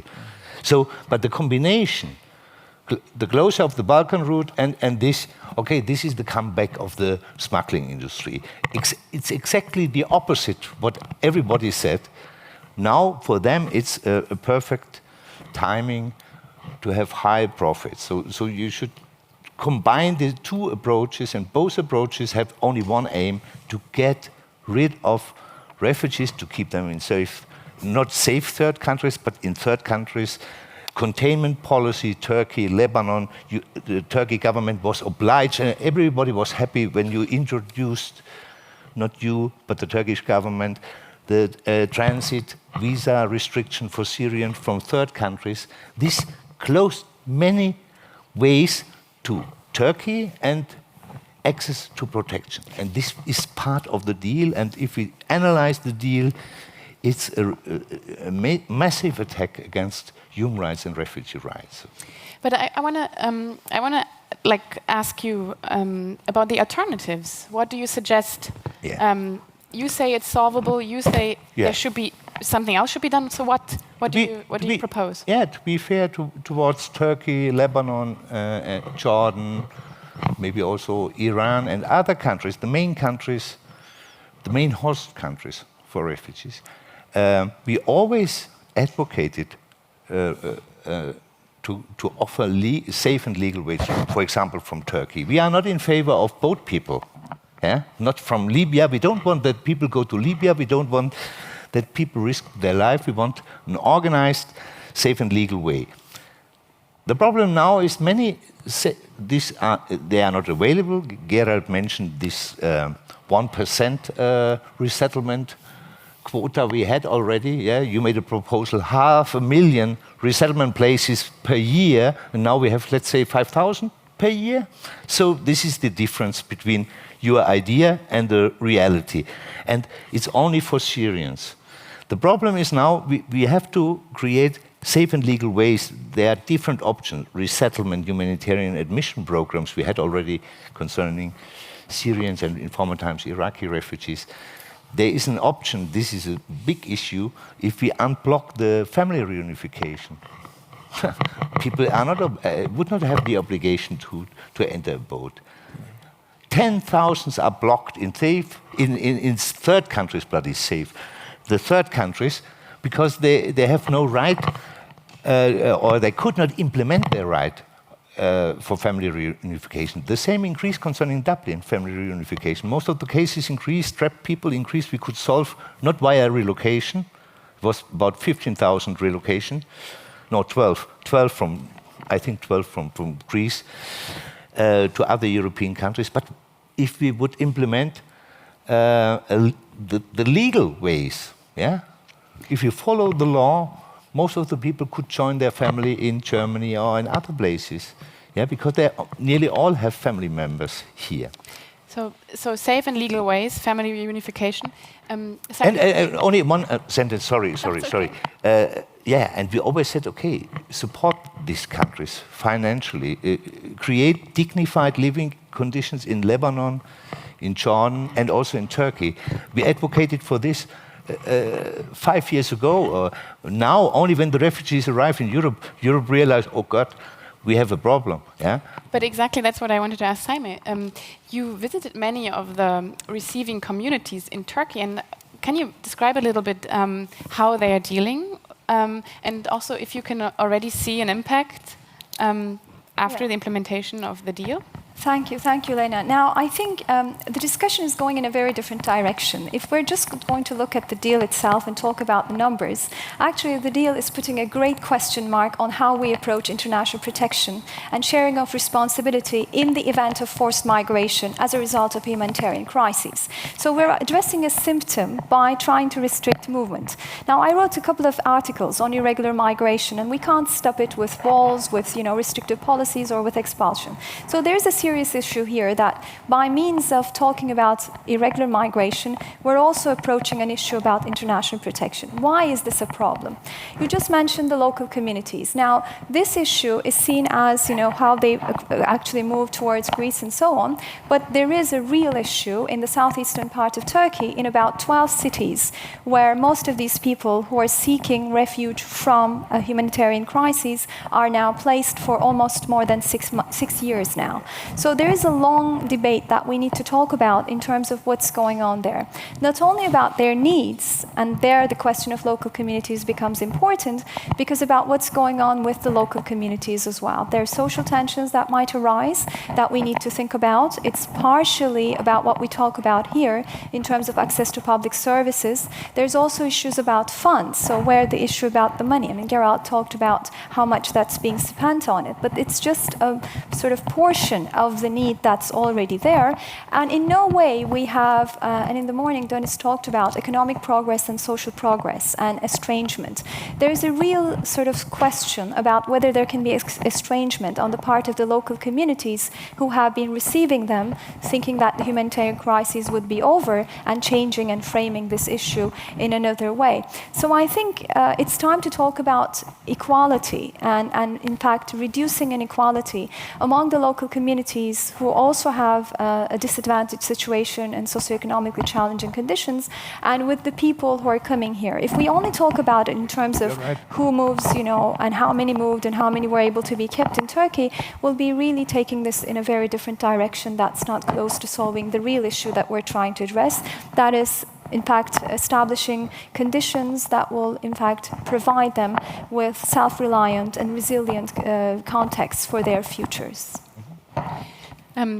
We've talked about the situation on the ground, as you say, but in general, the political context in which this deal was negotiated has changed, and membership negotiations are frozen now, and you've heard Mr. Kopp is very critical also of one partner in the deal.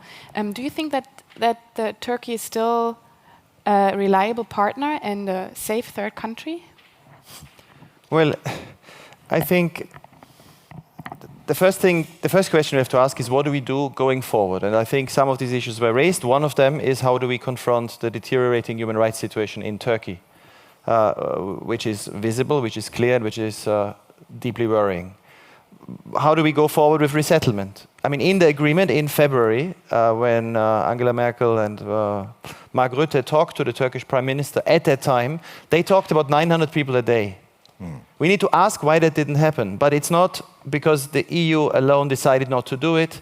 There's also been a real loss of interest in this on the part of the Ankara administration. If Turkey would push for this, I agree with what Karl said about family reunification. It's an obvious interest of the EU to prevent people getting into boats, because if you have family in the EU, once you reach Greece, you cannot be sent back in any case. But of course, what is currently happening is that you enter illegal limbo, where you wait, like Kafka, like in a Kafka novel, for your decision to be taken. So we could work on these issues. But what is not possible, and I think this is where, I don't think we disagree, but I think this is where we have a different emphasis.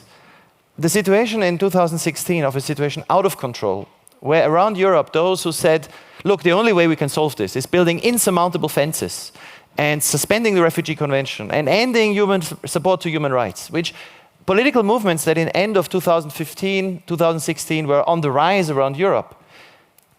And we saw what happened in the United States, where a president is elected who basically said the US will walk away from its long-term support to refugees. If you don't win the political battle, if you don't have majority support, if you don't have a number of governments in the EU that say we are willing to help refugees, as Germany has, as Sweden has, then in the end, who are our allies? Then we end up like Australia, which has been having a policy of taking people, putting them on an island, a small number, but for years under bad conditions, and where the public keeps electing parties of center-right, center-left, that have kept this policy in place.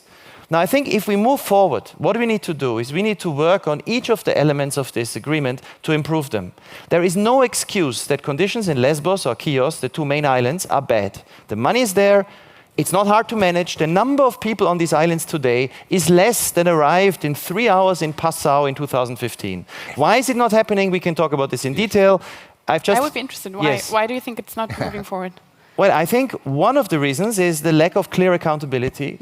It's not clear who is really in charge. I think it would have been fair for Greece to be able to demand, I recommend this still to the Greek government, to say to the EU, look, you should set up a decent reception center that meets all the human rights standards of the EU directive on reception on Chios and on Lesbos, put up some management, hire Greeks, but you are then clearly responsible. This is the EU's external border. I think then it would be clear and we would see different pictures. But to get back to your point on Turkey and the human rights situation there, the reason this agreement has stuck, or this statement has stuck, is because it's been in Turkey's interest on its own. Turkey has been taking back less than 80 people a month. The idea, and I agree with what Carl was saying, only I would put a different interpretation on it.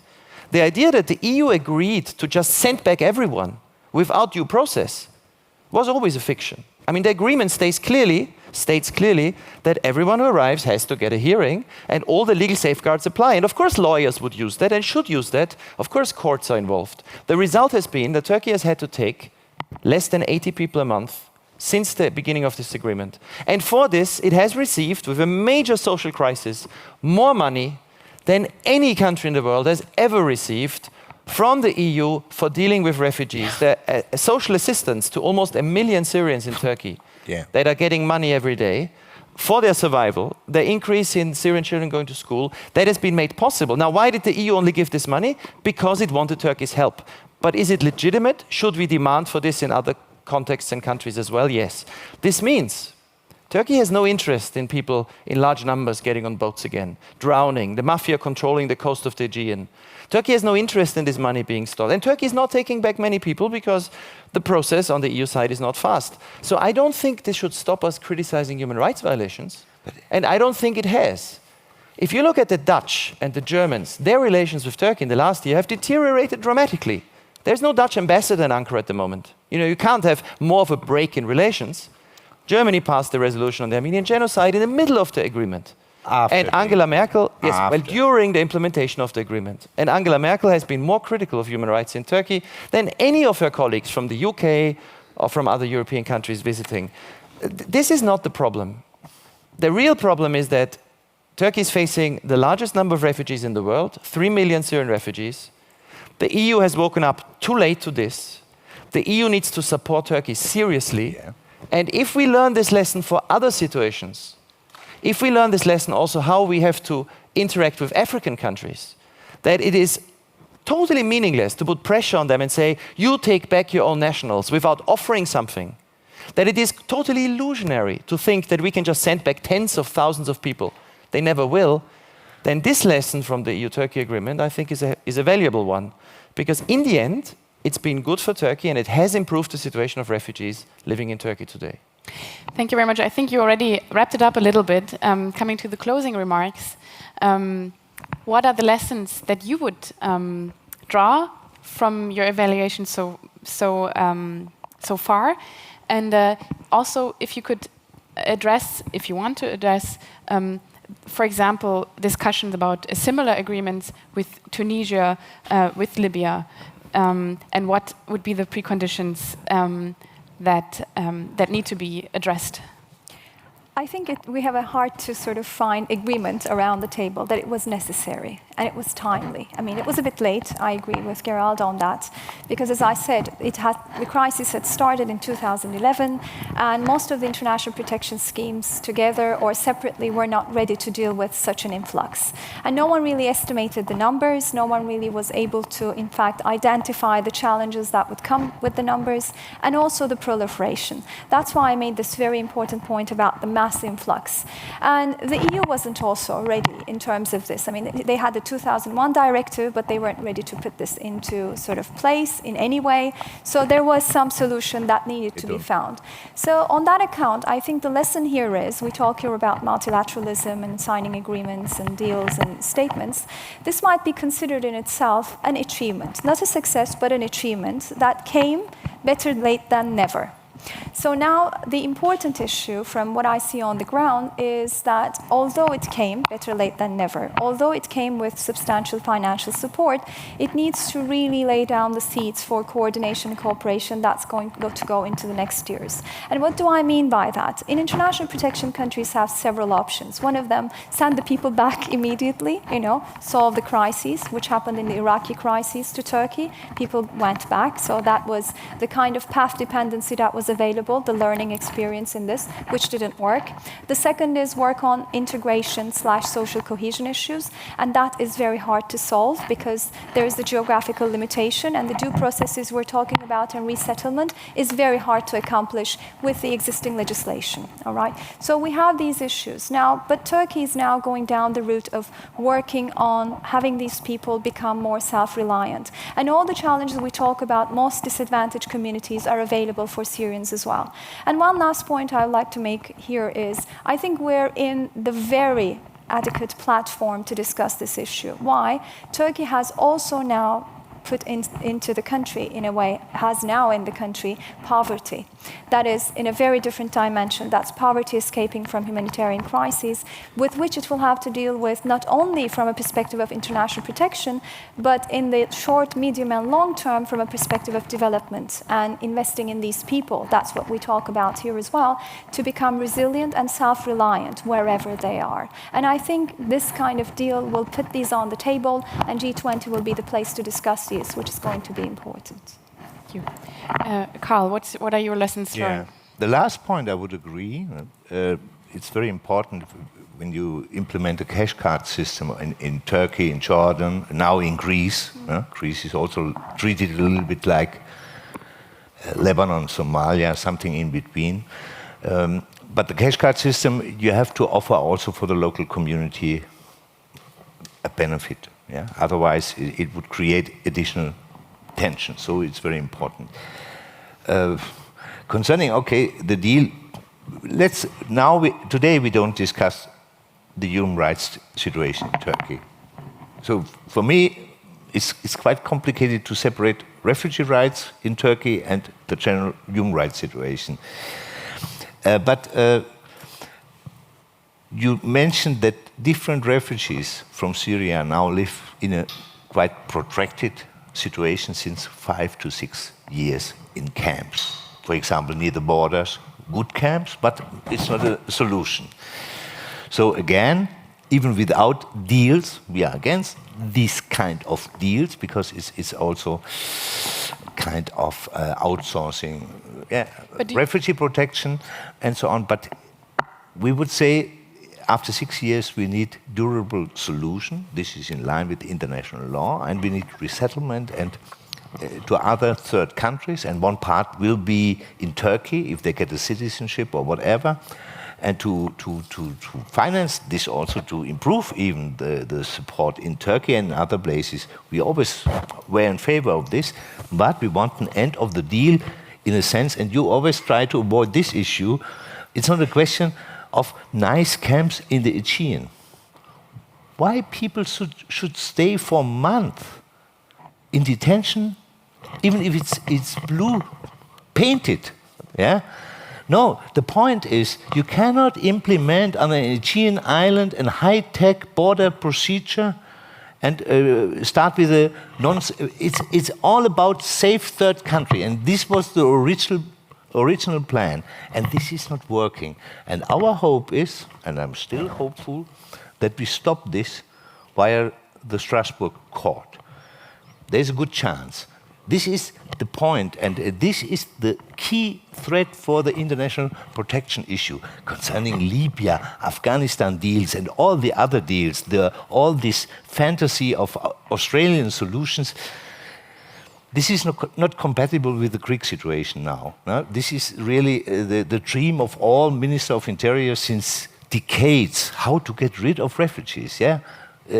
This was the surprise stories of 2015.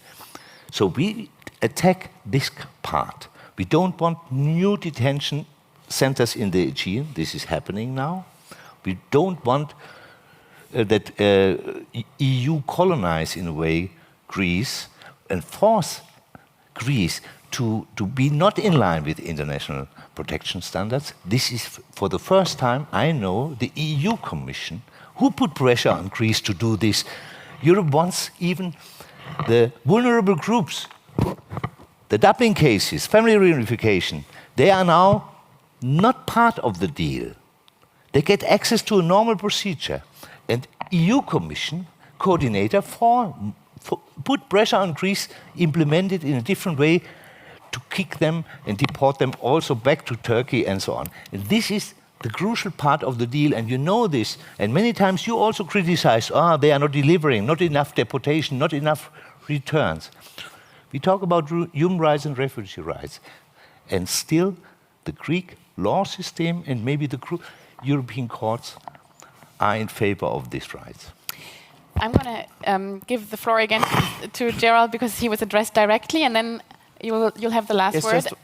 And then I'll open the floor for questions. So, just one reminder. At this moment, we are facing an unresolved humanitarian catastrophe in the central Mediterranean. So in the EU, in the Aegean, we have 40 people arrive each day.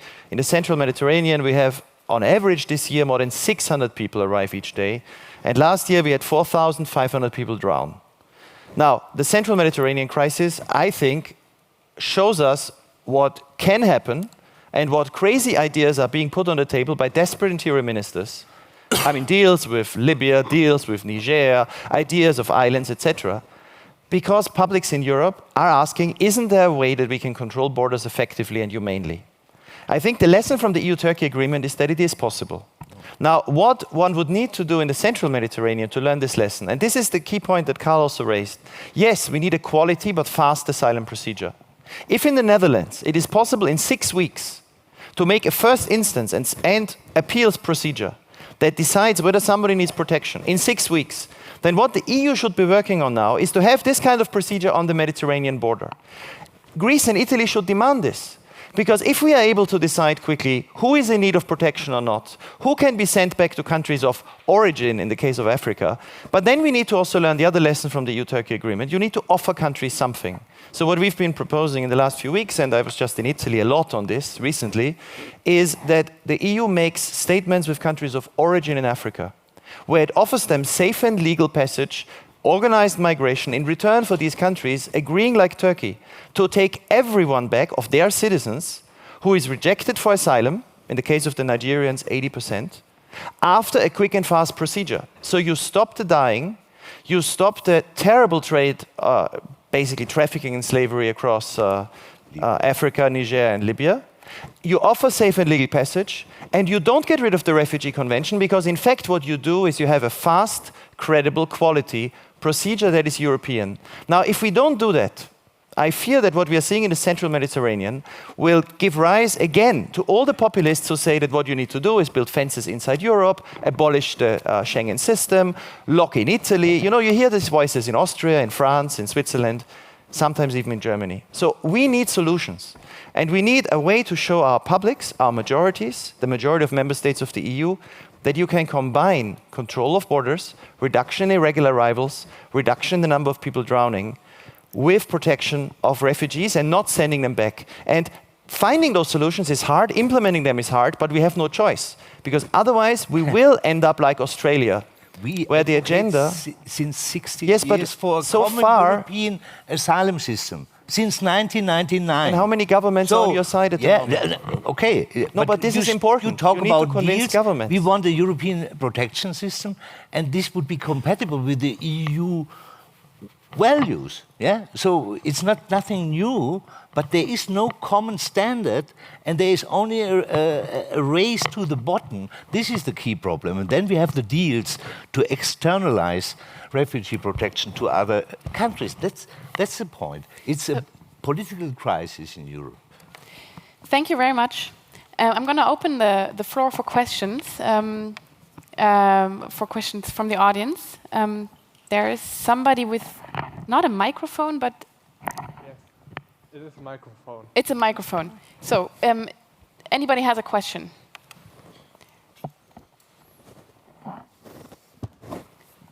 Is there a microphone as well? Okay. Yeah, there is as well. Oh, it's coming?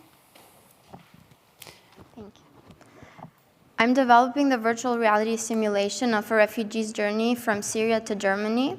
I interviewed several refugees who did the journey themselves, and one of the consequences of this deal is having Turkish soldiers on the border in Izmir interviewing randomly whoever they might fit as profile as a Syrian, and then forcing them into militarized camps and not allowing, those camps are seriously militarized, and some people have been so desperate they've gone back to Syria. Another consequence is walking 15 hours through the southern mountains with no water because it's so difficult to, so it's actually made the routes more dangerous, not less dangerous, because now you have to also evade Syrian army and the illegality on that side. Do you address any of that in your work? Who are you addressing this question? Whoever wants to answer, really. I agree.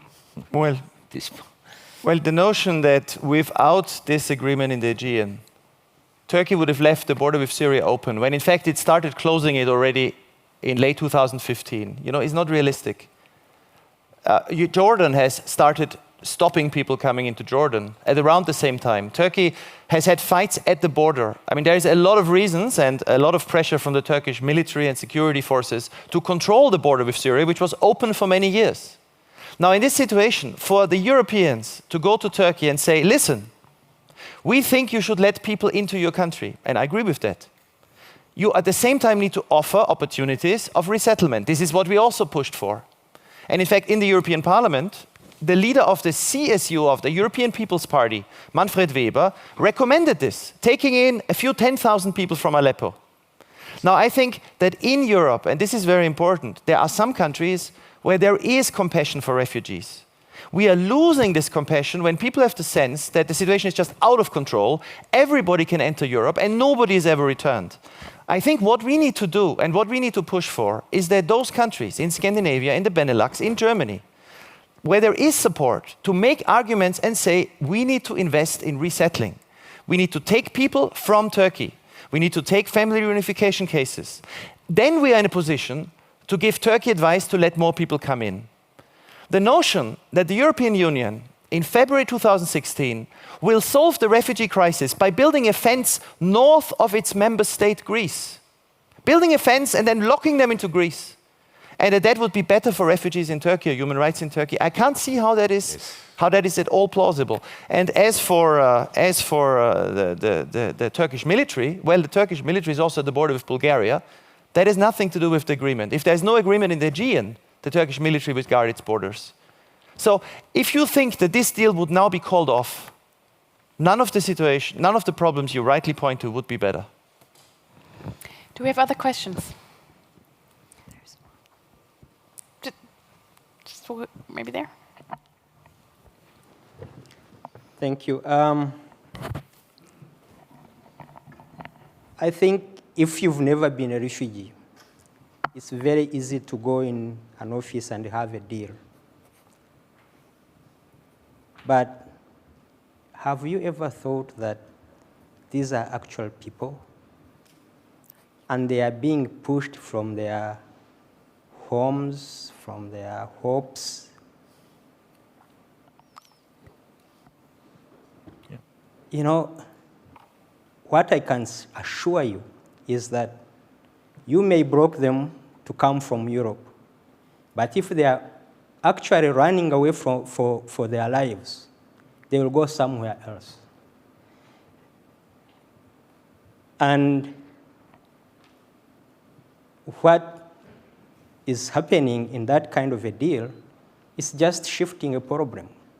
You don't want to deal with that problem, it will be shifted to Jordan, or people will go to Africa, people will go to everywhere. I lived in Tanzania for 3 years.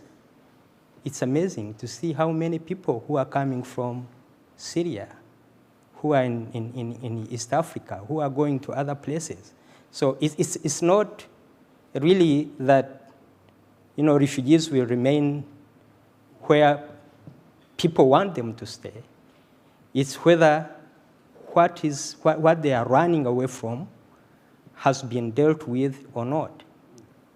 So it's just shifting a problem to other people. And my question is, have you also thought about looking at where this problem is going now to make sure that it's addressed at the international level? Otherwise, it's really tough for me, because about 30 years ago, I lived in that kind of experience. And I can tell you with the fact that you will never, as somebody who is not in that situation, you cannot stop somebody who is running away for his life. He will find another option. Thank you very much, sir. Yes. We have time for a very short answer. This is a very good closing statement. Yeah. If nobody wants to respond to that, we could leave it at that. It's a beautiful closing remark. And I thank you very much. Thanks to the panelists for being here and discussing so lively. And I just want to say that at 3:45, the keynote of Mr. Oettinger is starting. We have a very short break now. And thanks very much for your attention and your very important input.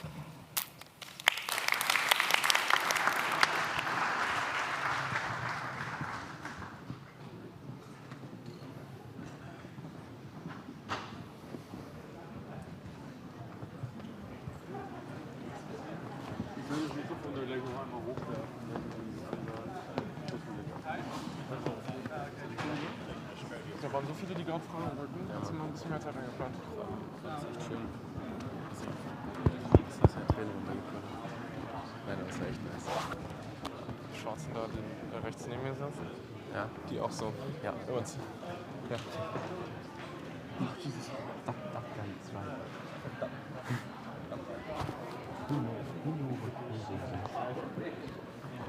You know what you can do in another country and you never thought about.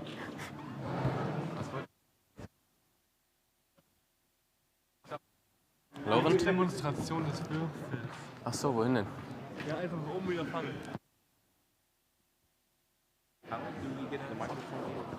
I don't know. Maybe you should ask your hostess, right?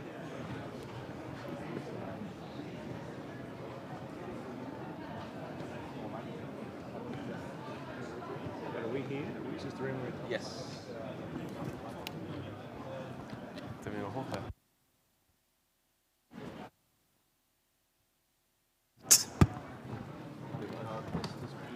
Nein, der war. Ja.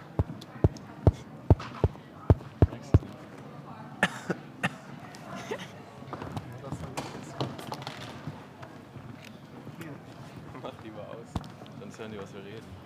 Fällt das immer aus, oder?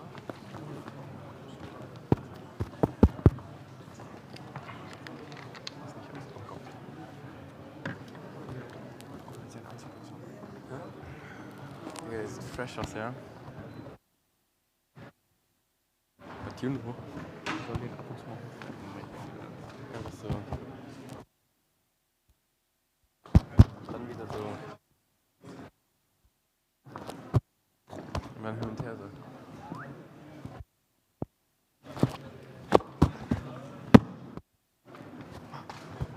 Jan.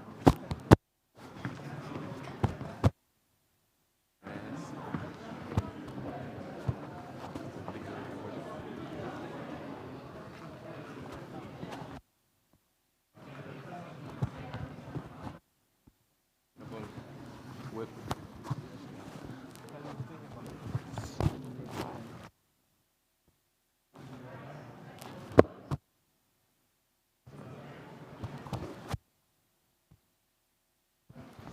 Ich höre auch gerade.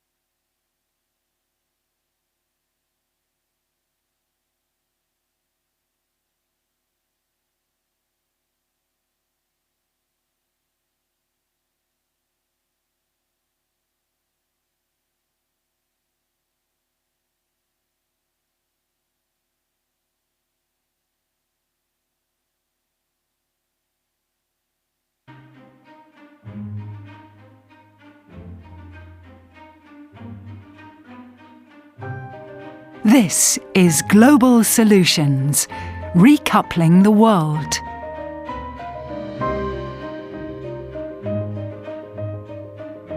Please welcome Günther Oettinger, European Commissioner for Budget and Human Resources.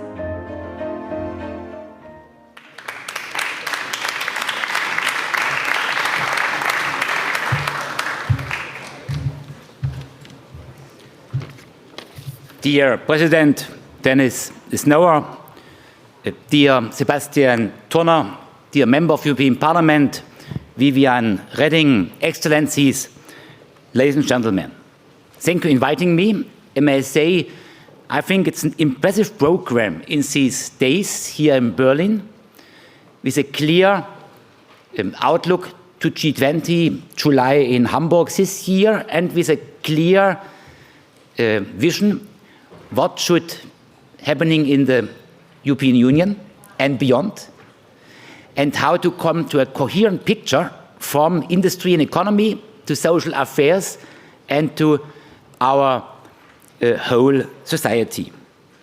We are living in a competition of different orders of values, and competition between different systems.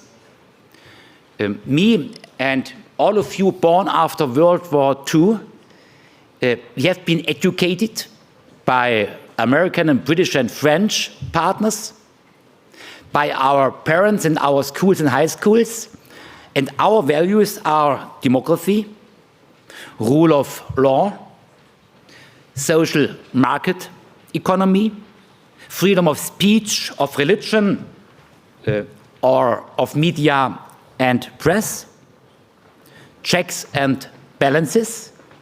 And behind all of this, it's in Europe a more or less Jewish-Christian idea of man. And last 60 years, we have been quite successful. We had a high level of acceptance. Inside our European family, from 6 founding member states to now 28, but beyond as well, from Norway to Switzerland to the West Balkan countries. So our values have been attractive. But now we are seeing more and more, with our order of values, we are living in a competition.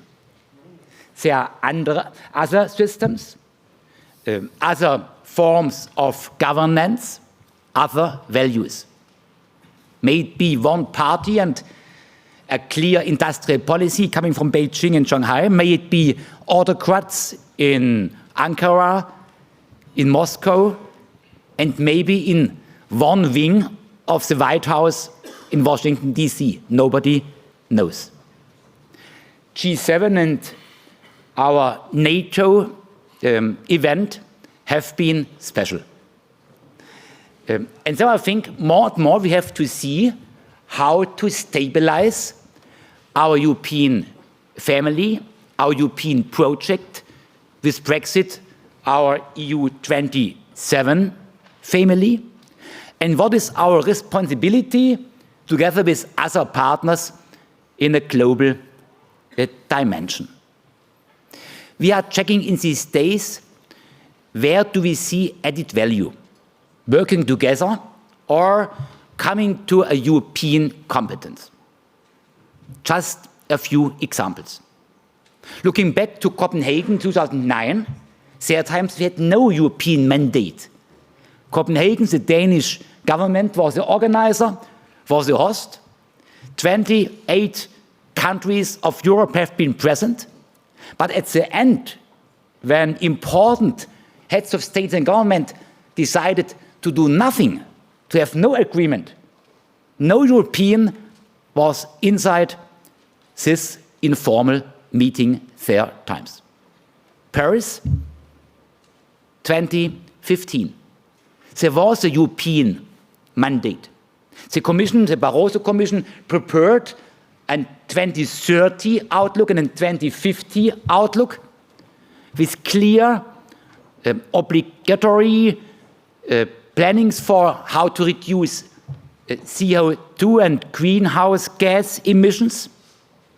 And at the end of the Paris conference, it was a huge global agreement.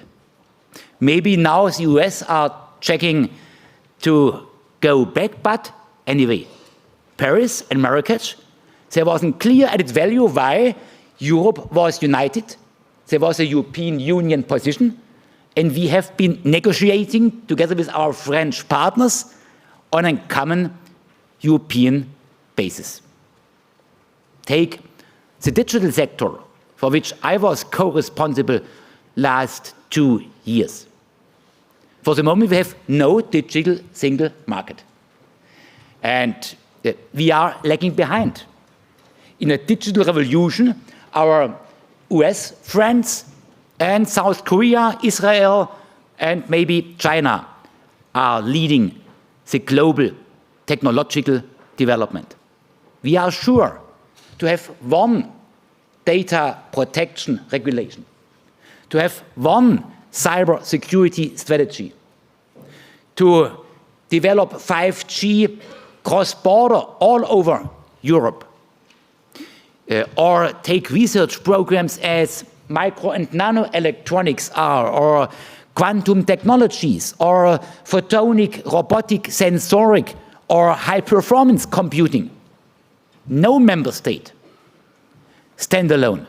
No company stand alone. Not Siemens, not Bosch, not Philips, not Schneider Electrics, not Germany, not France, not Italy, stand alone, is able to invest such an amount of money, and nobody has enough human resources, but together, as a joint undertaking, a public-private partnership, our industries, member states, and the European Commission, investing together, being a European research and innovation team, I'm sure we are competitive in a global competition with South Korea, China, Japan, and with our OTTs coming from Silicon Valley, California. Clear added value. Our main challenge, I think, is Africa. Neighborhood is destiny. Africa is our direct neighbor, not the neighbor of the US, not the neighbor of Asia. Africa is doubling the number of citizens in next 30 years from 1.5 billion to up to 3 billion. And we have an ongoing refugee crisis. So we have to invest into a perspective for young Africans in Egypt, in Mali, in Nigeria, in Niger, in Libya, in Algeria. For the moment, in Europe, nearly nobody is really interested. We are interested when these people coming via the Mediterranean to Lampedusa, to Greece, and at the end of the day to Munich, Berlin, and Copenhagen. And then the reaction is that we have populistic votes when we have national and regional elections. We are speaking about refugees in the crisis of 2015, 16, and 17. Nobody is analyzing how to avoid refugees 2025.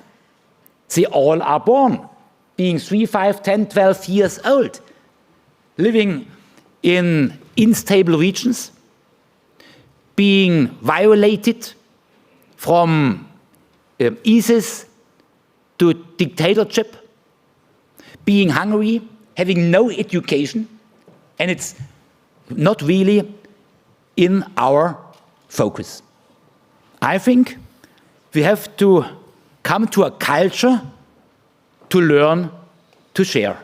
A culture to learn to share. You and me. All together. If our generation is not willing to come to a culture to learn to share, we are damaging the future of our kids. I think to export values, to export freedom, to export peace is more important than to export S-class cars.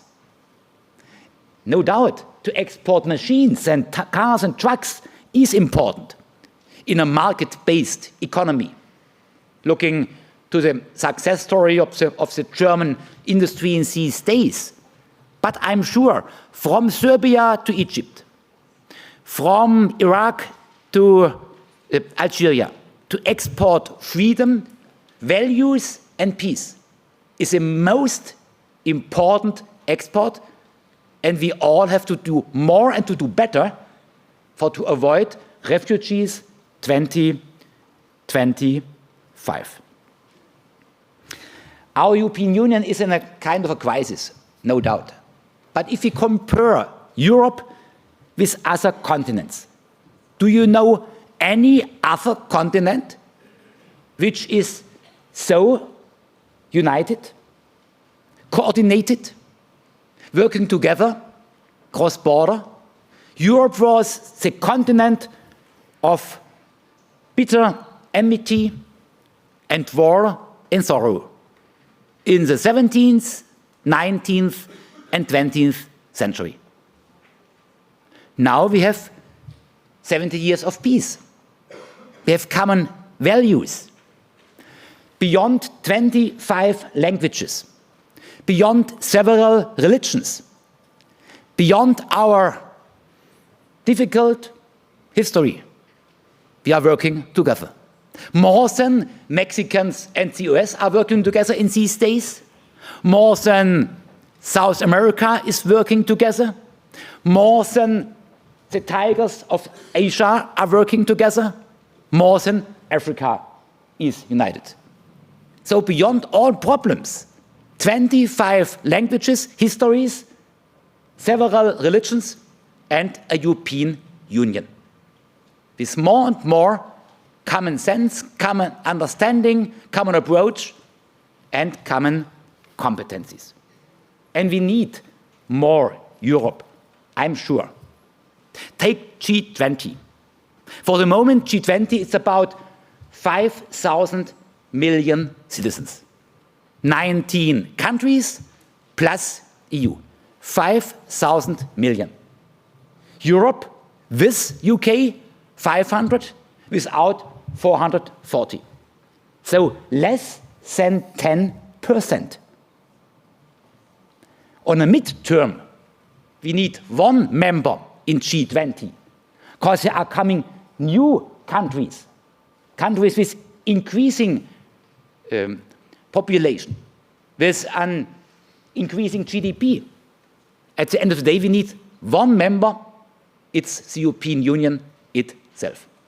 Not Italy, not UK, not France, not Germany, and so on. Because if you have less than 10% of the whole population, you can't have 30% of all members. Take G7, last days, looking back. It's Canada, Japan, the US, okay. But in addition, it's France, Italy, UK, Germany, plus Jean-Claude Juncker, plus Donald Tusk. 6 of 9 G7 members are Europeans.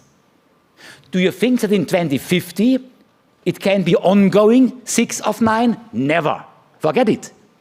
So we should come to one voice and one membership and one vote, a European vote, in a close partnership with the US and with Canada and Japan and others. Take IMF. There's one shareholder, one country having a veto right. It's the US. And we have several shareholders, all member states of the EU, but nobody, not Germany, not France, has a veto right. If we would bring together our shares as a European, as one European shareholder, we would be a major shareholder, bigger than the US. We would have a veto right. We would work on the same level as Washington, D.C. I think clear added value. but it's a question of power. Is Berlin, Paris, Rome, Den Haag, are they willing to give power from their own government to the council in Brussels? I think on a midterm they should do. Because to do it coming from a strong position is better than to be 2035 in a weak position and having no other option. I think there is a clear added value for more and more political fields to work together to be a European Union. And as a European Union, in close friendship to the US or not, we have new responsibilities. Because Africa is our neighbor continent, and because our responsibility is our own responsibility. From defense policy to development aid, from digital to energy, and so on. Thank you all for preparing G20 in Hamburg in July this year. And we are really interested to get your constructive and critical advice. What is your expectation to our European Commission? Knowing what is happening in Hamburg, what is happening globally, and which responsibility Europe as a United Union can use, can take, and how and where do we see Europe in 2030? Because at the moment we are checking our own position. Maybe the Brexit is a damage for London and for Brussels, but it's a chance. EU 27 has to do better than ever EU 28 has been doing. Thank you all.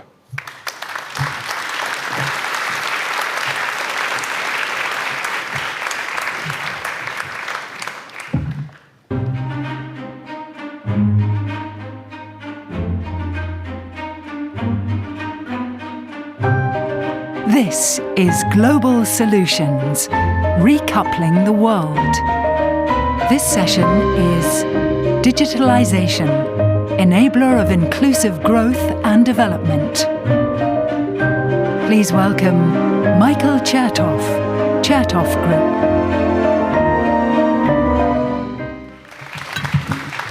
Group. Well, thank you very much. I think my talk is going to be less about digital as an enabler of growth and more as related to the potential threat to digital as an enabler of growth. It's by now a commonplace and well understood that what began originally as an academic effort to develop a resilient communication system without a commercial application became a commercial engine and then ultimately became perhaps the most transformative element of our global economy since the Industrial Revolution. But one of the features of the way in which the internet was developed and eventually spread was that trust and security were not built in by design. They were afterthoughts. And that has been a challenge to the internet and to the usability of it and frankly to the trust in it ever since. It's estimated, at least it was in 2014, that almost $500 billion were lost due to cyber attacks. And if we just look in the last couple of years, we have seen the growth of these attacks by scale in a way that would not have been envisioned even several years ago. And this reflects some structural and architectural defects in the way we operate the internet. For example, you'll have heard of the Bank of Bangladesh theft, which involved $81 million diverted from a bank account in the Federal Reserve of New York to various payees in Manila. They were actually in the process of stealing $1 billion, but a clerk noticed a spelling error in the instructions and was able to stop it. You'll have read about ransomware becoming global and shutting down hospitals and all kinds of other IT-based institutions, and also of a denial of service attacks mounted from the platform of a botnet that is amplified through all of the so-called smart devices connected to the Internet of Things. And this reflects failures to build security into these devices or to upgrade the security in the devices that exist. And we've even seen physical impact with respect to cyber attacks or cyber deficiencies. Those who tried to come from Heathrow to this conference will have experienced that British Airways has been more or less incapacitated for 3 days due to the failure of its IT system. Not apparently malicious, but nevertheless indicating a core dependency. The reality is this issue of security and reliability in the internet and resiliency is a fit issue for the G20. Because the way I look at the internet is the way I look at the ocean and the sea as a global commons. Over the last centuries, the world has understood that to properly enjoy the use of the oceans, the maritime domain, in a way that benefits everybody in the world, we have to have rules that respect the common elements of that domain. We don't divide it up according to nation states outside of the territorial limits. We respect certain requirements about how you conduct yourself in the sea lanes.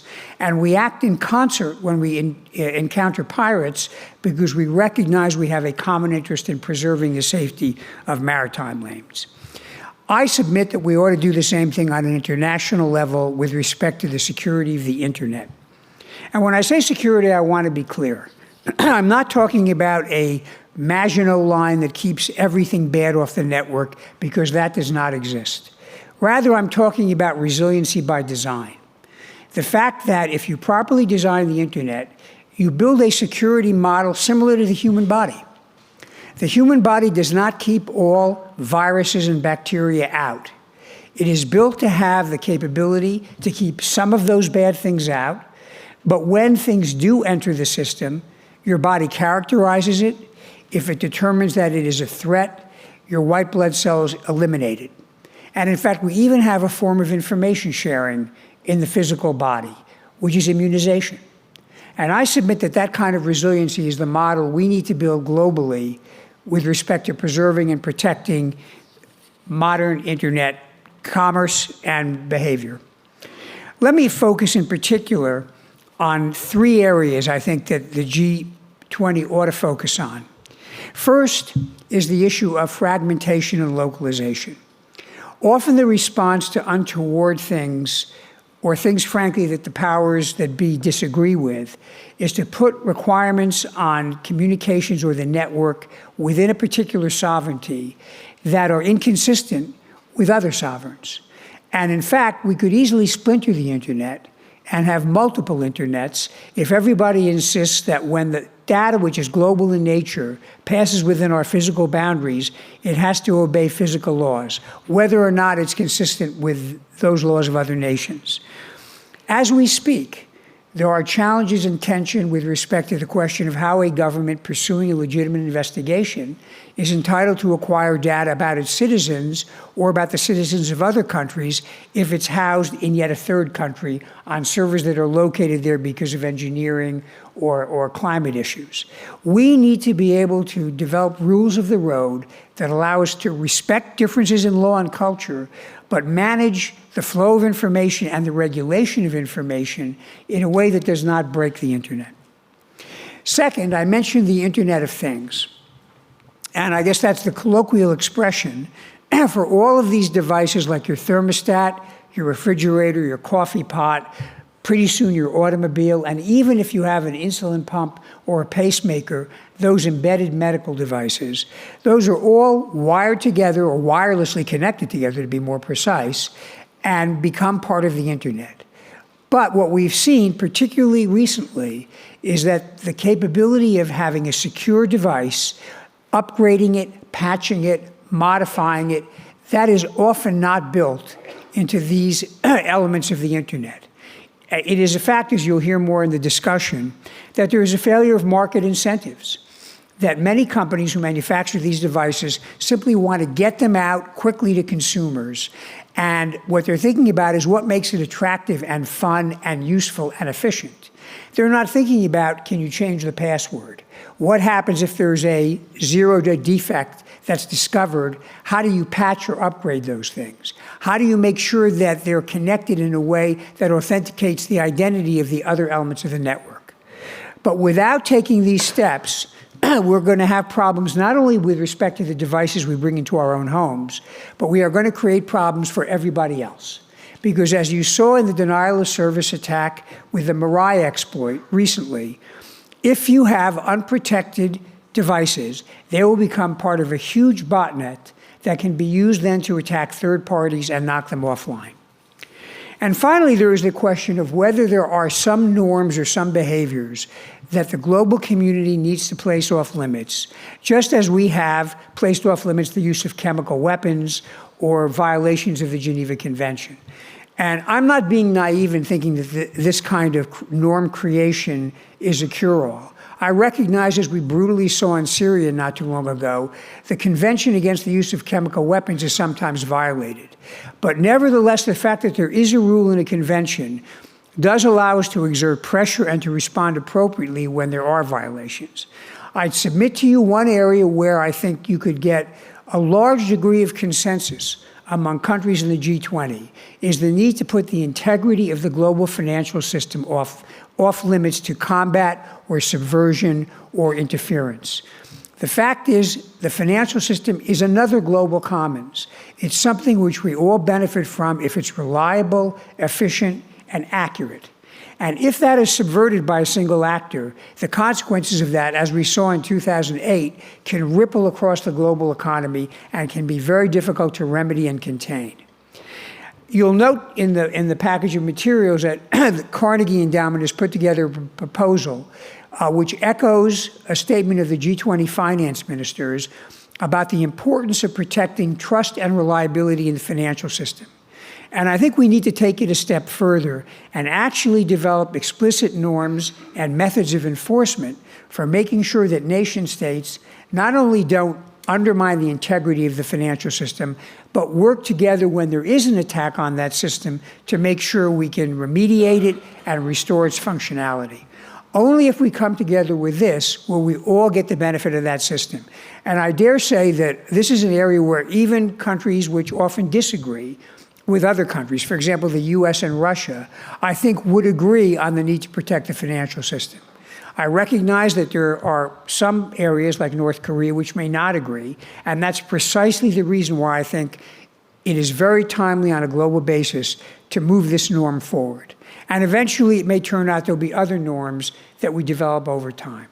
So I think there is a rich agenda. There is a lot of hope and promise with respect to the global economy, particularly as we spread the internet over the world and we enable people from one part of the globe to another to connect with each other. But it only works if we design security and resiliency in from the foundation. Thank you very much.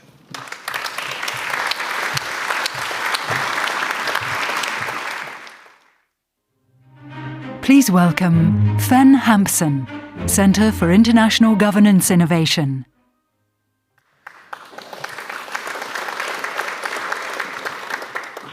Thank you very much. My task is to report on the findings of the Digitalization Task Force.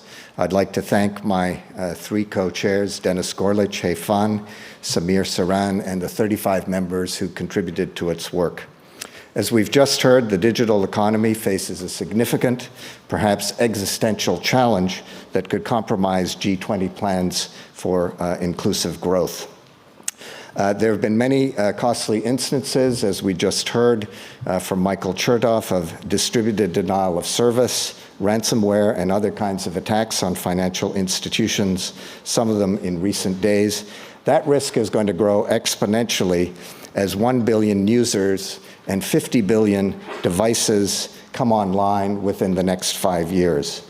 The internet is now the hidden wiring of the global economy. We have to get serious about security. On March 18th of this year, the G20 finance ministers and central bank governors sounded the alarm. The G20 ministers have also noted that they intend to exchange experiences, encourage the development of national privacy strategies, and discuss these issues within the forthcoming Argentine presidency. There are 5 constructive avenues for G20 initiatives as we go forward, and let me just list them for you. First, as we've just heard from Michael, as recommended by the Carnegie Endowment of International piece in their work for the digitalization task force, G20 governments could formulate and endorse a G20 norm regarding state-to-state cyber conflict so that states do not conduct or knowingly support any activity that intentionally manipulates the integrity of financial institutions, data, and algorithms wherever they are stored or when they are in transit. Second, the G20 could request G20 ministers and regulators with internet responsibilities to develop options that would look at network risk indicators that also review internet service providers' security provisions and device deployment. And that could extend on ways to how best secure IoT, Internet of Things devices, and IoT labeling. Third, the G20 could request G20 development ministers for options to scale up existing effective initiatives, introduce innovative ideas, how to expand the mandate of existing international institutions to promote internet accountability, affordability, appropriate infrastructure, and appropriate security measures. The G20 itself could also appoint a high-level advisory panel and upgrade the G20 Digital Economy Task Force into a formal G20 working group. Fifth, G20 governments should use blockchain technologies to make themselves more transparent and accountable to citizens in their own governance processes. And there are three areas in particular where adopting blockchain technologies could make a real difference. One, blockchain technologies have real operational potential to help realize the environmental commitments we heard about this morning under the Paris Agreement. They can also be used to monitor and manage global supply chains at a granular level in real time. And thirdly, introducing distributed ledger technologies into central banking and global financial cooperation under the Basel Agreement can provide the real-time data on monetary and financial flows which G20 countries clearly need in order to make financial resilience and inclusive growth a reality. Thank you.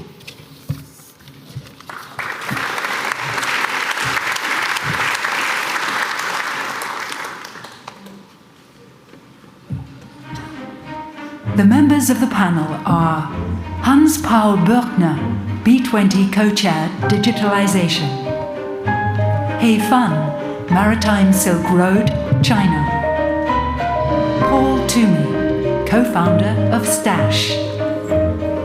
This panel is moderated by journalist Astrid Froloff.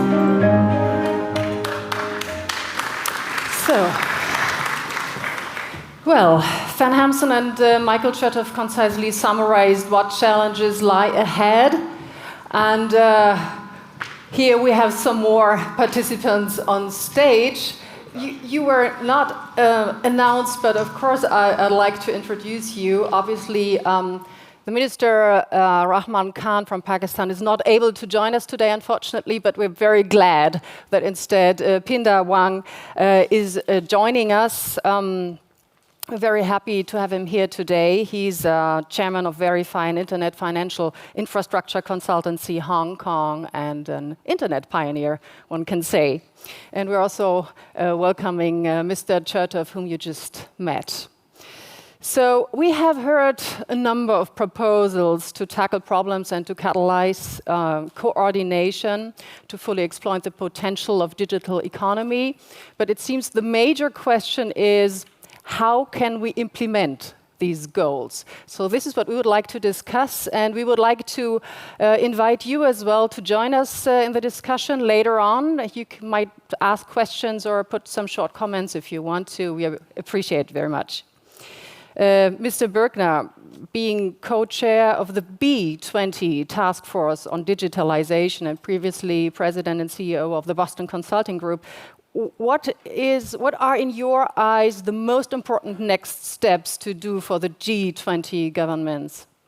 Well, first of all, I would like to emphasize that we heard a lot, of course, about the risks, but we should not, I think, leave aside, the many opportunities. And I think one of the key discussion elements in our task force on digitalization at the B20 was to really emphasize the opportunities plus the challenges of digitalization in health, in education, in the workplace, in sustainability, in better resource management, logistics, etc., etc. So there are lots and lots of opportunities. And I think the task force emphasized 3 areas, really enhancing connectivity in the world. Secondly, developing Industry 4.0 and embracing artificial intelligence. In each of those areas, I think the key is building infrastructure, not just in North America or Europe or China or the East Asia, but around the world. I think then defining common standards, also common standards for cybersecurity, state behavior, we heard about that earlier, making sure that we have a level playing field. Thirdly, pushing and providing opportunities for innovation so that we're not trying to compartmentalize the global network. And I think, then there is, of course, a very important narrative that we have to have with the general public, with the societies, about the opportunities and the challenges. I think too many people talk about essentially we will become all, obsolete with robots or Watson artificial intelligence taking over, including consultants, including moderators, and everybody else in the room here. And I think getting away from this very negative narrative to using the opportunities is important while addressing the issue of course, security. Let me just make one last remark. Cybersecurity is something which we will have to deal with. You have pointed this out very clearly. It's happening every day. It will continue to happen. There is no foolproof protection. We just have to learn how to deal with it step by step. Hey, Fan, professor from the Peking University. You're one of the most active young economists in China, and you have been involved very much in the T20 process as well. So what is, from your perspective, from the Chinese perspective, the most important thing to do now to deal proactively with the issue? Well, I think because G20 is the primary platform for policy discussion, so probably it can play a more important role in information exchange, because the digital economy that we are talking about, it differs in different countries. It's fair to say that for a country like China, the digital economy is developing very fast. But then is the digital economy with Chinese characteristic. So if you compare the Chinese IT company with, say, the IT company in Silicon Valley, and they are quite different. Silicon Valley, the company in Silicon Valley, they are more focused on the cut-on-the-edge technology. So they are target at the demand in the future. But then for IT company in China, they are also very successful. But they are successful, especially successful in applying the technology to tapping at the local market. And then you can reap the benefit of the present demand. So there is a poll of the foreign students starting in China by asking them one question: if there is one thing that you can bring back home from China, what should it be? And some foreign students pick high-speed railway, and some pick airport, and most of them pick the Taobao. That's the most popular online shopping, and WeChat. It's a combination of Facebook, Twitter, eBay, Amazon, and PayPal. So in China, you can use the smartphone to pay for almost everything. Mm-hmm. So I think probably in the G20, the country can share the successful story and their concerns so that we can have a better cooperation. Okay, I'd like to grab another aspect. Paul Twomey, co-founder Stash, you have been involved in the whole T20 process as well. Van Hamsen stressed the importance of improving the internet infrastructure. So why is it so essential that government should take care about internet service providers at all? Yeah, so for 20 years I've been involved in the whole multi-stakeholder thing, ICANN, the way the internet gets run, which is about technical communities and markets working. But when I get asked the question about what is it you could say to G20 governments, I think there's a couple of specific things around the internet that actually are very similar to this morning's discussion around carbon, in that there's a set of market failures around ISPs in particular, which are almost like pollution. They deploy kit, they deploy routers and certain devices that find things in your home, etc. And some of them deploy them poorly, very quickly, the result of which is that bad people and malware can take them over. So to give you some capacity in the global internet now, it's about 3 terabits per second of bad capacity in the network. That's about 6 times the worst attack we've ever had. And it's because there's no incentive for the ISP economically to clean up its act. It still sells stuff, and if my pollution gets affected and you get hit worse, I don't care, you're not my customer. And so it's a classic market failure, and I think for almost no money, which is a great thing if you're government, almost no money, G20 governments could actually do quite a lot on just changing the incentives to those ISPs and say, we'd like you to clean up. And that will have a significant impact. It's absolutely right. It's a question of management over time. But just like carbon, this much easier than carbon, this is something we potentially could do. So it's one practical thing to put forward, really. Okay. Pinar Wong, you are very deep into the blockchain technology issue, which was mentioned by Van Hamsen as well. So let's talk about this. Blockchain technology, some people say it's hype. Others say it's the new internet of values. So what is it? What impact blockchain technologies have for an inclusive, transparent, and resilient digital economy? So I'm in the camp that believes that it's another internet. And when I dropped out of university to introduce commercial internet in Hong Kong in '93, this feels exactly the same. Actually, specifically, I'm very pro Bitcoin, which is a cryptographic currency. Just like the internet, it too was a bad boy tech with the edges of society getting online first of all. I think what's different is that it's a trust protocol. It's a protocol that lowers the cost of establishing trust and maintaining it. And the reason why it does that is that it assumes that there is no trust. So it's a trustless technology. And what we heard this morning is that one of the key things for deployment, practically speaking, is that we're going to have to cooperate. In fact, we're all going to have to out-cooperate. And so the internet's a very interesting example because it is resilient. It wasn't designed to be secure, but it was designed to survive nuclear attack. So what we need to build right now is an internet of trust on a trustless internet. And this is why blockchain technologies such as Bitcoin and Ethereum are very interesting, at least to me. Technically, what they can do is they can help build these, it's an accounting innovation above all else.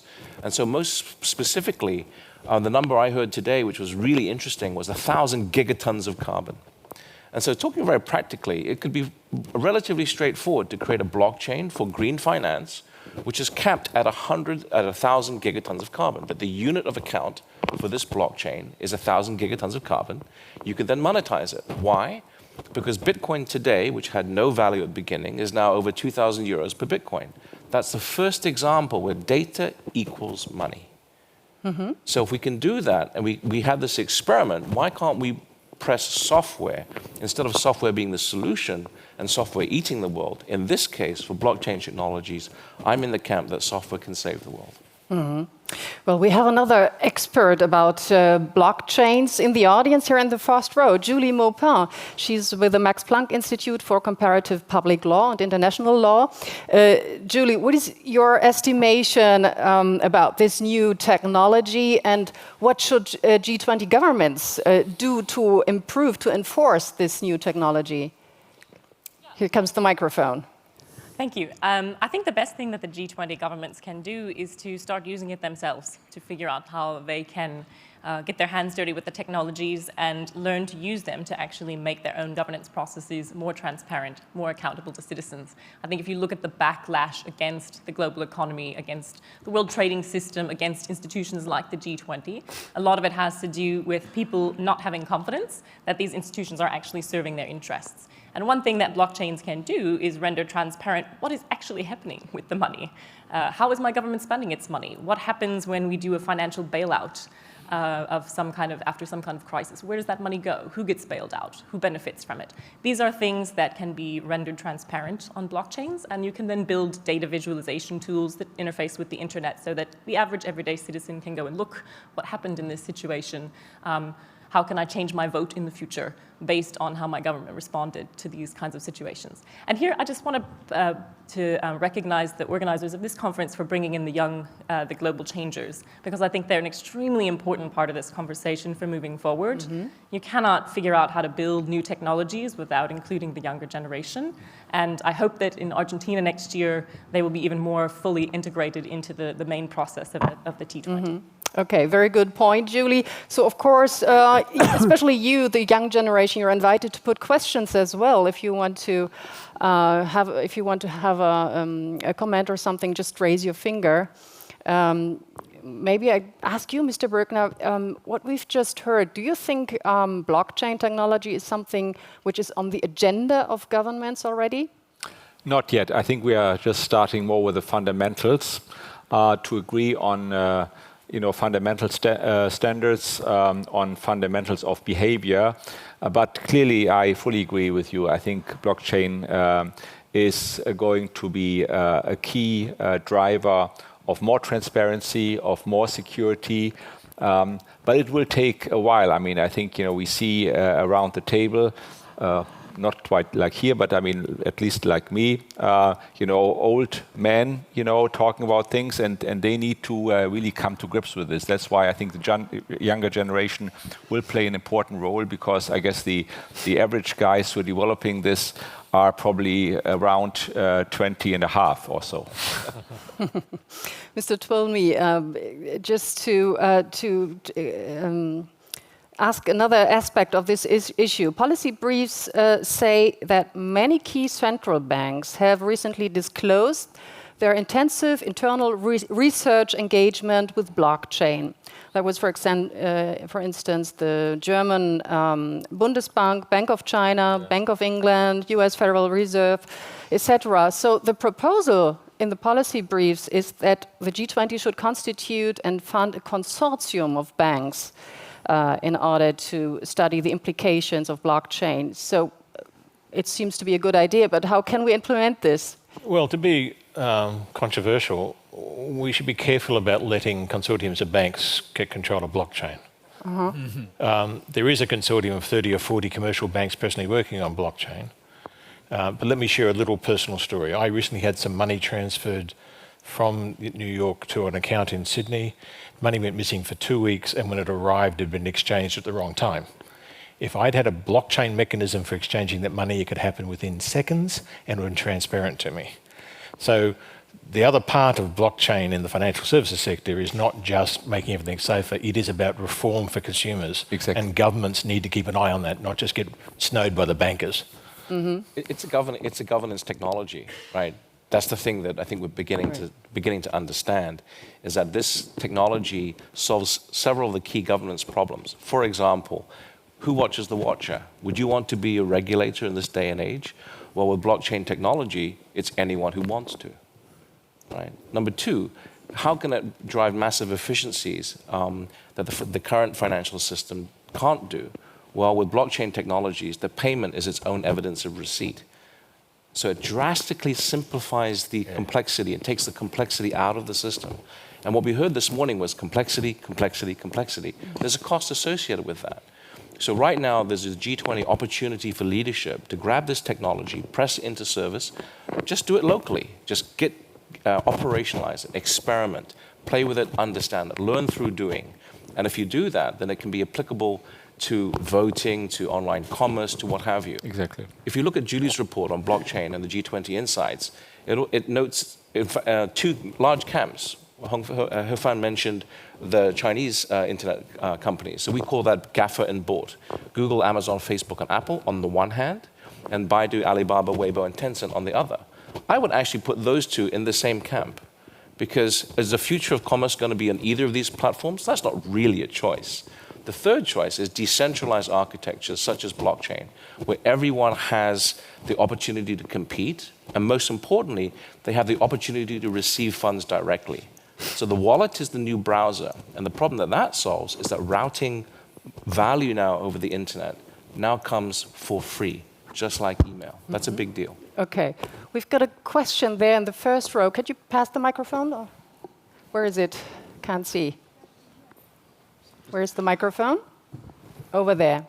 Would you please introduce yourself quickly and put a brief question? Pilanim Tembo from South Africa, Institute for Global Dialogue. In South Africa, if let's say I forget my wallet,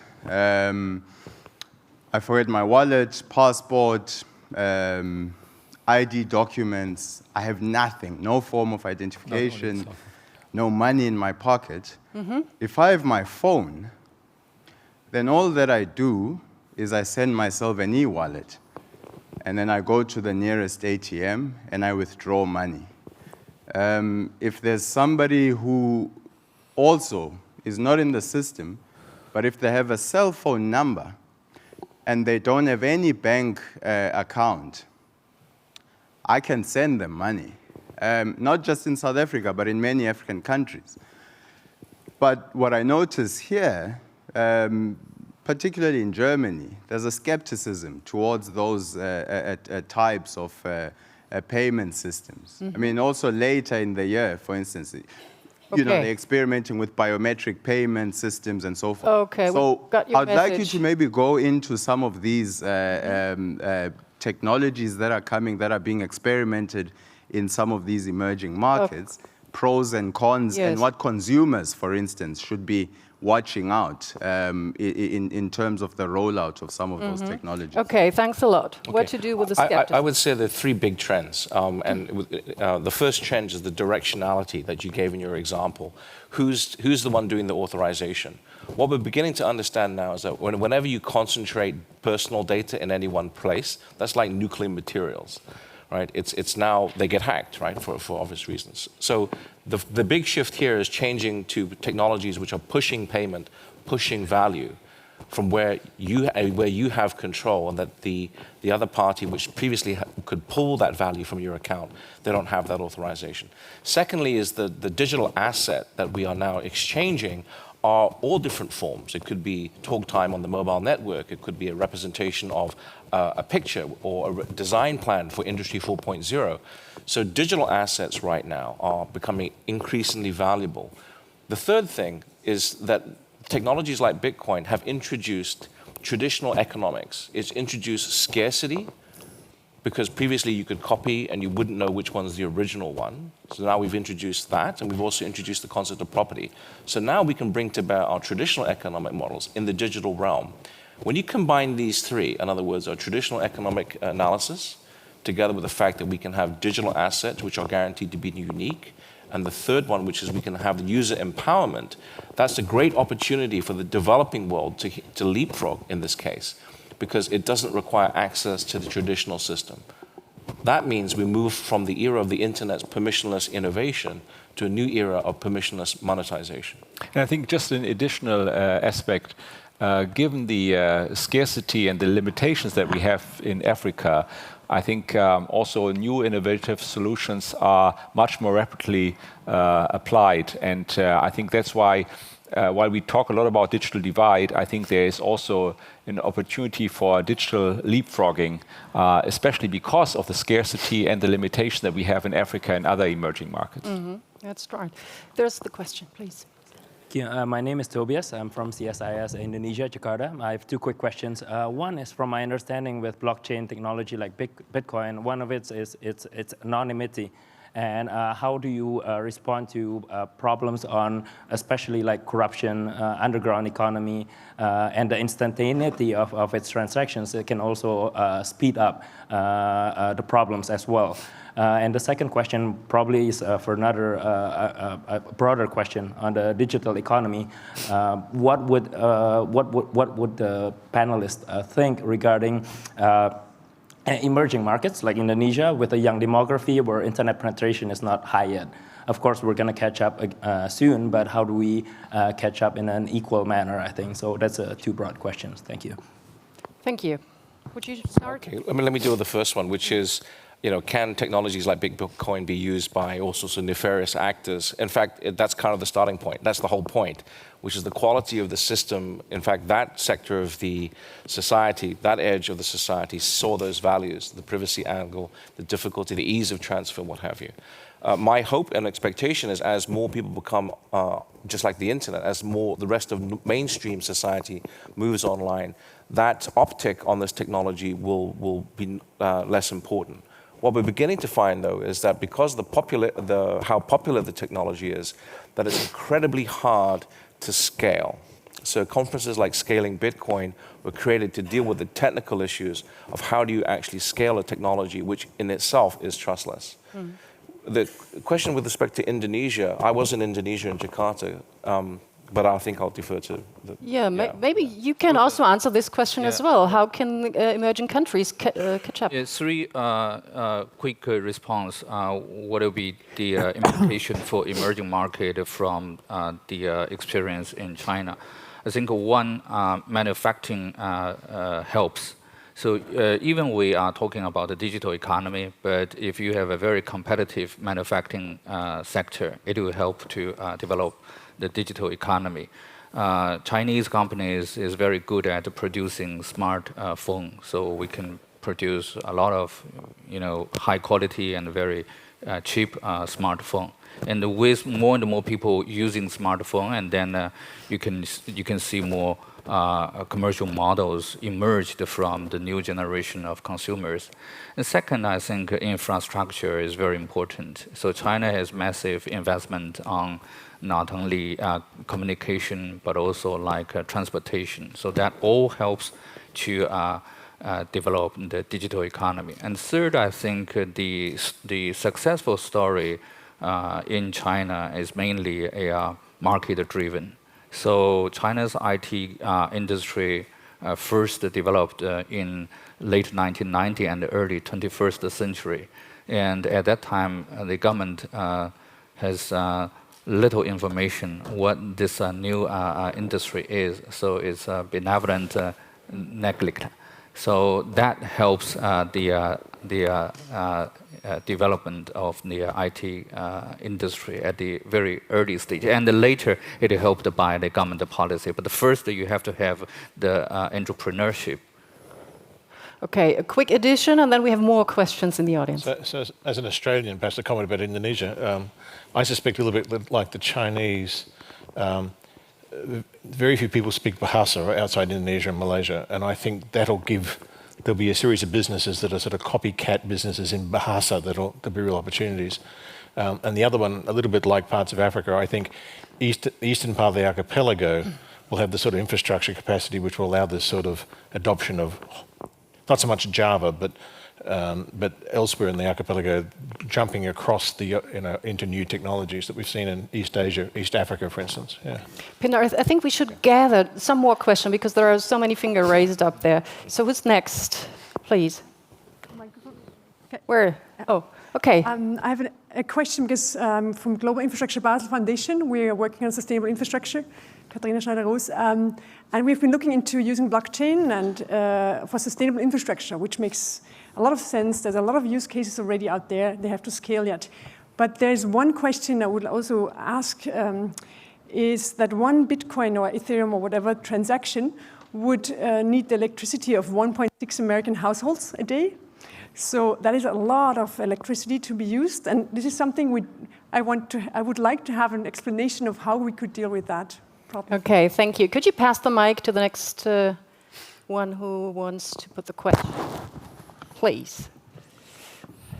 Right, Nasrat Khalid from Afghanistan, one of the young global changers. From the discussion here, I've taken 3 notes. It's one of the first issues was controlling the internet and looking at the security side of things, which was discussed. And then on the other side, we're discussing leapfrogging technologies such as the blockchain. These two, from one side, if you're looking at blocking and controlling, and then you're looking at the likes of blockchain. And then the third message that I have here is on the infrastructure, which you discussed. And I come from Afghanistan, so we're basically looking at no internet in the majority of the places. So where do you strike a balance between these 3 different opposing ends that we discussed today? Okay. So who would like to answer first? So let me deal. So security is not about blocking and controlling. Security is about systems that allow you to build trust. And ideally, those are systems that don't block and control, but they rely on things like identity, authentication, monitoring of behavior patterns to identify anomalies that might suggest that maybe someone's not who they claim to be. But I think the vision of built-in security and resiliency is a lot about working with the efficiencies of the internet in order to avoid efforts to subvert it or having bad people take control of it. So I actually don't think security and resiliency are oppositional to these other values. The second question was about Bitcoin, right? Yeah, there was a question about energy, which is a very valid question. What was the total carbon footprint of everyone flying here today for this meeting? Oh my goodness. Right. So the question is compared to what? One of the reasons why Bitcoin works is that it's very difficult to fake burning energy. And so the question is also compared to what? We've never seen this kind of trust system before. But what we can see right now is that it's being pressed into service for applications that one would never actually originally conceived with. Now, with respect to the type of infrastructure, this is actually soft infrastructure. So when you deploy, soft infrastructure actually requires hard infrastructure on which to work. But if you have soft infrastructure in mind, then when you deploy your hard infrastructure, you can get to business from day one, which is why it's very important to consider both hard infrastructure and soft infrastructure.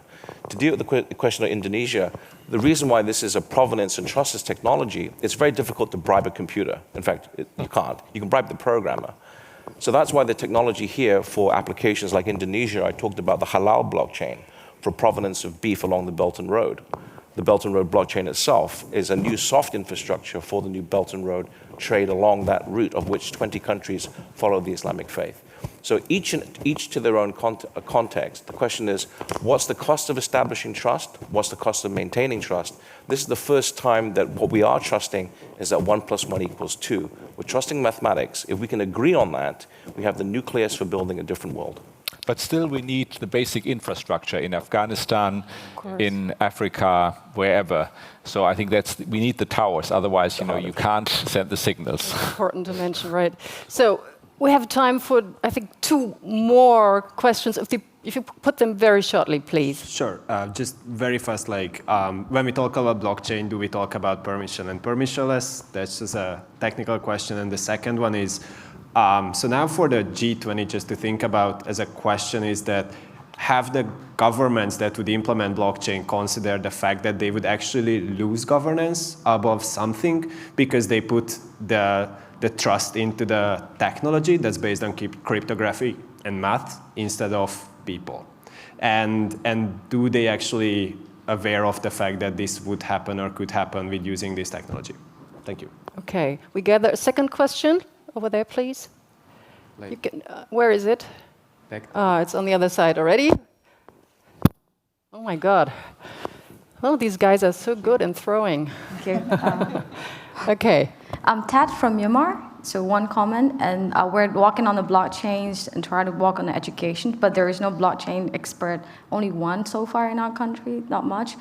And another question is our country literally have not a lot, infrastructure-wise and everything-wise. We can see on the other side as a disadvantage, but could we see as a advantage of building something like blockchains as a ground. Okay, Pinder. Okay, so starting with, you want to... Can I go off You the can private one? go ahead, please. I do the bad things. So let's watch blockchain a little bit. The thing that's really at the heart of blockchain tension at the moment, it seems to me, is public blockchains and private blockchains. And lots of people want to use private blockchains, which might be permission-based systems you talked about. Now, they have two problems. One is how do you do the electricity part? But the most important part is collusion. Is that you can build, people will come to you and say, I've got a blockchain and it's got the following 6 banks in it. Sorry for the bankers. LIBOR had how many bankers in it? And they were colluding every day. So we've got to be very careful when private blockchain takes off, it's going to transform the world. But the thing we've really got to watch for is how do private blockchains get established with sufficient scale that there's not collusion in the way the process works. Mm-hmm. Sure. I'll just say the internet didn't change the world, the internet did. So I'm a pro-public blockchain because I think it's a really hard problem that I think Bitcoin solved. With respect to the difference when you have low capacity, right now it is very early stage. It's only an 8-year-old tech. But the good news is that there's literature now there's books on it, there's video on the internet. We have the internet to learn. And so unlike with the internet, we didn't have the internet to learn the internet. We had to go figure it out. So the good news is that, again, there's an opportunity for leadership. The teaching material is now there. The research networks are now being built on behalf of the... and so the good news is that it's early stages. And the question is there's no lack of imagination, and blockchain has been a prime example of that. So there's hope in this. The question is what's the project? And I would say that what I heard this morning was carbon, carbon, carbon. I heard this 1,000 gigatons. Let's build a blockchain to do green finance with 1,000 gigatons. I think there's also a lot more to digitization than blockchain. We also should recognize that. Okay. That's right. So thank you very, very much indeed for discussing this issue with us. I think we have seen there are lots of opportunities. There are solutions. It's now a matter of really take action and go ahead. So this is what we want. This is what we are committed to. So thank you very much indeed for discussing with us. Thank you for your attention. Thanks. Thank you. Thanks.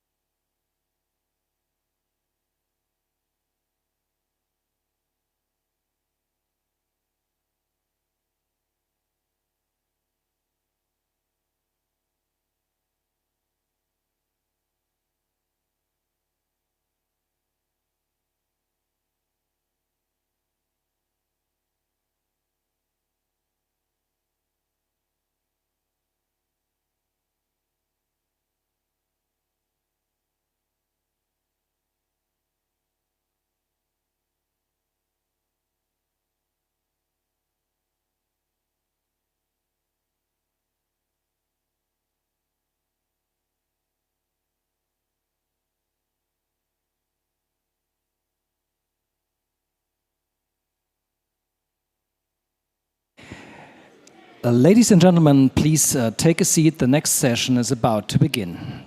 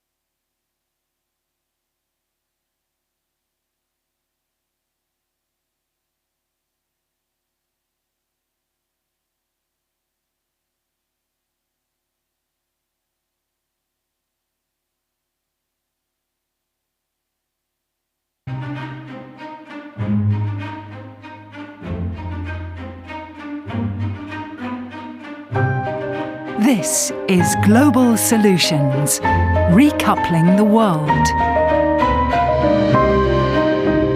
This session is Africa and the G20. Ready for steady partnership? Please welcome Kwesi Kwartey, African Union Commission.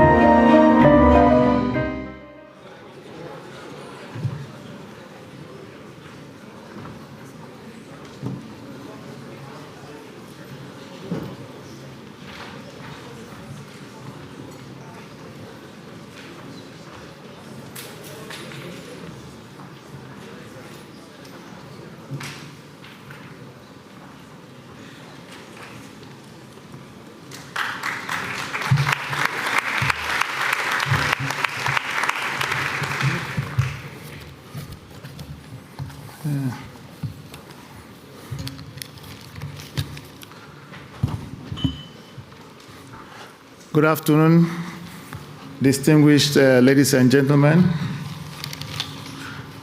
My name is Kwesi Kwartey. I am the Deputy Chairperson of the African Union. I'd like, first of all, to thank all of you for being here, to thank the German government and the German Chancellor, Madame Angela Merkel, for all that she has demonstrated, her sensitivity to the welfare of the underprivileged, those who have, out of desperation, crossed the Sahara, not quite got drowned in the Mediterranean, refugees who came here fleeing war and terror. She received them with such magnanimity that, in our view, she has cast a new image for Germany, which is in tune with the compact with Africa. So I'd like, with your permission, to salute her and to acknowledge the deep sensitivity of what she's doing and to urge her on, because she did this at great political cost sometimes. And you don't find people doing things that they believe in. We are only, these days, seem to be thinking about the very next election. So join me in paying tribute to Madame Angela Merkel for her leadership. Thank you very much.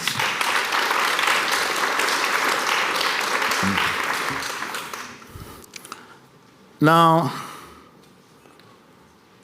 I also had the privilege of sharing a platform with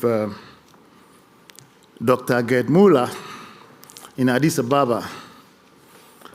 And I told him that the other Gerd Müller I heard about was a great center forward,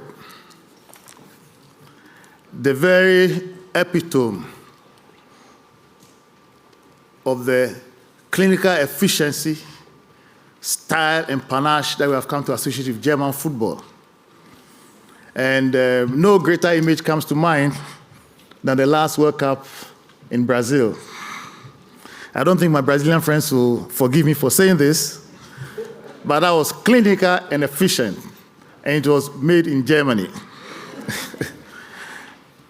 There's another thing, too, that is novel about the German Compact with Africa.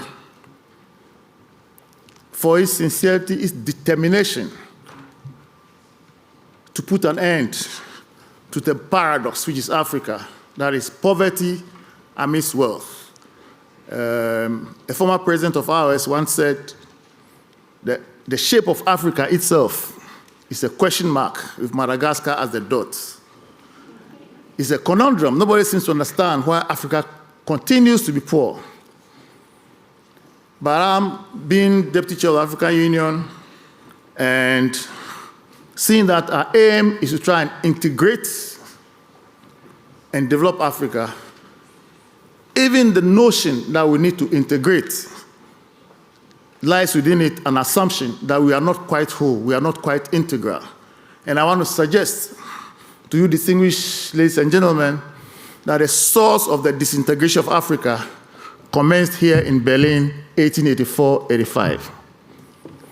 I say this with full authority of a very distinguished German president, President Horst Köhler. Last year's meeting here in Germany, in Berlin, we had a side meeting with President Mahama, who I was secretary to, and President Kola said, now that he's no longer in office, he can speak freely. And he pointed out to us that the hall where the meeting that divided Africa, the partition of Africa occurred, was about 100 meters away, and he suggested we should go and see it. I'm suggesting that Germany, which produced Beethoven, which produced Mozart, which produced so many great people, also produced a few villains, and you allow me if I say it, they will remain nameless. But Germany has consistently received bad press, undeserved in my view. I remember watching a Wimbledon final when a young 17-year-old boy, Boris Becker, produced such magnificent tennis. When he won, I heard the British commentator say, there's something cocky about this boy I don't like. And when he took his cup and he did this, he said he even had the audacity to show the Churchill victory sign. I'm saying this not to rub salt into wounds, but just to tell you that what Germany has achieved by its industry, its efficiency, its knowledge, Germany is not getting the total credit because somehow this soft power has not fully been utilized. And I want to suggest to you, distinguished gentlemen, that if Germany is able to put this compact of Africa properly, help Africa to become integrated, to become whole again, to help Africa come out of this renaissance, by helping us with education, infrastructure, health, management, and just plain seriousness, Germany would have contributed so much to world peace and well-being that it would be unthinkable for anybody to detract from what Germany deserves. So the challenge is yours, the ball is in your court, service to Germany. I shall not take too much of your time. All I want to tell you is that the Africa we want is an integrated, peaceful Africa. We want an Africa where every child is in school. We want a numerate and literate Africa. You do not know how many Einsteins are out there. Can you imagine Kofi Annan or Barack Obama or any of these great people without an education? Help us to get every African child to get a proper education, and you'll be amazed what Africa can do for the world. I thank you for your kind attention.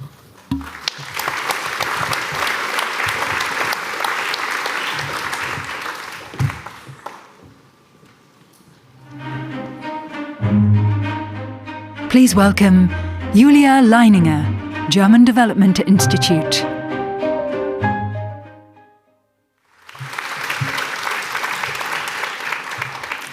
Yeah, good evening, ladies and gentlemen. Ambassador Gorty, thank you very much for this inspiring speech. I've got the pleasure to present the results of all the discussions we had in the T20 group on Africa-related issues to you. And our starting point is that G20 is about inclusive globalization, and inclusive globalization does not work without Africa. That's why we as a T20 group, we focused on issues relevant for G20 and Africa. And there are two questions actually that emerge from the cooperation between G20 and Africa. The first one is the how question.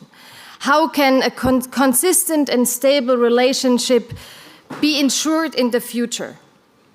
And the second question is a what questions. What are the issues that should be addressed in cooperation between G20 and Africa? We as T20 think tanks, we did not address these questions on our own. We did this together with African colleagues aiming at joint knowledge production. And At our conference, at our T20 Africa conference in Johannesburg that took place in February of this year, 2 products resulted from this discussion between T20 think tanks and African think tanks. And I think you should see a slide somewhere on this. The first is the T20 Africa Standing Group, and the second one is concrete policy recommendations. With regard to the first one, forget about this slide. We will come to that later, actually. With regard to the T20 Africa Standing Group, we agreed that Africa should be an issue on the agenda of G20 and T20 in the years to come. So yesterday at night, we were delighted to launch the T20 Africa Standing Group.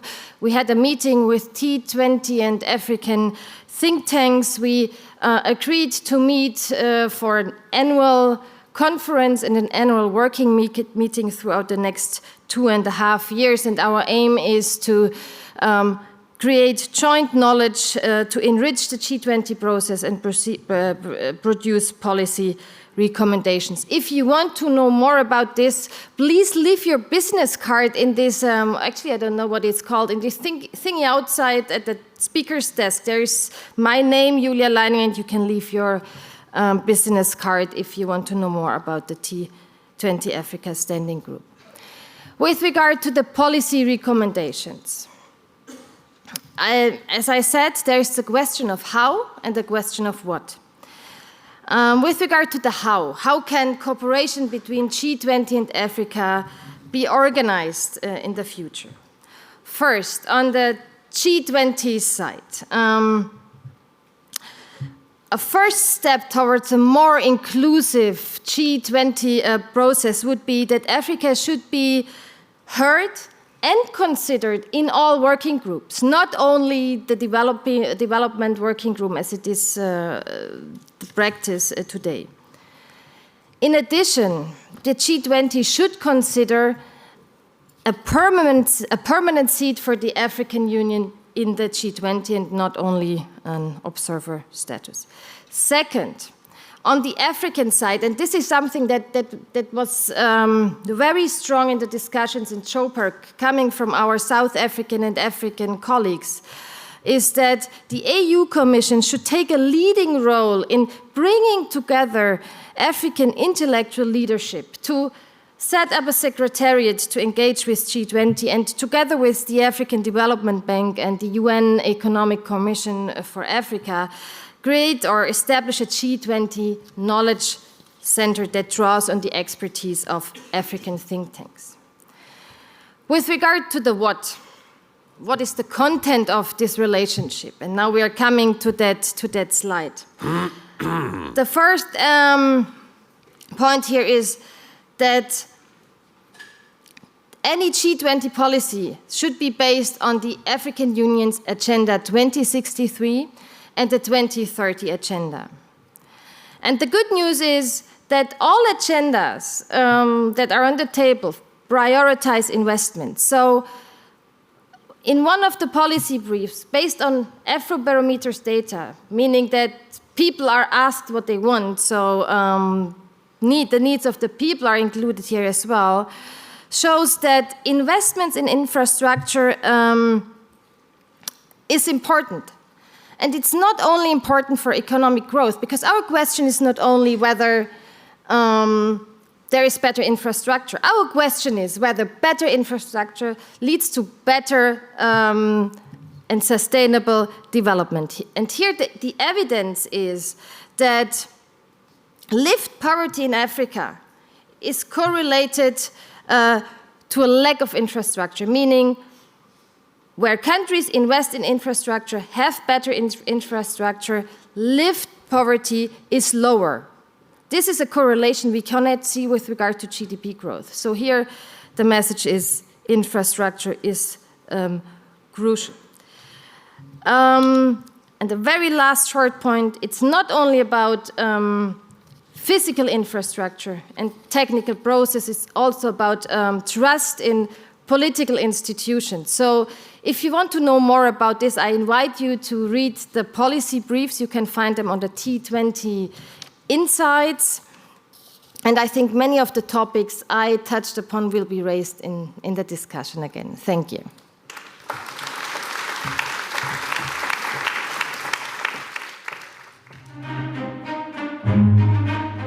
The members of the panel are Mo Ibrahim Foundation, Li Yong, United Nations Industrial Development Organization, Kwesi Kwartey, African Union Commission, Thomas Silberhorn, German Ministry for Development. This panel is moderated by Silke Tempel, Internationale Politik. Good afternoon, everybody. Glad to see you all here, and glad to see that there are so many who are interested in this panel. That makes it really fantastic, great. Actually, I cannot resist this, Kwesi. Thank you so much for all the nice words that you found about Germany. There was one moment where I thought to myself, with all this praise on German efficiency, I'm afraid it doesn't stretch anywhere and everywhere, because here in Berlin we are trying, to no avail so far, to build an airport for some time. So, anyway.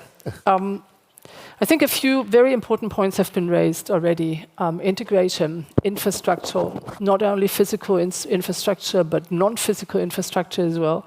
And I would like to start with you, Thomas Silberhorn, because when visiting the website of your ministry, the one logo you see first is Marshall Plan for Africa. And I was wondering how the efforts to a even-handed partnership with Africa, to get all the potential of Africa out. How does this fit into the G20 structure, pattern, measures that can be taken by them? Yeah, thank you very much. I think we are at a very critical point in development cooperation. We have 70 years now of, more than 70 years of development cooperation of the industrialized world. We see that the results in many Asian countries are significantly better than in many African countries. And the question arises, why? At the same time, we see that development financing is constantly losing relevance. Mm-hmm. So, for example, infrastructure, you mentioned the infrastructure needs. Infrastructure investments in Africa are estimated at 100, or the needs for investment are estimated at $135 billion a year. This is nearly exactly the total amount of official development assistance provided by the industrialized countries of $137 billion. So this is hardly sufficient for infrastructure investments in Africa alone. At the same time, we have this broad Agenda 2063 of the African Union, the 2030 Agenda of the United Nations, Paris Climate Agreement, to address all these needs. It's obvious that our scarce public money will by far not be sufficient to address these needs. So we have to work differently. We have no chance to continue with business as usual. Otherwise, we will have no chance to achieve our global goals. So we have to include domestic resources, private finance as well, and we have to make a difference compared with our traditional way of cooperating. And in this context, the G20 presidency is a huge opportunity to bring together the 20 strongest economies in the world, including South Africa, standing for 80% of global GDP and nearly 90% of international trade, and to establish a closer cooperation with the grand variety and diversity of 54 African countries. We will talk about this later, because diversity is one thing, integration is the other, and integration is a huge. But the political momentum, and I think this is crucial for our mutual understanding also in African, the motivation goes far beyond actual political needs in addressing migration and forced displacement. We have to cooperate in a different manner in order to foster job creation, value creation in African countries. As long as many African countries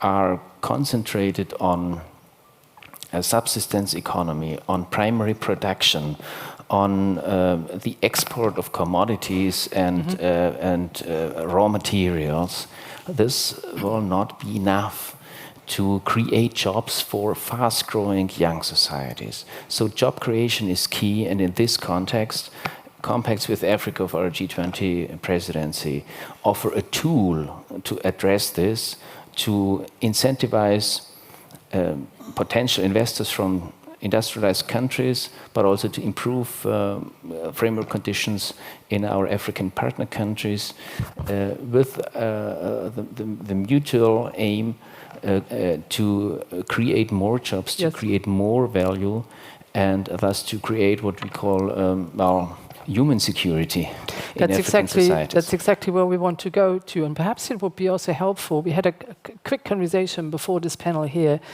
and you told me, dear Li Yong, that it was really, really great that Germany would make Africa such a huge topic during its G20 presidency. But perhaps you can sort of help us understanding also from your experiences, because China had the G20 presidency before, in order to do exactly that, help with job growth, etc., what would be the main measures that you would recommend to take to get this on the way? Thank you, Silke. And I think G20 is a very important economic forum. Since its inception, is really focusing on the dynamic, strong, sustainable, and balanced growth of the world.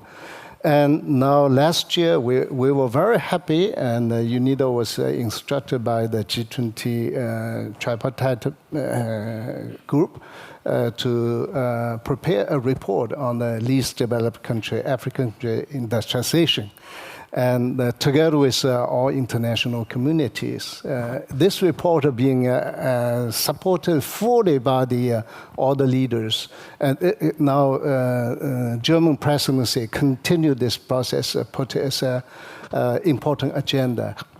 So this is a part of the function and the role of the G20, support the growth, 2030 development agenda.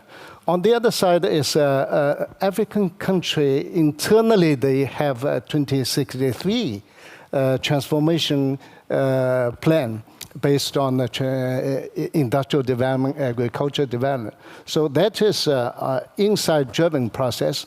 Internationally, UN created IDDA3, Third Industrial Development Decade for Africa. And bilaterally, we will see that TICAD 6, Japanese government support Africa, FOCAC, Chinese government, Indian government, EU, and so many of the organizations also supported the World Bank, IMF, and African Development Bank. This is a really great kind of momentum for support African countries moving ahead with industrialization. Industry is so important. UNIDO is the only organization focusing on industrial development because look at the country, no advanced country, high growth rate country without develop its industry. 2008 financial crisis taught us a very heavy lesson, which is that we should focus on industrial renaissance and moving ahead with industrial development. And many countries in Asia actually learned from the city, Shannon Island, that in 1959, Shannon created first export processing zone. Yeah. And all the Asian countries came and other countries came, learned, and become tigers, dragons, moving ahead with this kind of process because the industrialization process really pushed the growth. Now, why not African countries? Why not? This is exactly the question we're asking here. Why not, and what has to be done to make of course we know now instead of the why not. Yeah. And obviously what we have here is not only an issue about cooperation, but perhaps also an issue about coordination. Thomas Silberhorn has just been also talking about, or at least hinting to, or talking about cooperation also between public and private sphere, a cooperation where there has to be a public-private partnership. Mo, how would that be successfully brought in via the G20 perhaps, so that the G20 can serve as a coordinator even? That's a tricky one. Well, this is why I'm asking you. Yes, because this is the market forces, of course, and how G20 get involved in that. The issue really need a little bit of thinking how we're going to move forward in this. To start with, I really want to appreciate the government position in Germany here in effectively resetting the relationship with Africa and trying to explore a better approach, because Africa had some problems actually with Europe, exceptionally, last few years, the comebacks. European Union was trying to shove down the throats of African countries, which almost tore about the economic commissions of, the regionals. I think we would all agree that a different EU agricultural politics would greatly help. Yes, but this is a not only G20 the agricultural policy. Africa cooperation issue. The European Union was trying to get single African countries to sign certain trade agreements with them, without realizing that you cannot do that because African countries are part of regional custom unions. Mm-hmm. And how can selective countries sign that? I mean, you have the same thing with Britain now. I mean, you're not allowed Britain to sign a trade agreement with Poland, for example, because you cannot. You have to do it with the European Union.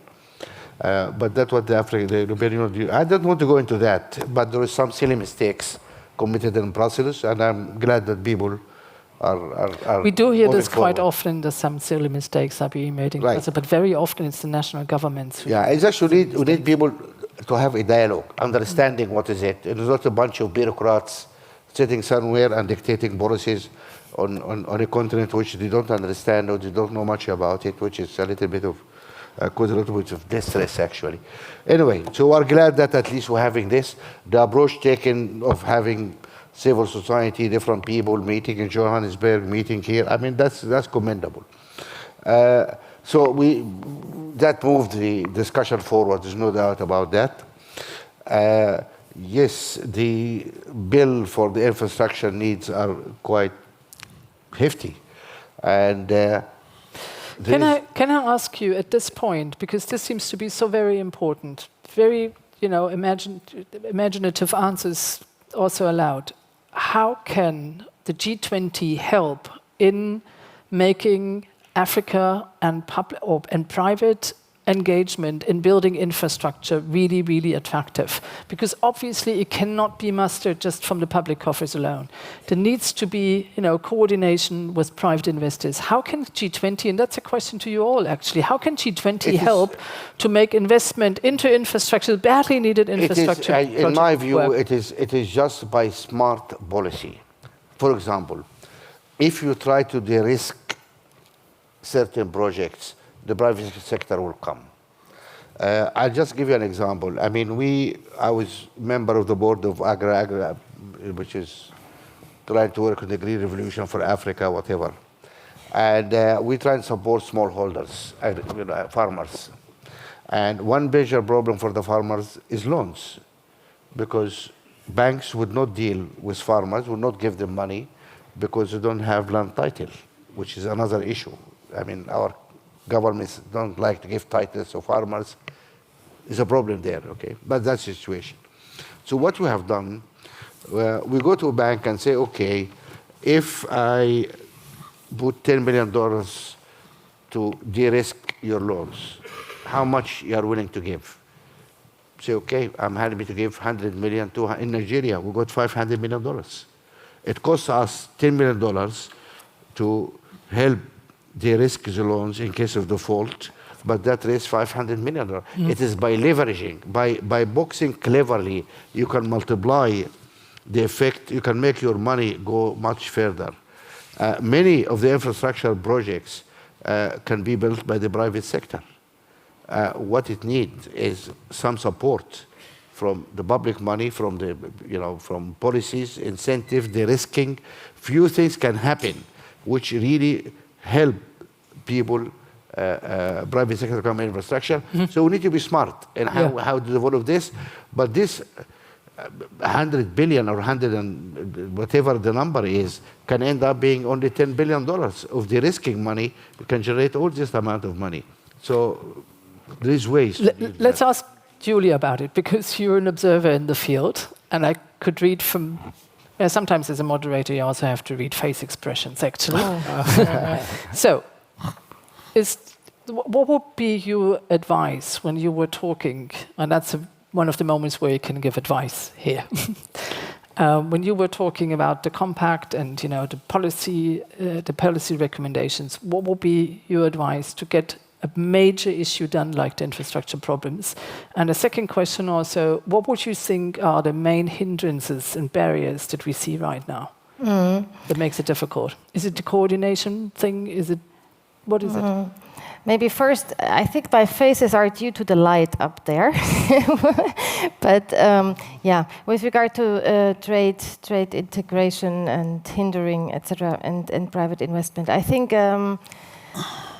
And I address this, and this is in the policy briefs as well. So if trade integration shall take place through investments must be shaped in a way that they allow for regional integration. So if you stop at borders, if you don't link routes, etc., you won't have regional integration. That's the first thing. Infrastructure, thinking about infrastructure, and maybe the colleague from UNIDO can tell us a lot about this, requires really the integration perspective. One point that is hindering integration is that we've got different sub-regional integration processes with different speeds and paces. So this is certainly something the African Union should address with its colleagues of the sub-regional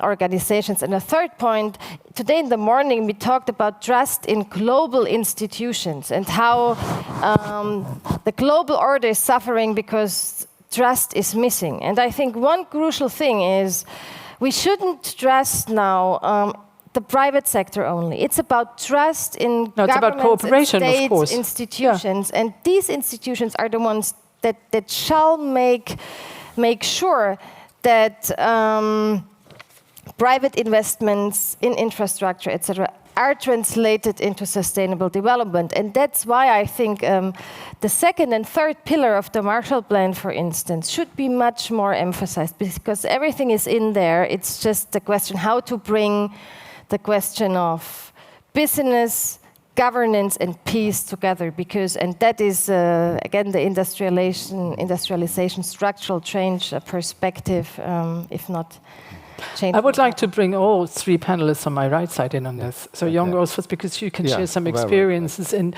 Kwesi then to say, well, what can we do also to help this kind of integration? And then Thomas, referring to what's needed most. Jon, if you would like to start. Thank you. A few quick points from our operations. Actually, for infrastructure development, it's very important for industrialization. Now, I really believe the PPP is a kind of model. Public-private partnerships. Government need to make an important investment on the major infrastructure. That is a government responsibility. You cannot ask a private sector to do big ones. So second is that the private sector should play its role. For instance, like issue bond to build some of the exhibition centers, airports. So that is one of the useful approach. Now it's very common internationally. So when the public and private sector work together, among them, the development institutions input with some of the financing for major development, like core road, highways, and then they will help country to establish a basic infrastructure for development. That is experience for many countries already move up. So now we are doing similar programs, a program for country partnership. In Africa, we selected Ethiopia, Senegal as 2 pilot countries, move ahead with industrial development, invite World Bank, African Development to join in. So that is one part of the experience we are moving. Thank you. Crazy. You know, I have a somewhat different view of this infrastructure business. We must create the infrastructure in the mind, the software. You must educate everybody. You see, we talk about adding value, processing. Now, what is processing? What is industrialization? It is science and technology at the service of production. How can you apply science and technology to produce if you are not educated? They need to be able to master technology, they need to be able to imbibe capital. So the most basic infrastructure in my mind is an educated, a literate, and a numerate population. Why can't we? Then you can build the roads, they can build the trains, they can do everything, but they must be educated first and foremost, and you must educate everybody, all inclusive. But For me, that is the master key. The Americans have a wonderful expression for this. They say sometimes you have to chew gum and walk at the same time, which obviously seems to be a very hard endeavor. But here, why can't we do both? Why can't we? I mean, then sometimes to get children to school, you also need paved roads, you need infrastructure, you need running water, you need healthy children. But you have limited resources, you have to prioritize. And the most basic priority is education. Okay. At the top, you can begin to build roads, you can build it, but you must have children. Everybody must be in school. Otherwise, their minds become empty. They become susceptible to fanatic ideas. They become suicide bombers. They become armed robbers. Yeah. So your advice would be schools. Every African child in school to begin with. Thomas, before we go to the audience, we have about 7 minutes and 42 seconds to also get some. So you have about 1 minute and 42 seconds. Of course, education and jobs are a stabilizing factor. If you don't have education and jobs, you can destabilize entire countries and regions. And you're right, you cannot do everything at the same time. You have to prioritize. And in this context, my argument is we have to get a closer look at the revenue side of development cooperation. Because we all agreed already on what has to be done in our agendas 2063 and 2030, and everybody knows our means will by far not be sufficient to meet these needs. And this is where domestic revenues and private finance comes in. So I have a much broader perspective on the private sector, not some large-scale projects in infrastructure.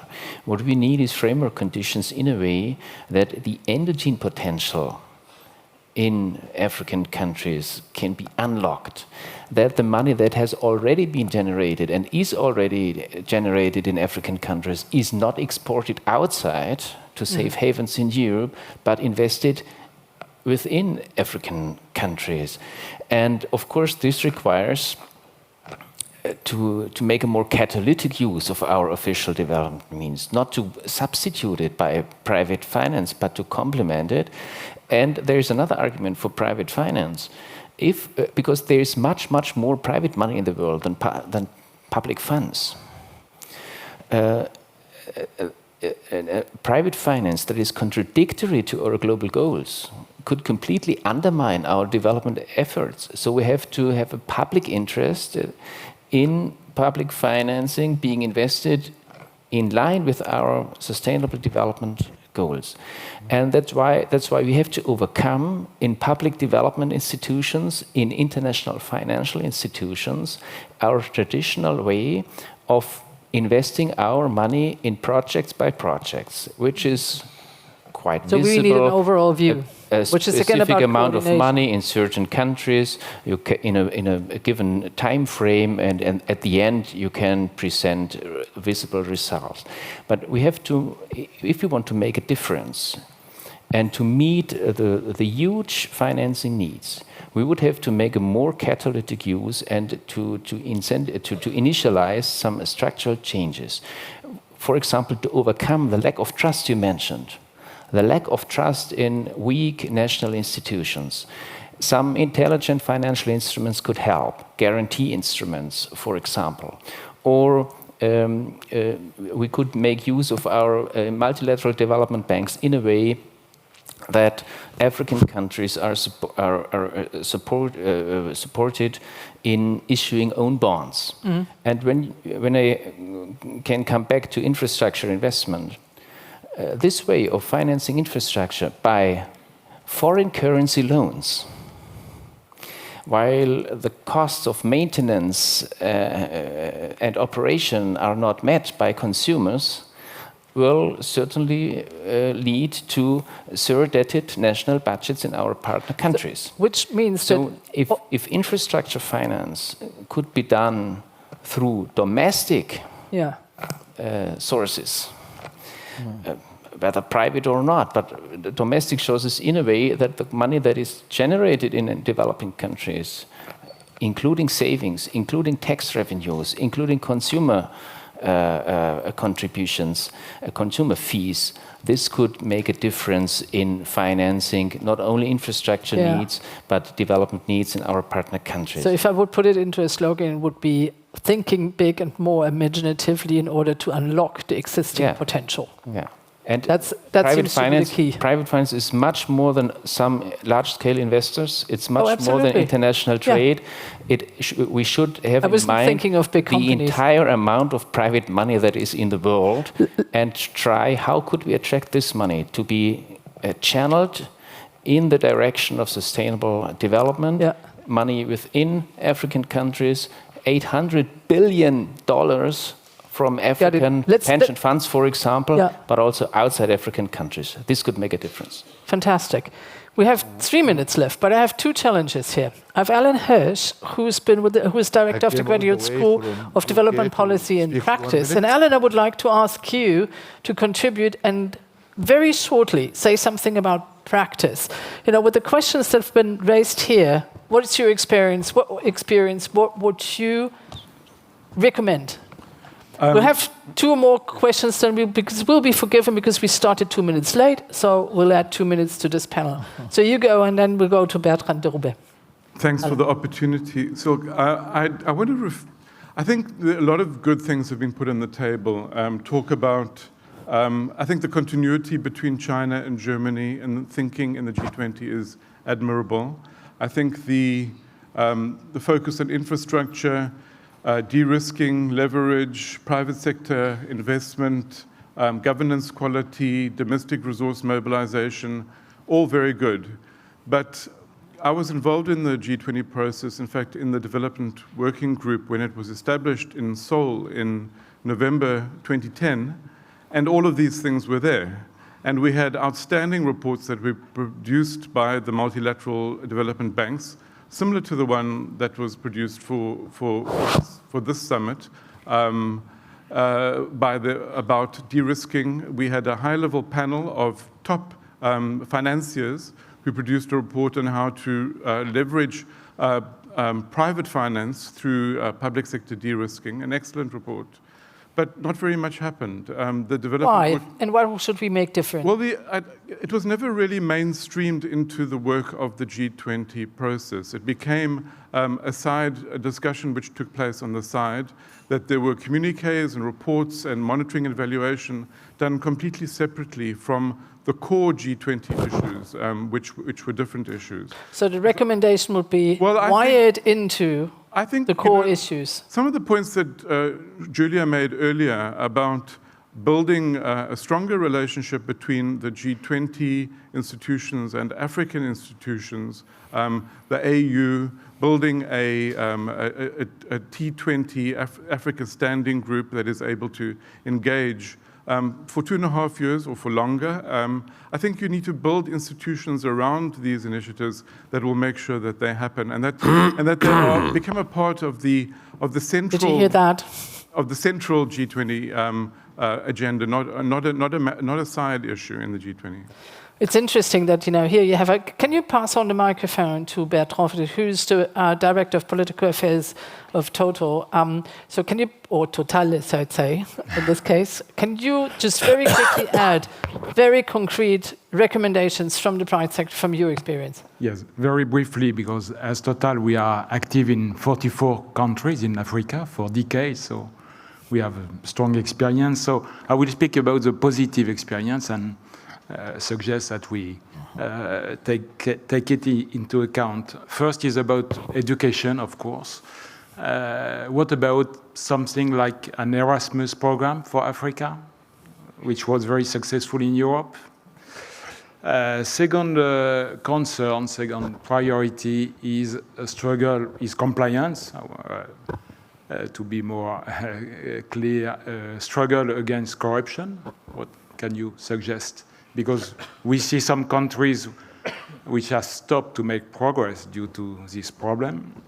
The third priority with our experience is access to energy. I've seen access to water, peace, understand all of that. But if you have no access to energy, you cannot start anything. If you have no light, no electricity, you cannot start anything.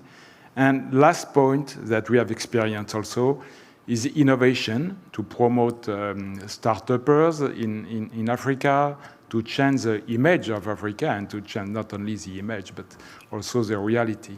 So these are our 4 positive experiences that I want to share with you. Thank you so very much. And I'm already getting signs that, we have to stop this on time.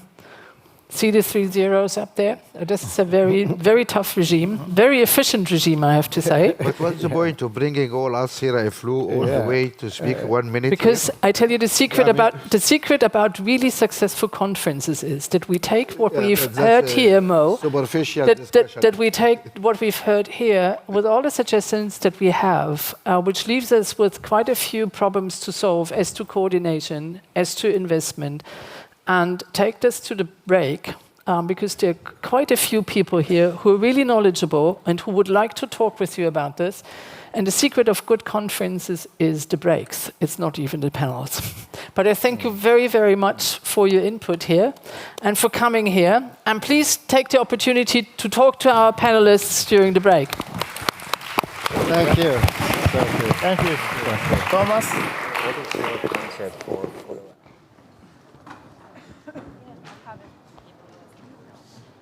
tatsächlich morgen bis abends. Also wenn du dann Ersatz finden könntest, wäre super. Ja. Also wenn ihr generell auch Lust habt, bei uns mitzumachen.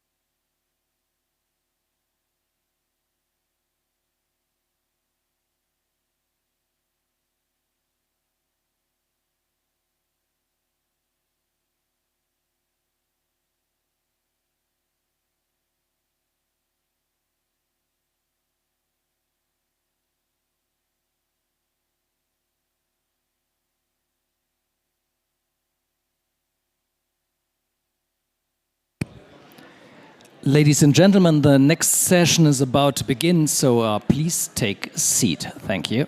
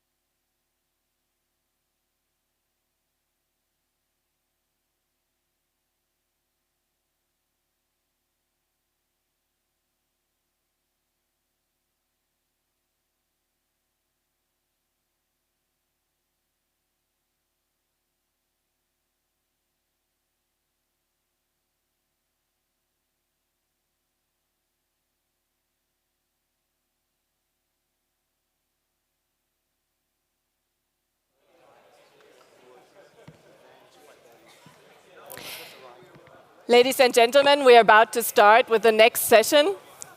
Thank you all for being here. We're about to start with this next session on dealing with labor market challenges in the digital economy. And we will do as other panels have today, and each of the participants will start with a brief 5-minute statement, 5 minutes at the most, and then we will jump right into the discussion. And of course, we hope that you have lots of questions and lots of challenges to the policy papers and to our participants, so we can get a lively discussion up here. Let's start with the first brief statement by Mr. Sui, the Vice Dean of the School of Continuing and Lifelong Education at the National University of Singapore. Okay. If you look into digital economy, basically one thing comes to my mind is about digital disruption. And when it comes to digital disruption, the next thing comes to the mind is about artificial intelligence going to be replace human being. And if you do a Google, you will be rather miserable that a lot of articles talking about huge amount of white-collar workers will be displaced or will be replaced, will be out of job. So therefore, given that as a scenario, I'm sure later on our panelists will talk about precisely which are the potential labor that will get into trouble. But I will try to go into a little bit of a positive note and say that, all right, there will be AI taking over human jobs, but why not we think of the other way around, that we make AI do it for us. In other words, let us invent the future. Rather than let AI control us, we control AI. So I'm just going to give you a little example. It may not be applicable in your case, or you may not be agree with it, but I'm going to just share with you what Singapore has been doing. So about a year ago, we actually started something called Building Singapore as a Smart Nation. So what it means is we need to make use of AI, make use of intelligence, make use of Internet of Things, and so on and so forth for the whole government. But this exercise is not just a government exercise, but it also creating a co-creation exercise whereby private sector are invited to work with the government, whereby unions are invited, whereby individuals are invited, the citizens are invited to contribute to the so-called Your Future Smart Nation. So as a result, government invested a lot of money, challenging all the ministries that to look into how to make your ministry more intelligent using AI, and also doing a lot of investment into R&D, government money, and try to encourage a lot of startups that creating products, services to be deployed by the government in the Smart Nation drive. Now, so far, I think the thing is very interesting because before the Smart Nation was being launched, Singapore actually facing a very miserable IT, not sexy scenario. In other words, a lot of high school students actually decided not to choose information technology, computer science as a subject for them to study. So as a result, we found that people coming to the IT are not so good students. But as soon as this Smart Nation was launched, we discovered that IT became sexy again because it actually created a rally point, creating some vision, and the vision seems to be very important with the government money invested, government put money into their mouth to get it happen. So that's one of the very interesting way to try to master your future rather than the future AI mastering you. So that's one aspect. I'm going to go up into two more points that I want to make. The second point I want to make is the importance when you are into this exercise, you must, because after all, we are talking about labor market versus digital disruption. So how are we going to make sure the labor force will be part of it, the social inclusiveness will be included? So the way Singapore has been doing it has been very traditional. If you were here in the morning, you heard about the Swedish approach. I guess really we learned from the Swedish much more earlier, maybe 30 years ago, whereby the founding father, Mr. Lee Kuan Yew, he actually started the thing we call it the tripartitism of Singapore, meaning government, industry, business, and workforce, the union, are working very closely. What does it mean? Amazingly, in Singapore, it works. That a government appointed a minister to be the union head. Now, that obviously immediately people will say this is going to be conflict of interest, but it's a very interesting equation whereby the government minister gotten the trust from the union. It has been doing a very good job articulating a so-called fair treatment between the employer and the union. So it seems to be over the last 35 years gained the trust by the union and has been doing wonderfully well. So to give you one example, in 2008, there was a recession worldwide. In Singapore, very bad, the economy.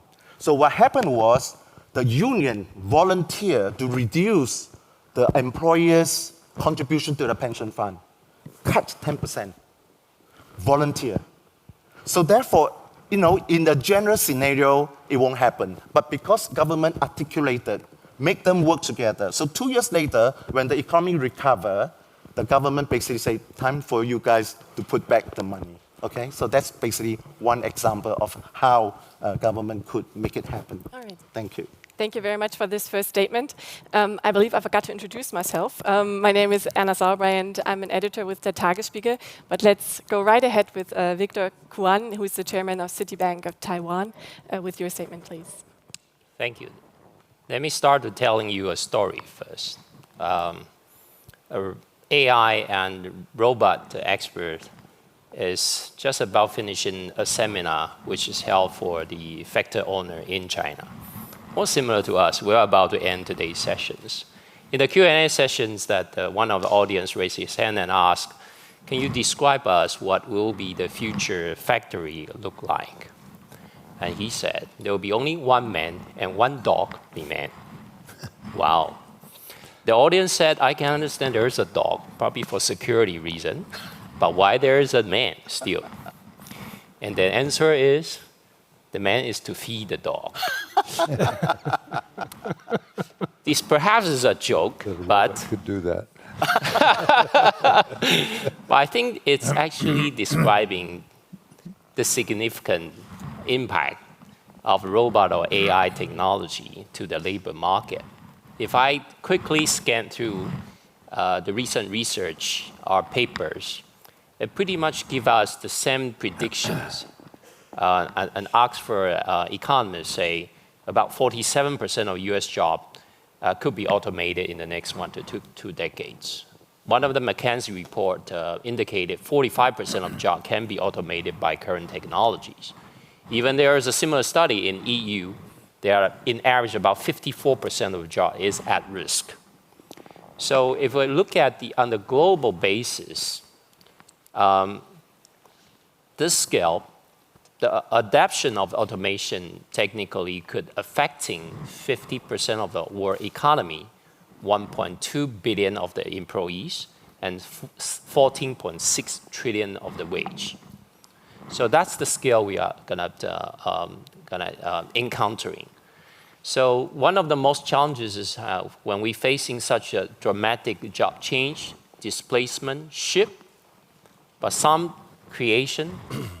What is the solutions? So I think the recommendation for our group, we will later on to further address more, but I'm coming out, certainly education is one of the words people mention the most, how to reskill the laborers, how to educate the people to fit in the new technologies and new digital world changes. But I think it's not just about revamping the education blindly.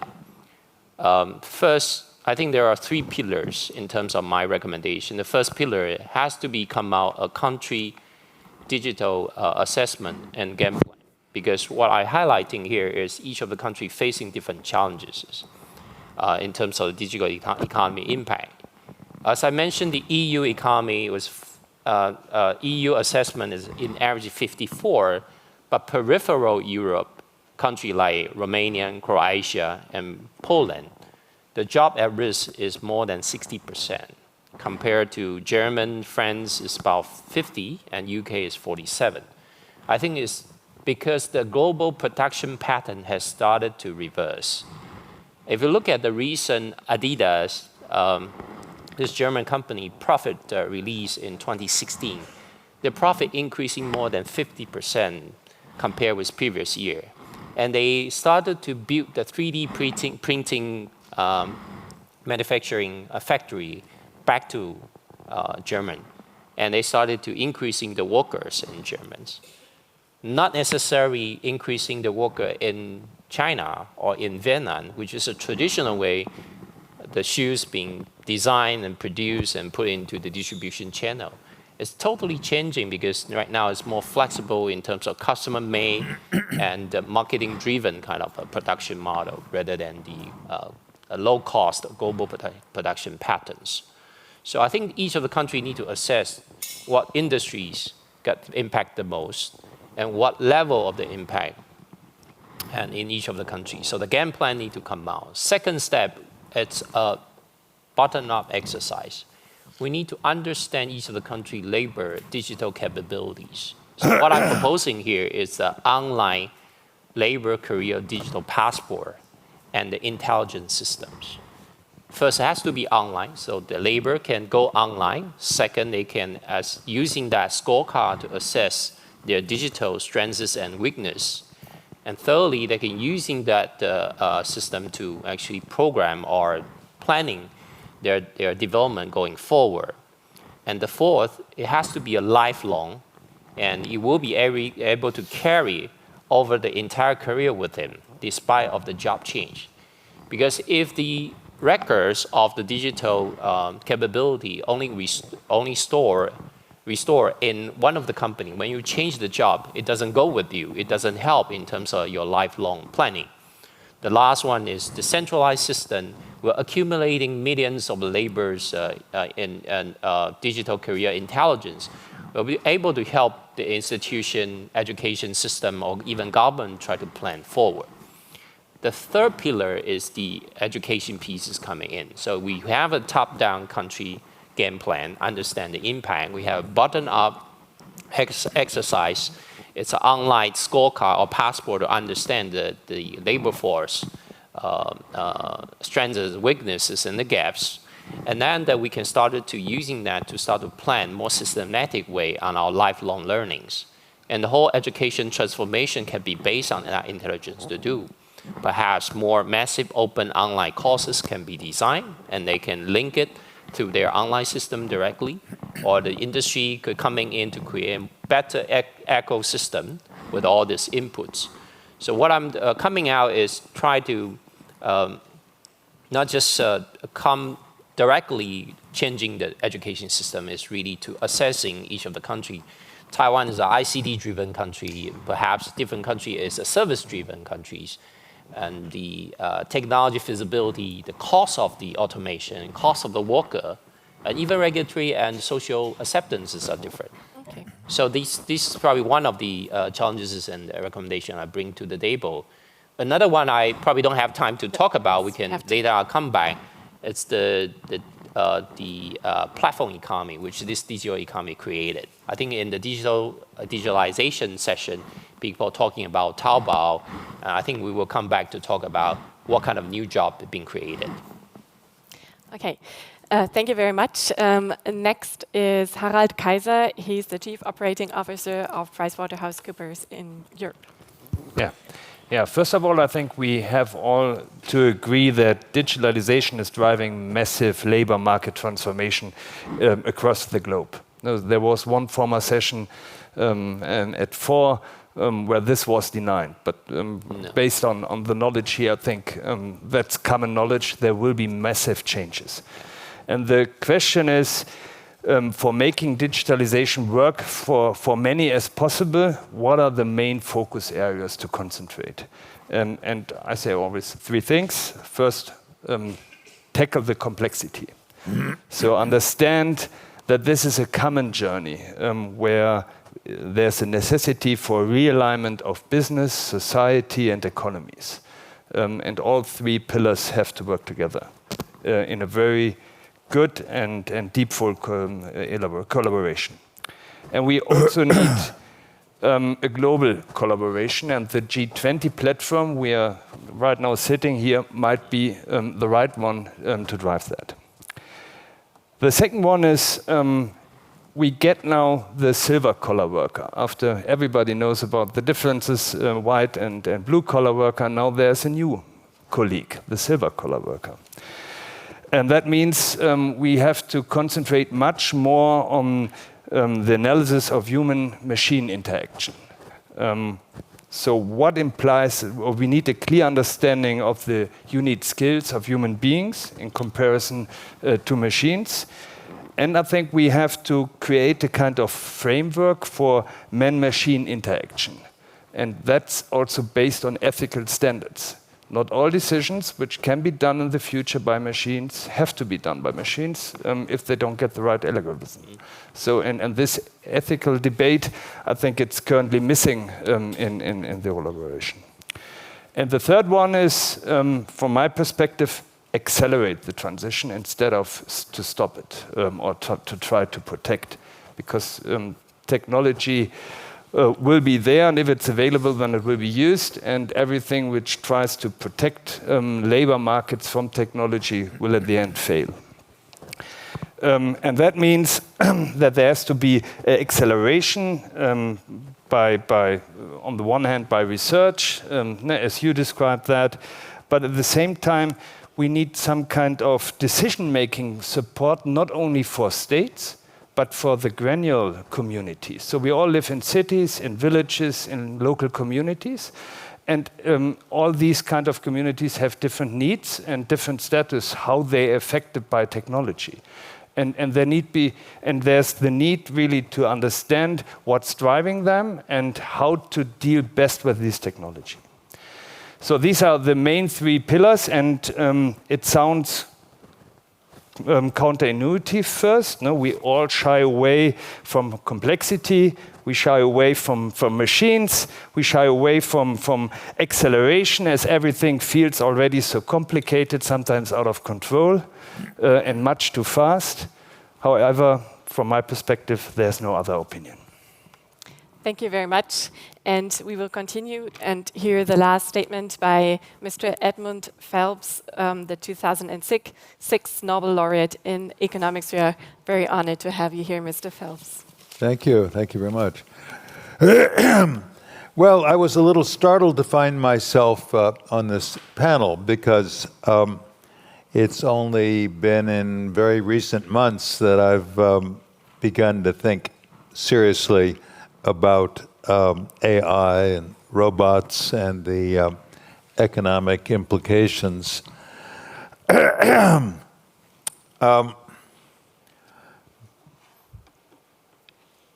When I was in graduate school in economics some decades ago, we worked with an aggregate production function. We imagined that aggregate output was a function of aggregate capital and aggregate labor. And didn't take long before economic theorists began to start tinkering with the parameters of the production function. Does it matter what? And the favorite procedure was to look at what is called factor augmenting technical progress. Technical progress that is like having more machines than you had before, or like having more workers than you had before. If it was labor augmenting, it was a parameter that multiplied the labor force. If it was capital augmenting, there was a parameter that multiplied the capital. Unless I badly misremember the results of that, it did not matter radically whether technological progress was entirely labor augmenting or entirely capital augmenting.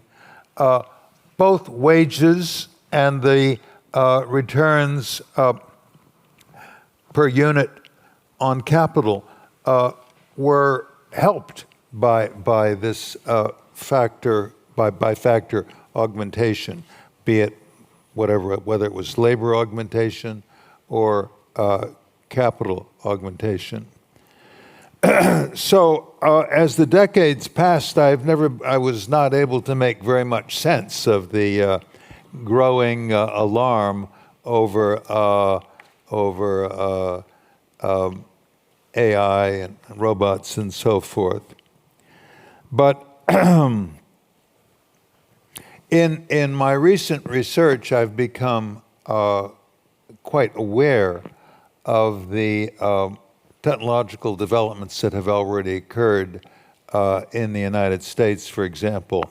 I've looked at other countries too, but in the United States, many decades ago, let's say in the 1960s, 3% of available men of working age were not in the labor force for one reason or another.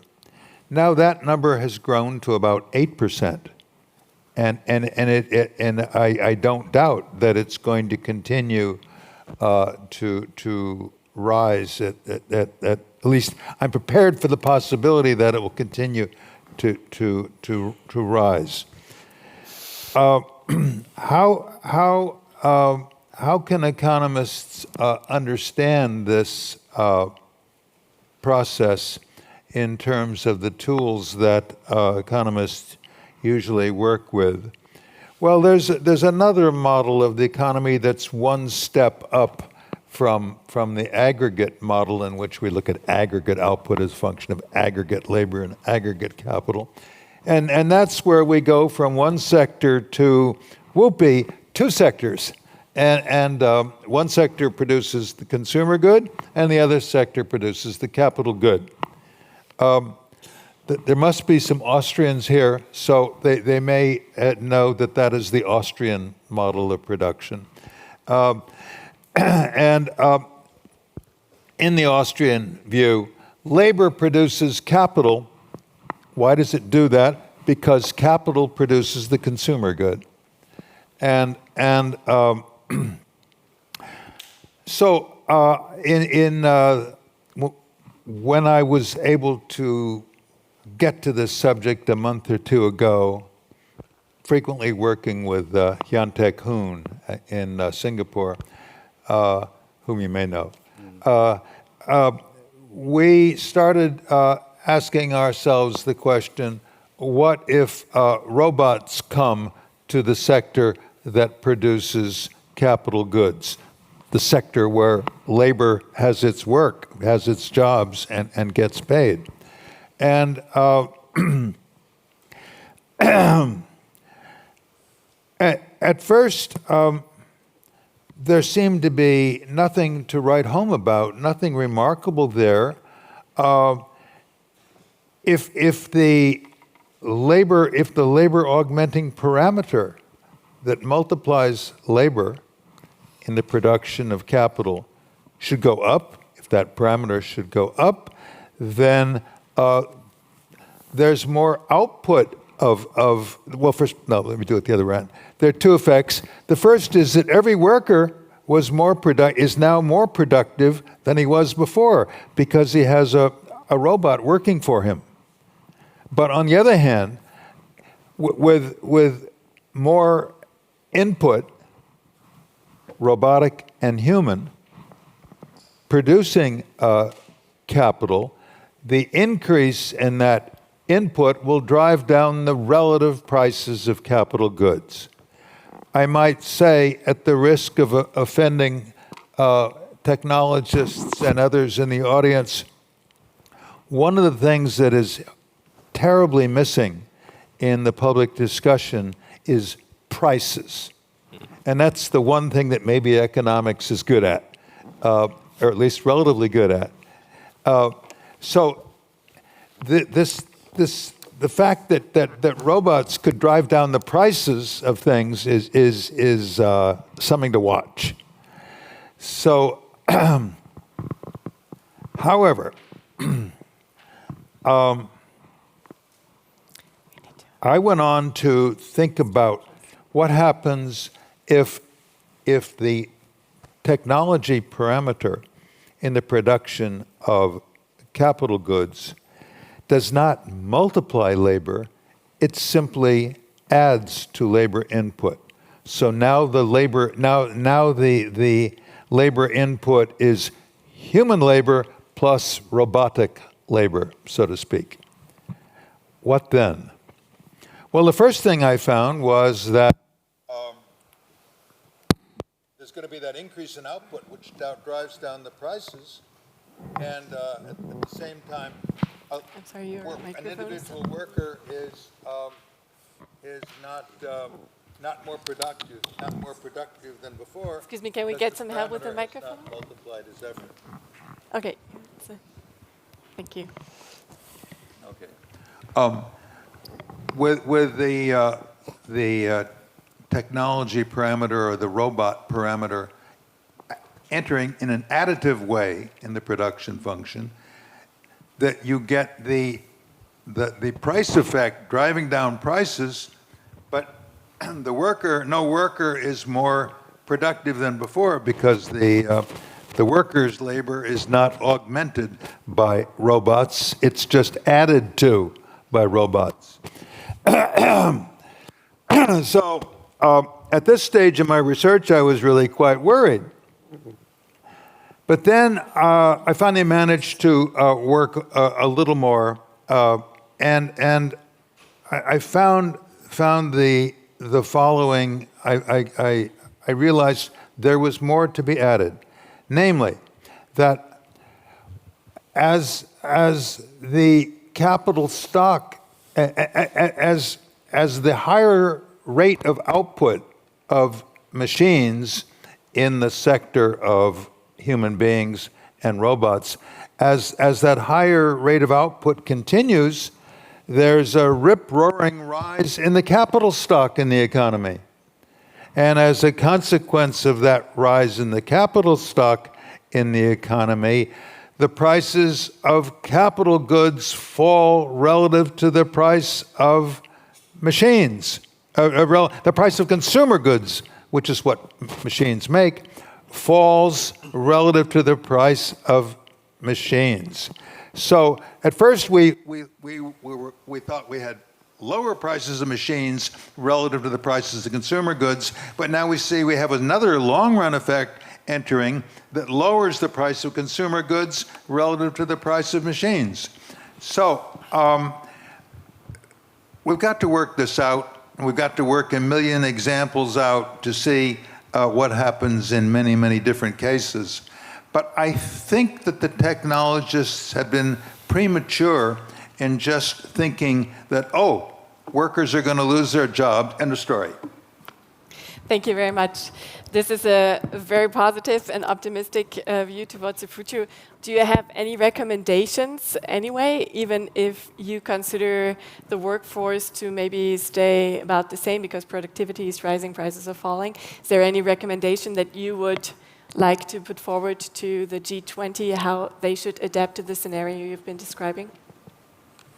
Well, of course, there are the disruptions. I think you have to pick up your mic. There are the disruptions that everybody talks about, and and the disruption imaginably could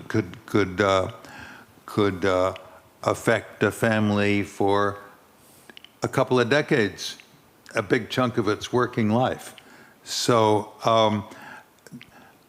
I think the best way for governments to respond to that is to introduce subsidies to companies for their ongoing employment of low-wage workers. That will pull up wages at the bottom, and it will create more employment for any workers who lost their jobs because of robots. That would be high on the agenda, I think. By the way, Singapore has a program, if I'm not mistaken, has a program for subsidies to companies' use of low-wage labor. Maybe I'll just add a little bit on what Professor Phelps is talking about. One of the schemes that Singapore government is doing, I guess one very important thing is when you are facing this situation, maybe the government must take the lead. That is a very important thing. Secondly is that for those who are out of the job, and because of whatever reason been displayed, government would go through the so-called reskilling. And during the reskilling, the government will pay the company who is willing to take those workers under reskilling and give them a chance to practice what they learn. They will get subsidies. Mm-hmm. And it's quite a very good subsidies. But you know, there's a difference between Korea and the United States. Mm-hmm. The government doesn't know all the companies in the United States. Nobody does. There are millions of them, mm-hmm. literally. Mm-hmm. How could this be done? You speak as if the government actually knows the company. What happened is the other way around. So therefore, the company volunteers to take the students. And at the same time, the service provider, like the university, will go and scout for the jobs.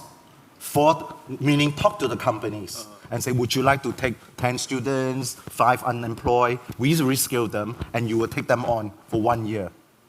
And to make sure that they gain the experience. Where does the money come from? Government. But how does the government, to whom does the government send the check? The tax. So it's part of the government budget, yearly budget. But Who does the government write a check to? Where does it send the money? The government will write the check to the operator, meaning the university. So the university will manage. The university will manage the so-called assignment of the student to the companies. And then the government will send auditor on the yearly basis to audit to make sure things are done according to the rules.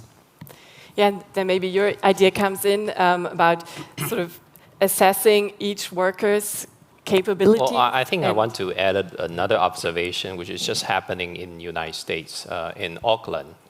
A Silicon Valley-based company called Y Combinator. It's a company right now is testing so-called UBI, the basic salary concepts, to the communities. And it's a little different than what we just discussed in terms of governments providing subsidies to the company, helping the transition of the labor.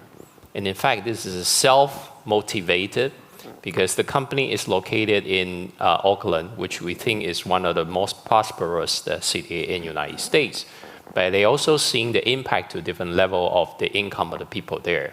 So they are kind of willing, self-willingness to start with these UBI testing. And I know there's a professor from University of Michigan or somewhere and started to kind of holding this. I think my argument proposing here is that has to be 100% coming from government budget or from government subsidy. It could be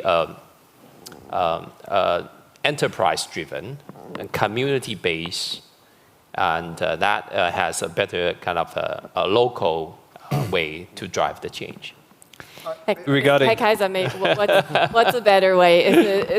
Should the governments take the lead? Should the individuals take the lead? Should the companies take the lead in reskilling the worker? Probably at the end it's a combination, and it's clear that in the time of disruption, some of the workers are out of business, and there has to be some sort of subsidy, yes. I have serious doubts whether a basic income concept would really, at the end, be the feasible one.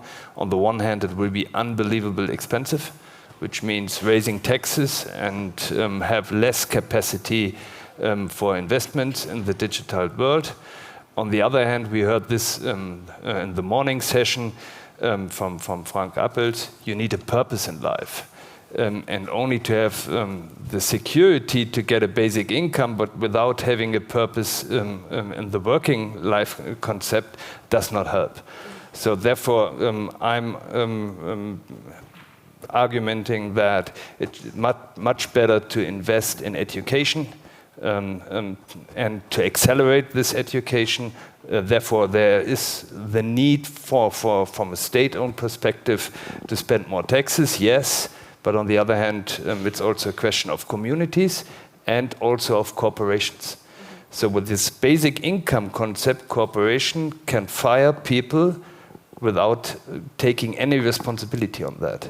And that's, from my perspective, against the first argument that we have to bring all the stakeholders together in order to tackle the problem.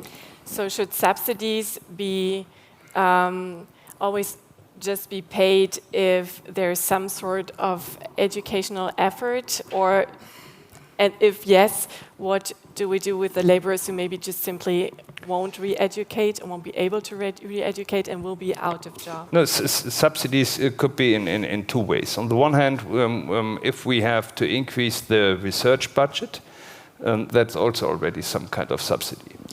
And research and development is extremely important. And in these times where technology is evolving so fast, and we see now with artificial intelligence and robotics and all the stuff, that Moore's law is already, or is again existing, which means that every year the capacity is doubling.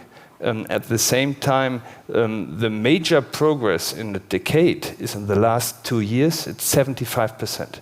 So we are good in linear projection, but everything which accelerates at the end, it's quite difficult. So and to understand this way of technology development, I think we have to bring more money into the research area.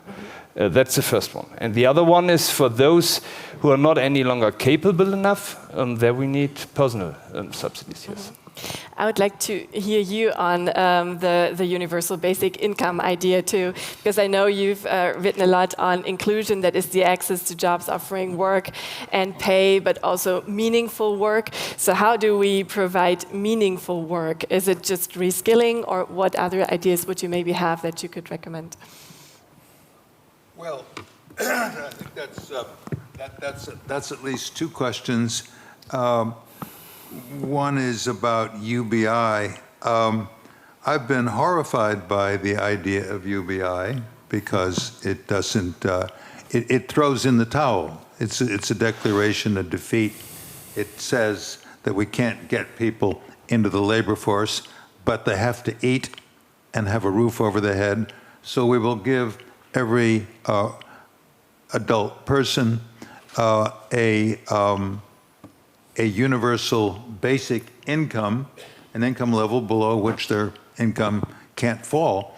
But that is unbelievably expensive, and it would certainly get in the way of all sorts of other needs that the government has to work at addressing.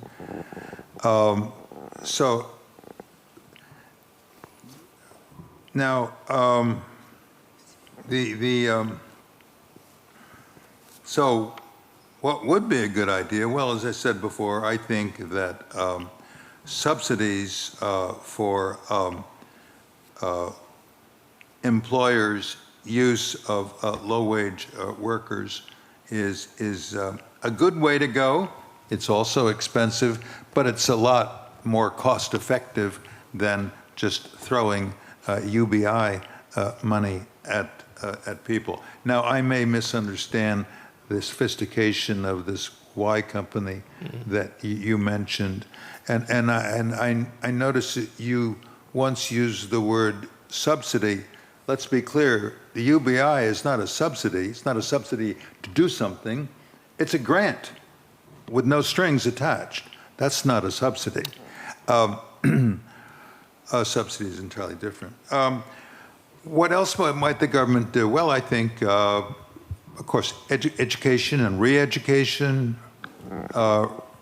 advanced training, further training, new training, all those have a place, I think.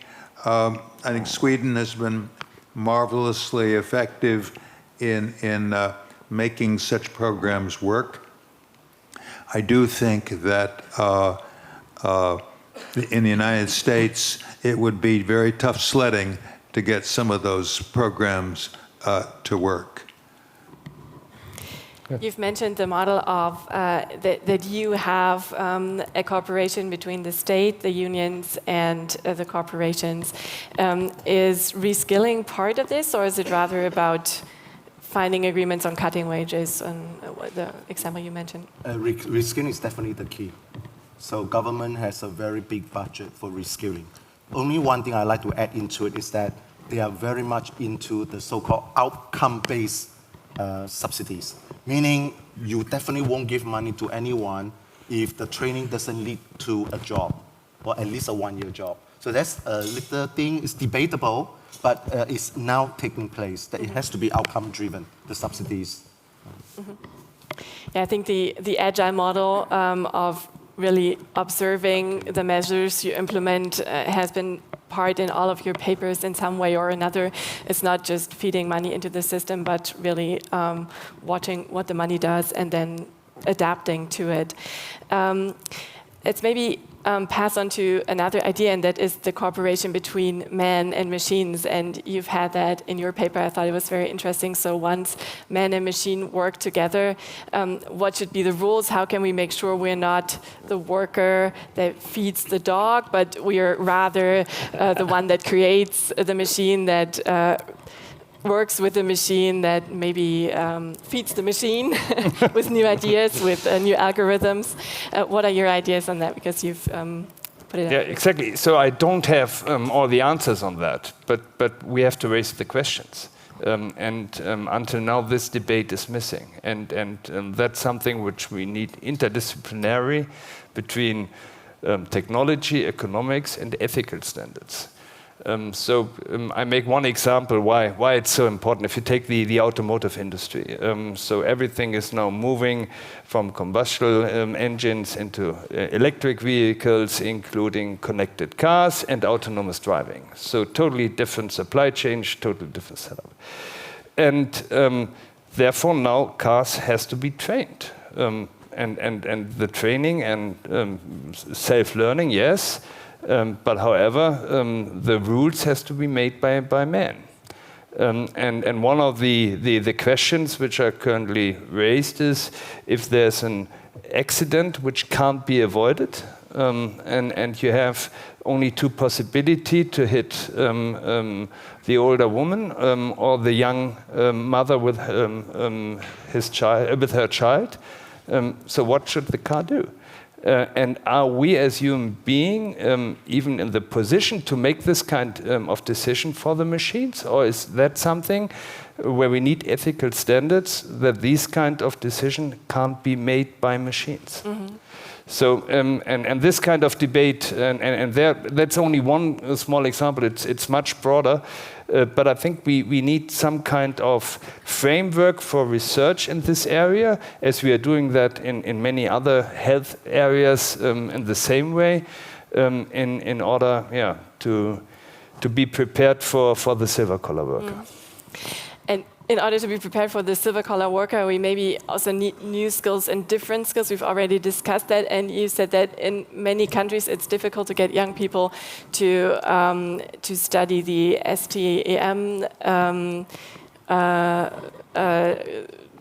masters or bachelors. So how can we make those more attractive to make sure they are the ones who lead the machine and are not led by the machines? Well, how do you do it in Singapore?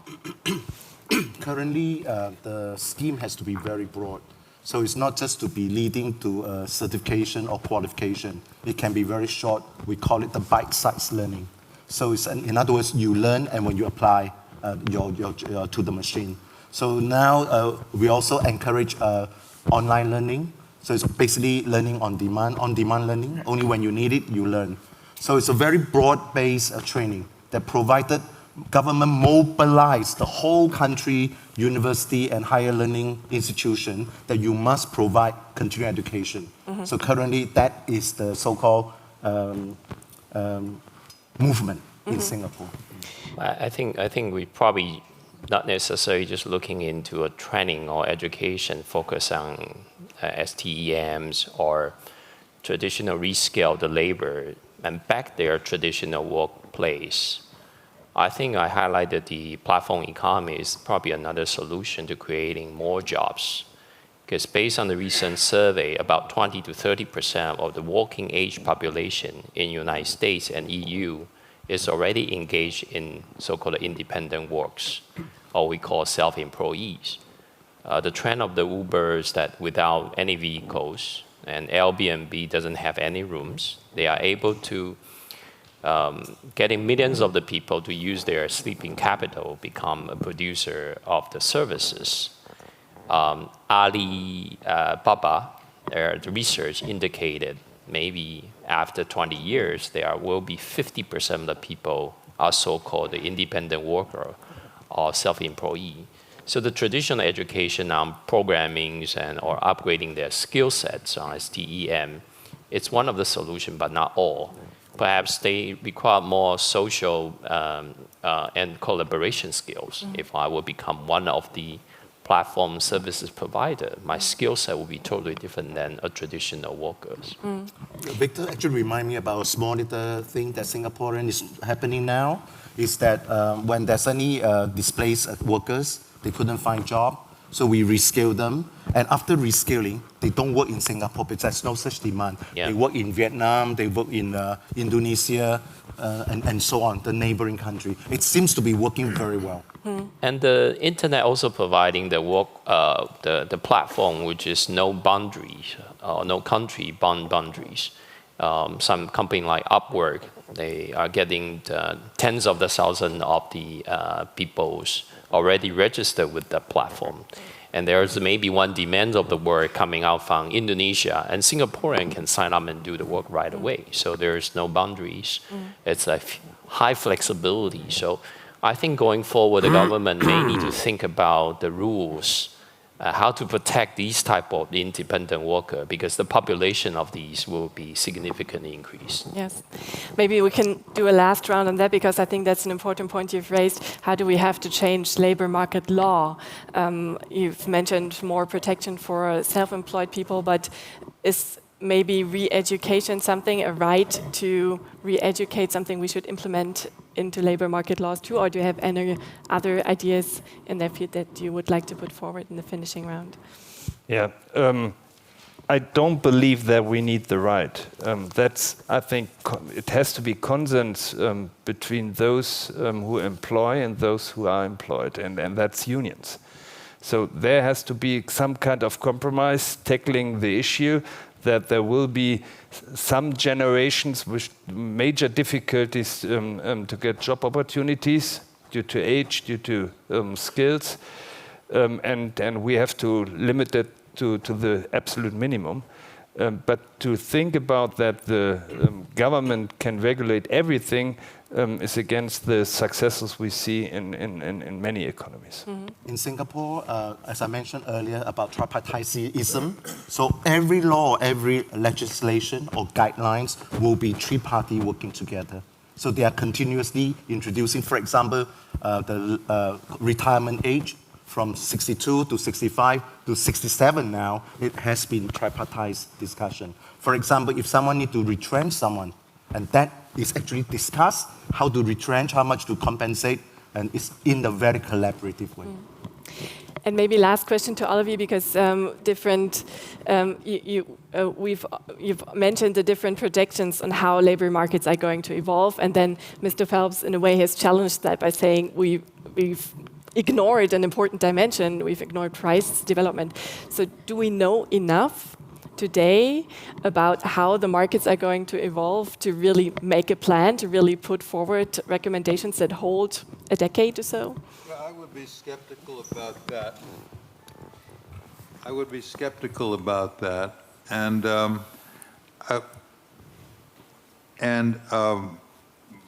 One of my own pet themes, maybe we should be skeptical about that too, but one of my own favorite themes is that we've, in the West in particular, I think there is a, we seem to see a decline in interest in innovation, interest in discovery, interest in exploration. People use different vocabularies to describe this. Just today, I saw somebody say that the U.S. has lost its drive. Other people, a well-known businessman in New York says that people have lost their heroism, their heroics. They don't worship heroes anymore as we used to do, and they don't emulate heroes anymore. And I think all this, I think there's an element of truth in this, and I think it goes back to a decline in the core education that used to be present in American schools. American schools used to require students to read a range of great books, even in high school, and young people could be inspired by those great books. We've lost that. Thank you all very much. Maybe to sum it up a little bit, I take away 5 or 6 recommendations from this table. First of all, and that is maybe a little surprising, reskilling is an enormous issue that came up in all of your policy papers, but I take away from this table that we have to do it in a controlled way, to measure how money that is spent on reskilling is really repaying. And also we have to learn more about our workforces in assessing what the workers really can do and where they maybe lack skills for the digital age. You were all in favor, which somewhat surprised me, of state subsidies, but we're in favor of rather giving them to the companies to train people on the jobs, if I sum that up correctly. But still a close cooperation between the states and unions and corporations has been a very successful model in Singapore, so we will remember that here in Europe. And Sweden as well. And in Sweden as well. You were all against the basic income because you were afraid that it has an immobilizing effect on the worker, and very much in favor of doing more research to understand how our labor markets are changing and how we can address it in an agile way. And of course, regulating the man and machine relationship so we make sure we are not the one who feeds the dog in the workplace. Thank you all very much for your recommendations, for the lively discussion. Thank you. Very much.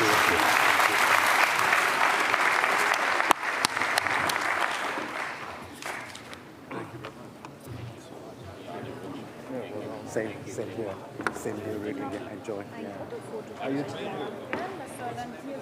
Okay. Ich gerne eine Gruppenaufnahme von Sie machen, schön vom Logo. Das wäre super. Wonderful. And you summer wonderfully well. I normally cannot summer. Sorry. Hello. We would love to take one group picture, sir. That would be great. I take this one away, okay? So you might come a bit more to the right. Okay. Sir, would you like to stand on this side? Because otherwise it is like this. Okay? Oh, really? Please, okay. Please.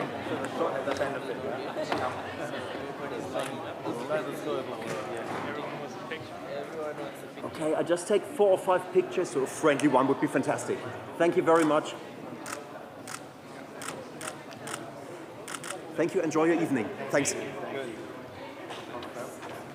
Ja, alles klar, danke schön. Alles okay, vielen Dank. Yes, so I'm very happy that you guys do this. Yeah, wonderful. So thank you very much.